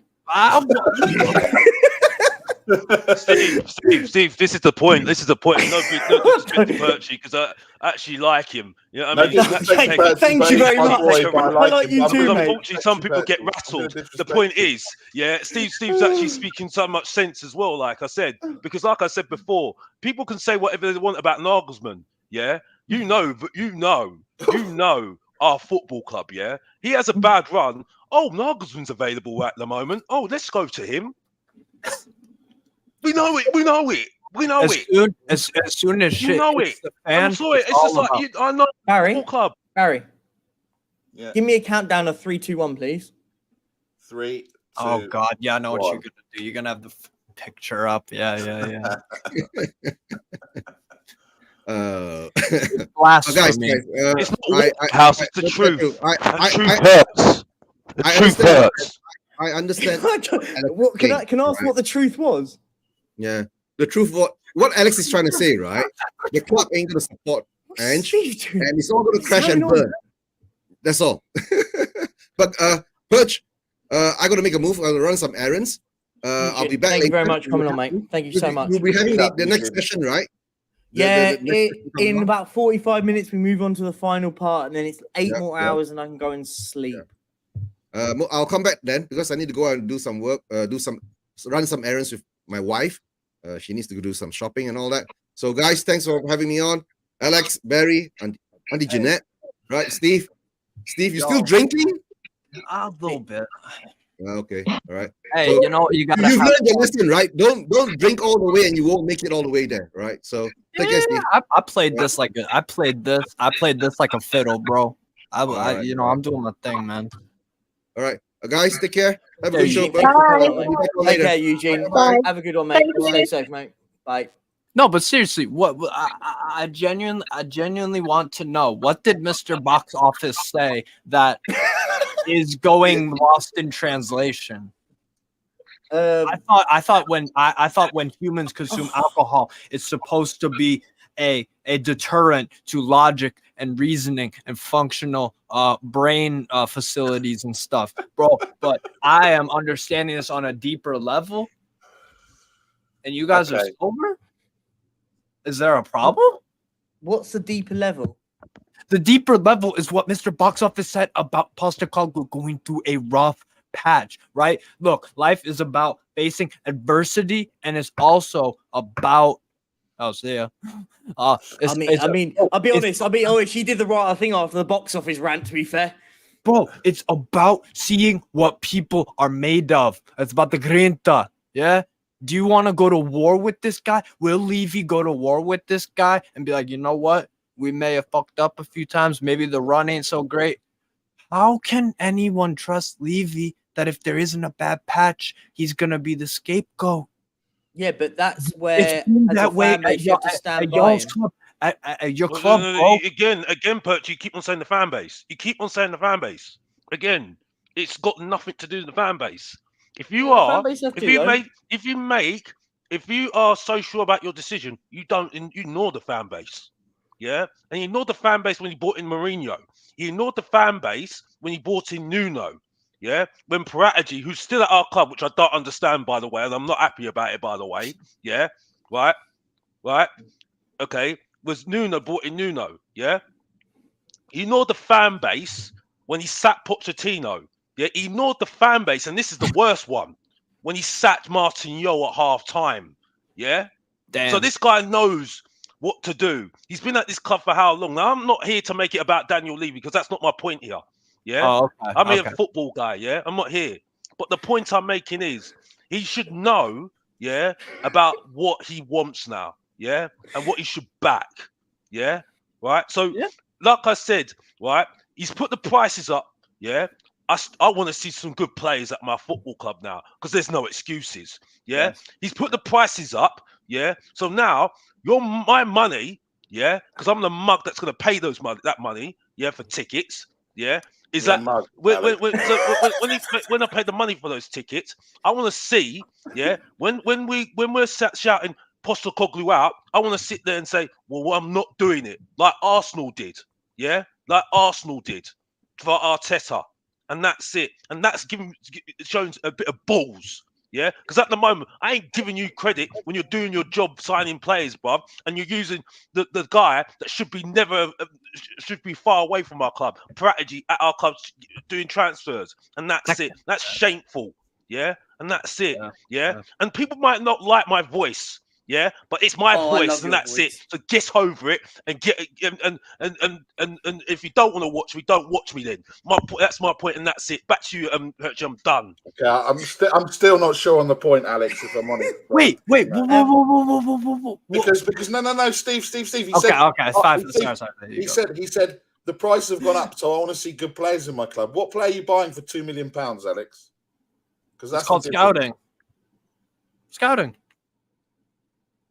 Did Newcastle United pay more or less for Botman compared to Harry Maguire? Did Newcastle pay more or less for Isak compared to Sancho? Did Newcastle pay more or less in terms of Bruno Guimaraes and Bruno Fernandes.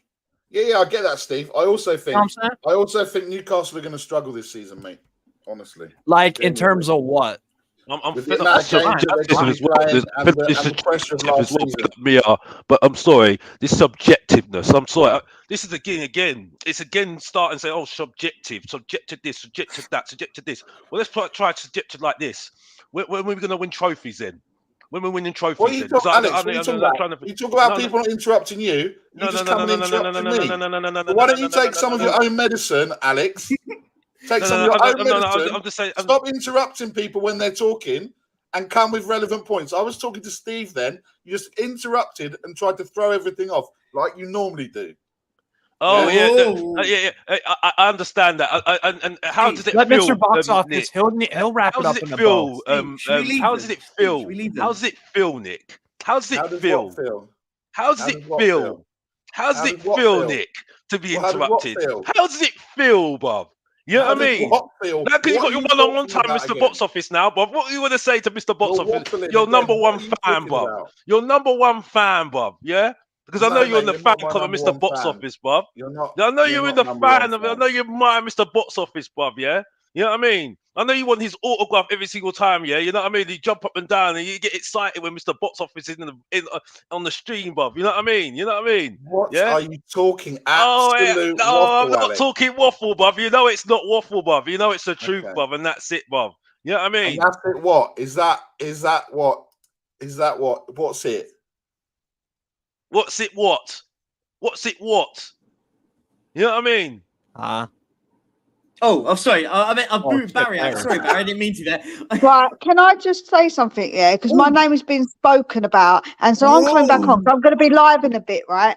My point is, Alexander, is that actually my subject. When I say about subjective, it's about you're saying you want good players, but to you, it's a subjective thing because you're saying what you think are good players, comparison to Perchy, to Nick, to me, it could be different. So what you're demanding is that everybody listens to just you and what you want. That's not how it works, man. I don't think he said that. Yeah, it's subjective because he said he wants to see good players. At the end of the day, what's good players to you is subjective, right? It's subjective because you stated Haaland and said he wasn't good enough. So to you, he wasn't good enough at that point. So what do you want? Do you want him? Wait, do you want him to say? Wait. So what's the alternative to the community?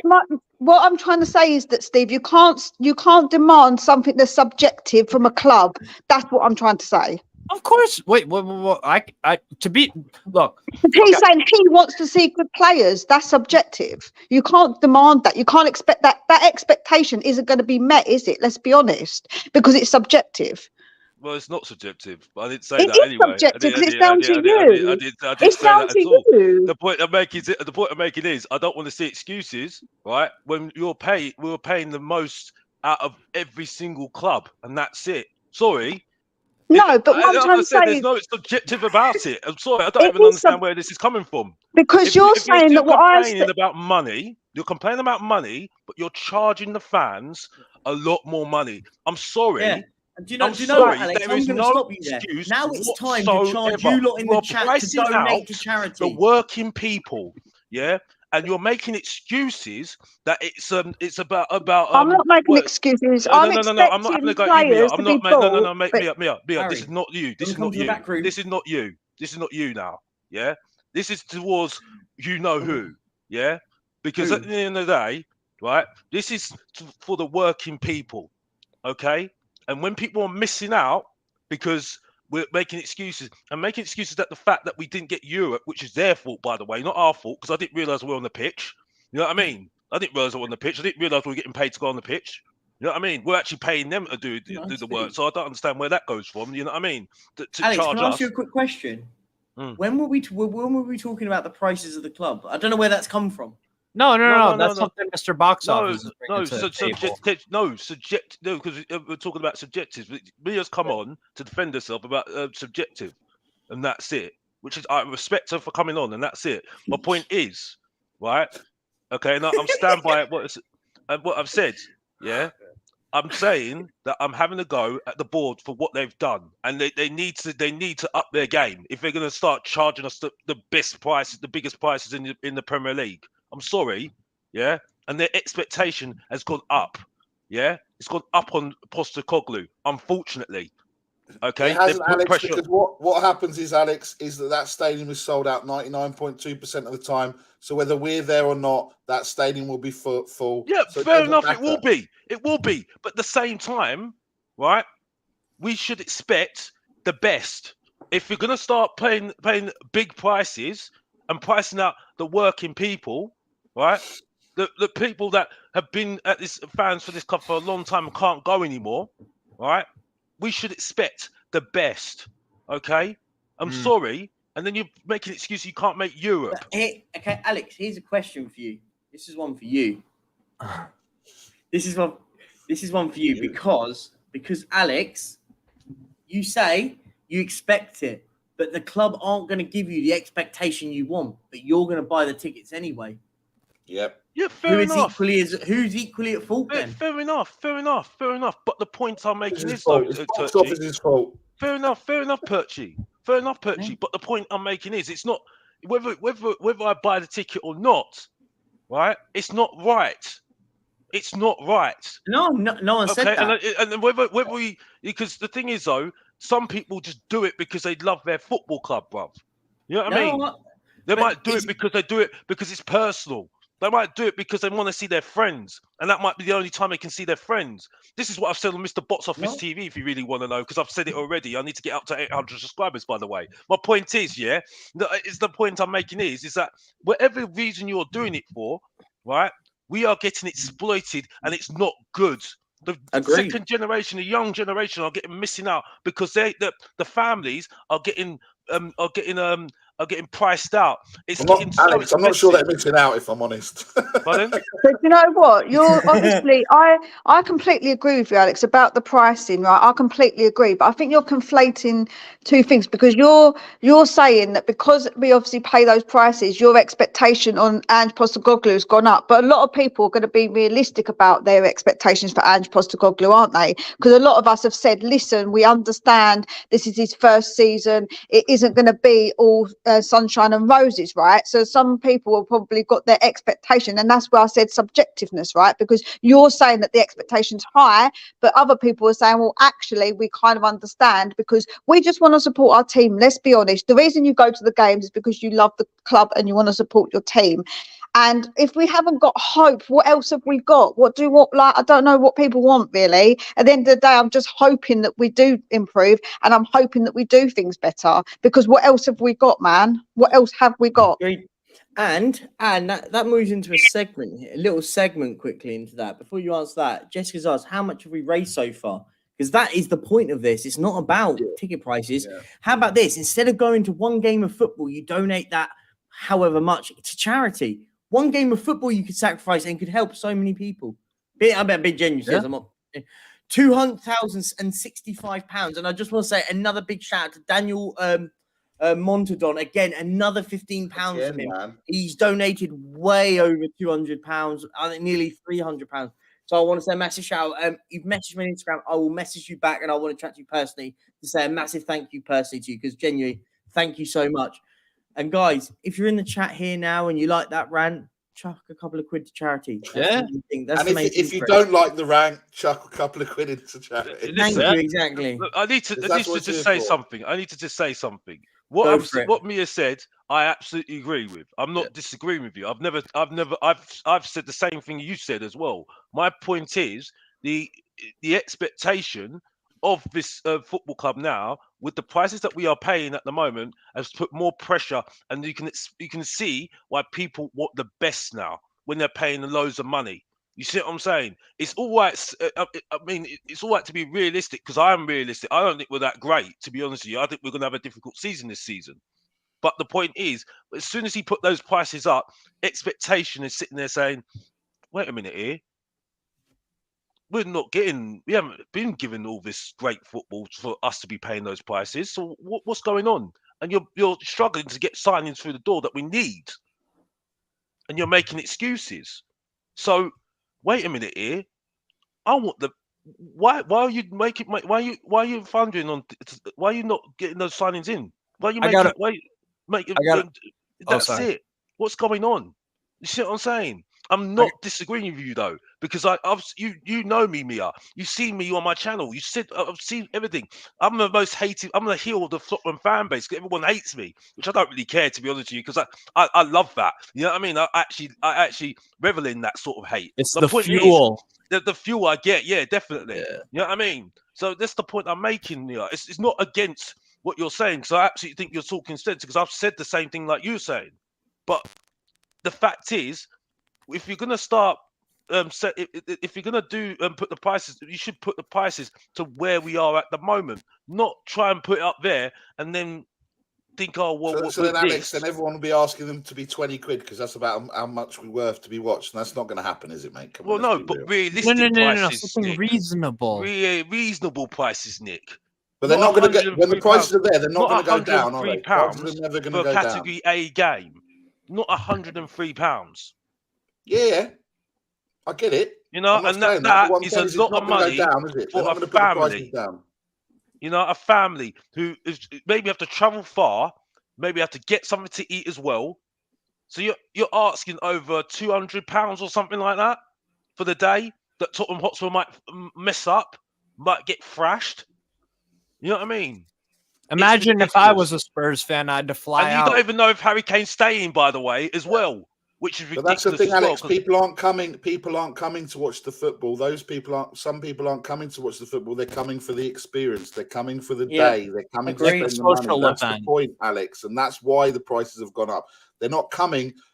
Some families are coming, and some people have been priced out of it. And I get that, right? But those people that are coming as a family, they're coming in, they're spending money in the shop, they're spending money there, they're doing the skywalk, they're staying the weekend, they'll stay in the hotel when it's built.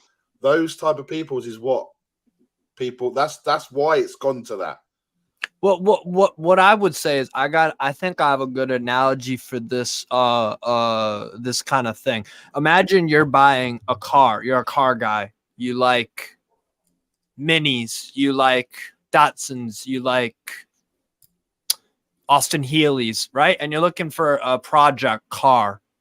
If someone is charging an Austin Healey and they're saying £10,000 and it works, or you have the option to buy the Austin Healey, it doesn't work, it needs work, and it's $9,000. Why would you? Okay, the project is Postacoglu. The ready-made Austin Healey is a little bit more expensive, but it's the product that works. The project should not be as expensive as the final working model, right? Would you pay exorbitant amount of money for something that is in a process? For something that's in a process that is not.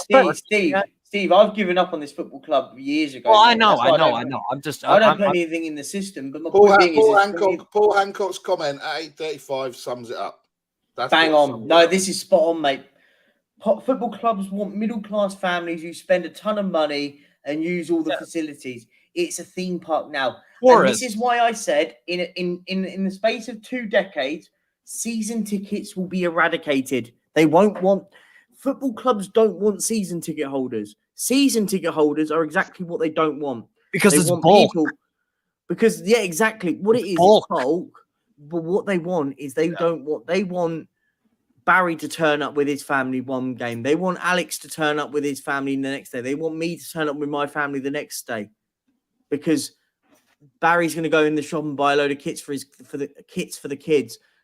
Alex as well. They want families going there, going to the shop, spending their money. They don't want that bloke spending $1,000 on his season ticket, going into the stadium, sitting down, and then leaving. Because they don't make the money from that. They make the money from everything else. Yeah, they want the price of my season ticket to be the price that I pay every week by bringing my family and doing everything. Yeah, that's exactly.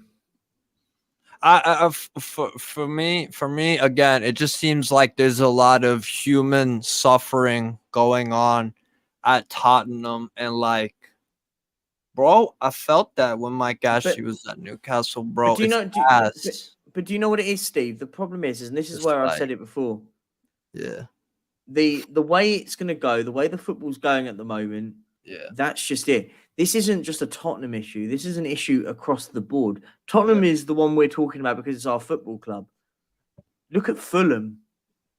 Fulham have racked their prices up. $3,000 for their most $3,000. Their most expensive season tickets, $3,000. Isn't that a posh area of London, though? To Fulham, yeah, but okay, irrelevant. so you sit there and say it's a posh area of London, but when people argue against about Tottenham putting their price up because it's London, it's kind of irrelevant. It's what you're like. What Alex was saying. It should be what you're watching. I would never in my wildest dreams pay $3,000 to see Tottenham, let alone Fulham. You know exactly. And that's the thing is this is the key part. What did the ticket price rise go to? £2 million. It's not substantial. It's not in the grand scheme of football. It's not substantial. What is £2 million?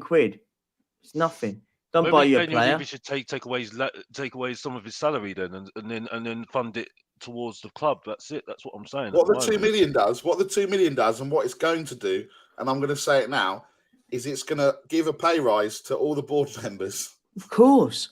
And that's what it's going to do. But Barry, this is the thing, and this is not me aimed at you, Alex, but this is it. If people keep going, what do you expect? As I said, Barry, me and you were on stream the other day, and I said, last season, one of the worst footballing performances I've seen all season, but the stadium was filled on average by 99.2%. Why would Daniel Levy not put the prices up? He's sitting there going, these lot have all turned up to watch absolute crap. I can take advantage. By the way, I'll talk about Sean because I'll say this for a fact, and I know what he said. Where did this come from? I saw him at the stadium. Yeah, right. And this is not a dig at him. Yeah? I think Sean's got to come on and defend himself. He sat there with people, and he sat there and thought, "What's going on here? I'm the only one shouting here. Right? Everyone else is not even making an inch. Yeah, and that's where it's going. That's where it's going. The stadium at the moment. People that are just going there for day out, and that's it. And I'm not having a go. I am not having a go. But that's the clientele that the football club want, though. That's what I'm saying. The club want that clientele. That's what I'm saying. But I'm not having a go. Yeah. No, I know you're not. This is symbolism of where we're going, and this is why I'm waiting. I am waiting and seeing what's going on with Tottenham. Yeah, because I ain't no mug. Yeah, and that's what I'm saying. But Alex, I've said on record, and this is it. But by the way, Mia, big up to you, by the way, for coming on, yeah, and defending yourself, yeah. I big up to you, yeah. That's why I've got respect for you. I've got to go anyway, so before you go into the next, obviously, conversation, I've got to go. So I will send everyone after my live perch. I'll send everybody over to you. I'll send the. I don't know how to do. I'm just trying to do the redirect thing, but I haven't got a clue how to do it. So I'll just chuck the link in. Send the link in. It's the third. We'll be on the third one later. So yeah, cool. On that link. All right, no worries. So right. Speak to you later. Bye. Bye, Mia.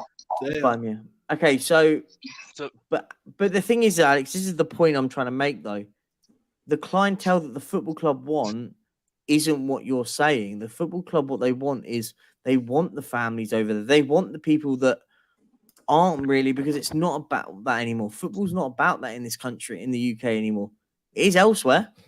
Not in the UK. It's but not. This is why I'm saying. Pricing people out.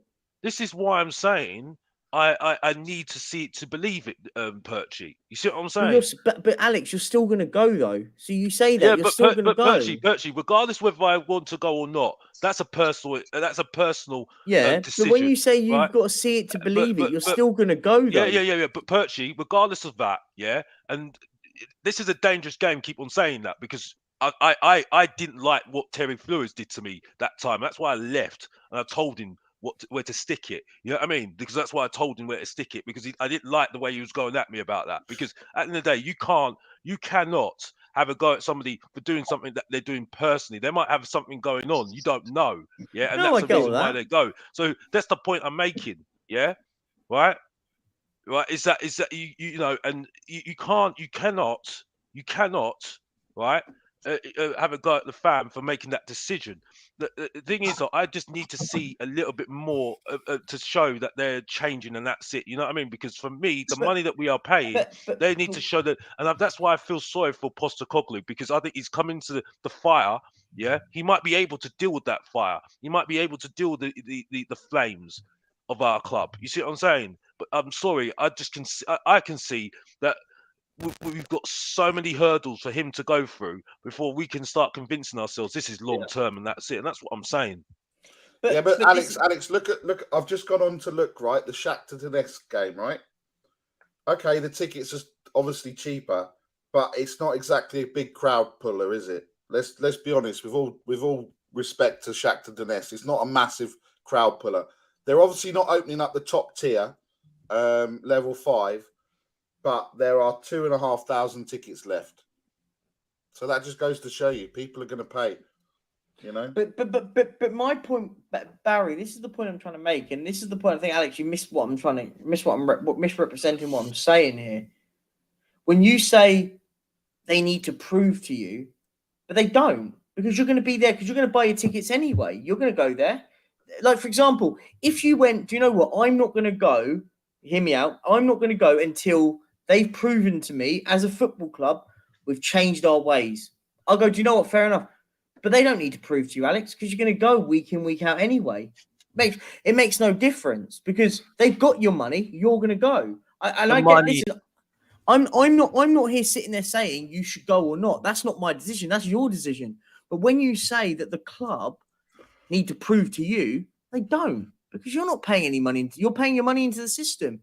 So they got your money regardless. We could have an absolute shambles of a season, but you're still going to go. So they don't need to prove to you. In a sense, that'll be theoretical. They need to prove to me. I don't put money in the system anymore. People like Sava doesn't go anymore.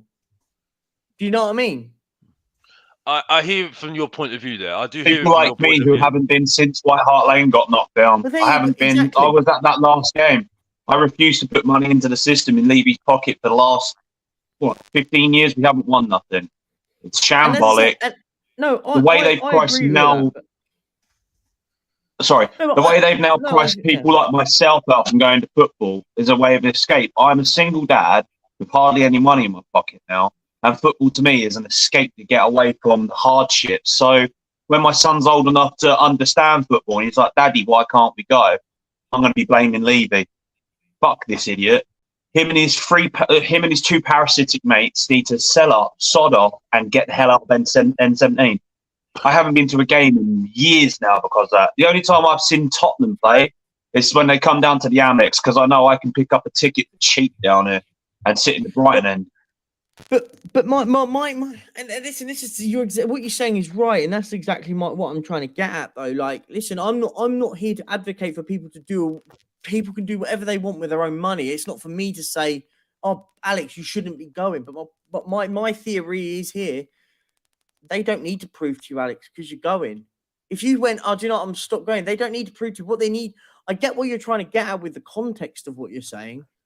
But they don't, because they've got your money. Whether they charge you 100 quid to go and watch Luton Town, I'm just hypothetical. I know they're not, but they charge you 100 quid. They don't need to prove it because they've got you £100 in their back pocket. That's why. Listen, that's why this is why I feel like the only way of change and active change is if everyone collectively stops going. I know it's hard, and I know how football has such an emotional burden on people's lives. I get all that, but of course. I like, it's hard. But I've said, and I said this, and me and Brian have sat down and had a real good chat about this. I said, do you know what would be so good? The Man United game, whether or not you've bought a ticket. And listen, I'm not here telling people what to do with their money and their ticket and stuff. Whether or not they like it. Imagine if everyone that goes, do you know what? I'm not going. No, not even walking out. Don't walk in. Go to the pub. Let's every single one walk to the pub and all watch the football from the pub. But it only works with collective numbers. It doesn't work when a couple of hundred people do it. It only starts working when everyone starts doing it. So I get why people go, "Oh, well, do you know what?" Like, it's kind of catch-22 because everyone goes, "Well, there's only a couple hundred people going, so why should I bother?" But then if everyone had that same, if everyone changed their mindset and went, do you know what? We're all going to just do it. Then you'll start seeing change. But listen, even that won't make any difference. Change is not going to happen. I think when you just hear people just go, force change. How? This is an £8 billion company that is continuously growing year on year. How is he going to get these owners? Listen, that's why I agree with you. That's why I agree with you, Gurgy. You're not going to get these owners out. But the thing is I stand by what I say. And when people go, well, it doesn't matter. You're just a tiny, tiny spoke on the wheel. But at least in my opinion and my theory is that at least for me as a person, I've done my bit. I stand up and I've done my bit, if that makes sense. I agree with what you're saying, and what you said about I'm still going. I understand where you're coming from, Perchy. I think to be honest with you, you're absolutely spot on what you're saying. Okay, and that's it. But what I say is that whether I still support my football club, and there is a personal reason why, Alex goes to the stadium. You see what I'm saying? There's a personal reason for Alex to go to the stadium. My point is that regardless of that, I keep the energy of, okay, well, you prove it to me then. Okay, so that's me being not being suckered in. Money wise, yeah, I've been suckered in. Yeah, you're absolutely right. You're absolutely right what you're saying. You know what I mean? But in terms of what I see, right, I understand that we need to have some hope, but my hope is elsewhere. You know what I mean? Because I respect that. I use my hope elsewhere. You see what I'm saying? Because I get that. What I do understand, what I do say is that you need to have optimism in life. Yes, you do, 110%. You know what I mean? But for my football club, I'm always going to be realistic because that optimism died when Pochettino got sacked. Yeah, that optimism died. Yeah, and it's not come back since. You know what I mean? What if it does come back though with Postecoglou? Well, again, I'll hold my hands up because and I you'll did be it with happy Pochettino. about it. I did it with Pochettino because I didn't believe in Pochettino when he came in, but he made me believe. Yeah, you see what I'm saying? So I'm open, but I need to be convinced, and it's not to do with the fans. At the end of the day, it's about whether we are going through a bad spell. Are we going to believe in this guy and just ignore the noise? Even if we are throwing down the table, are we still going to believe in Postecoglou? And that's the point I'm making. You see what I'm saying? Well, they wouldn't have given him the 4-year contract, Alex, if they didn't believe in his project and the person that he's in. Now, I believe what you're saying. They need to stick by their man because I lost faith in this team when Martin Yole was sacked at half time. I lost faith in the board. I support my team. I just lost faith in the way it's run. Well, 4 years means nothing in terms of that. In the grand scheme of things. Sorry to interrupt you, Corey, but 4 years mean absolutely nothing in my eyes, bruv. That they've got a cheaper deal just to sack him because they've still got Mason there, and even Postecoglou said it himself, bruv. You know what I mean? Even Postecoglou spoke about Mason himself fighting for his spot as well, bruv. You know what I mean? So I don't hear about 4 years, bruv. Yeah, 4 years is when 4 years is up on his contract, bruv. When it's the end of those 4 years, that's when I'll start believing. That's it, bruv. You know what I mean? That's all I'm saying on that one, man. Sorry, Corey, but I'm an honest guy. I'm just standing here cooking a bacon sandwich with my son, so that's what you can hear in the background. So that's why I keep muting in and out. Oh no! I'm not saying it. I'm not having a go at you, bruv. I'm just saying. You know what I mean? It's just Purple Haze. I never put you in a timeout. I didn't put anyone in a timeout. Yeah. Huh? So I don't know what. I didn't put you in a timeout at all. So I don't know who did. So if they did, sorry. Yeah, big up single parent theory. Unfortunately, if everyone stayed home, Ian Lee wouldn't care less. The employees of £1 billion stadium, the first affected, first out. Yeah, the employee. Yeah, I agree. I just think at the moment it's all about. It's just that simple value for money. I think that's what me and Barry were trying to get at here. Was like, as I always say, that I use my milk analogy. If you go to the shop and you buy a pint of milk and it costs you £1, you go back in 2 weeks' time and it's they're charging you £1.25, but they've made the pint bottle smaller, or the quality's not good, but you still buy it. And then you go in a few weeks' time and they charge you £1.50. The quality's even worse, but you still buy that pint of milk every single week. And then you get to it and they're charging you £2. Whose fault is it? Is it the person buying it, or is it the person selling it? Bro, that's what, and that's essentially what capitalism is. The power is with the customer. The customers vote with their wallets because money. No other way. I know, and the thing is yeah. Anyway, let's not get too deep, man. Let's not get too deep. No, definitely. My eyes are caving in. I can tell him Perchy needs to be picked up. Oh, don't. I'm struggling now. We got 8 minutes left. And then He's getting picked up. The main event. It's one of those. It's 8 minutes because the main event's here. The main event's here, Bob. Yeah, the energy of Mr. Main Event, the Mr. Box Off, the Festival of Truth and Entertainment is here, Bob. So that's Miss Perchy's energy. There's more people watching, Alex, when you weren't here. Energy, when Bob. you were here. That is Perchy's energy, Bob. This right here, this grenade right here, Bob. Yeah. So don't disrespect that guy, Bob. Do you know that will boost me? Can someone donate? This is the energy. Yeah. Can someone donate? That'll boost me up. If someone could donate to the charity, that'd be amazing. Yeah, that as well, Bob. But you know what I mean? This is the energy, Bob. This is the energy, Bob. Yeah? And respect that, Bob. That's all I need to say, and that's it. Yeah, it's the waffle. It's the waffle. No, it's not the waffle. It's Mr. Box Office, Bob. And that's all I need to say, Bob. You know what I mean? Respect the name, Bob. Respect my name. Yeah? We have to. Respect my name. Yes, I am looking direct in your eyes, Bob. Respect the name. I'm not respecting your name. No, well, yeah. Well, you will respect the name. The Tottenham fans, Bob.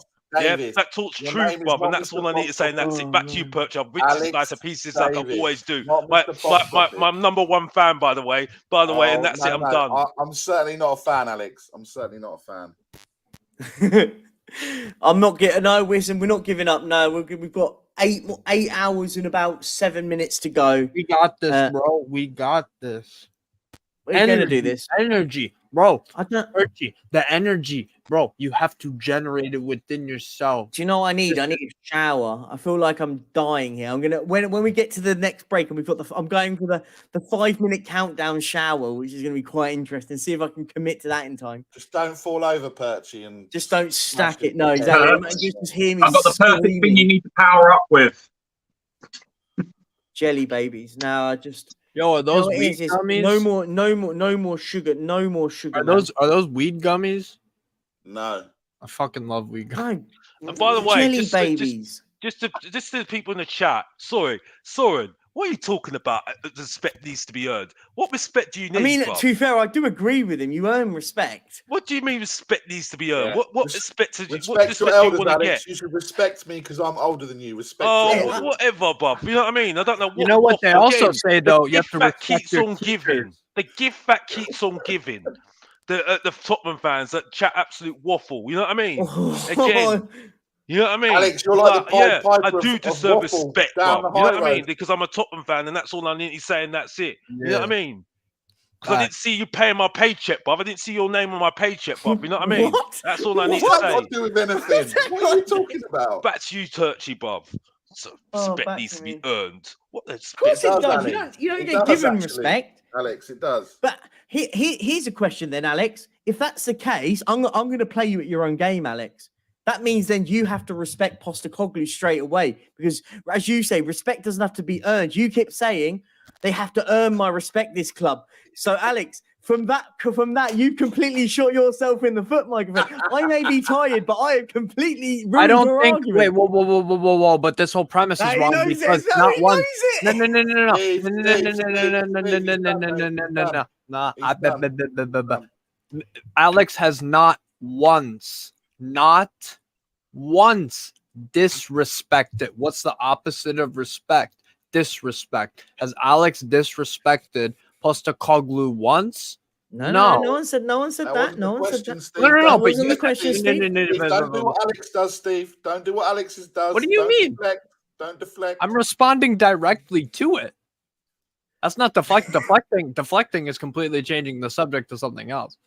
What I'm saying is, I want to know what you're drinking. That's deflection. Perchy said, well, then, Alex, you have to respect Postecoglou. And I simply said, wait, when did Alex disrespect Postecoglou? When you ask someone to do something, it means they haven't done it yet. And you're asking. Hate. Whatever you can give, my friend, whatever you can give to the Just Giving page. Is the Just Giving page pinned, by the way? Did I pin it? Yep. I'm donating right now. You pinned it, Perchy. It is pinned, yeah, it is 3 pinned. minutes, Perchy. Yeah. 3 Go minutes? on. Okay, quickly, look, we've got 3 minutes before we move over to part 3. We're on 2065. Can we get that? Oh, 2069. We've just shot up a little bit. Can we get that over 2100 in a couple of minutes? That'll be incredible. And we're moving over. And then we've got 2 shirts to give away. We got 2 more shirts to give away. My actual shirt that the people want. My actual shirt. 2074. Come on, guys, keep going. 16. And the third kit, Tottenham's third kit. 24 more pounds. Damn.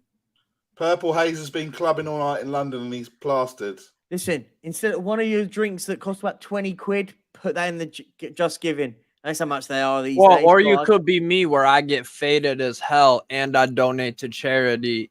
And that's like the perfect mix of life experience, bro. I give and I take. And that is... No, it's not that. No. Bro, I you know what I'm saying? Oh 2074. Who donated? Big up Twiggy. Being in and anonymous $5 from the anonymous. Big up to you. Thank you so much, guys. It is a little top up, little top up. 2074. Guys, we are. Yo, did my donation go through? Did you do the $5? Yeah. Oh, you marked it as anonymous. You didn't put your name on it. So I'm assuming that was you. That's fine. That's fine. Okay, we're going to wrap up this one and we're going to move straight over. Run and get a shower, mate, quick. Declan Rice transfer confirmed, according to the Mirror. Jesus. Oh, we're going to have the Arsenal lot here. Bro, you know what? The only mirror I take seriously is the one in my fucking bathroom. And that shit don't look pretty either. Fuck the mirror. You know what I'm saying? Jesus. That ended this part of the stream in an absolute mental way. Honestly, I didn't see that part. Part 2. Oh, honestly, we are now 8 hours to go. We're on the last stretch. Come on, Perchy. We've got just over £900 to go. Moving into the final act. We got another couple of shirts going. You know what happened last night? We got £400 straight on those 2 shirts we've done last night. I reckon I'm going as far as saying that my shirt will probably get more donations than the Tottenham shirt. Yeah, exactly.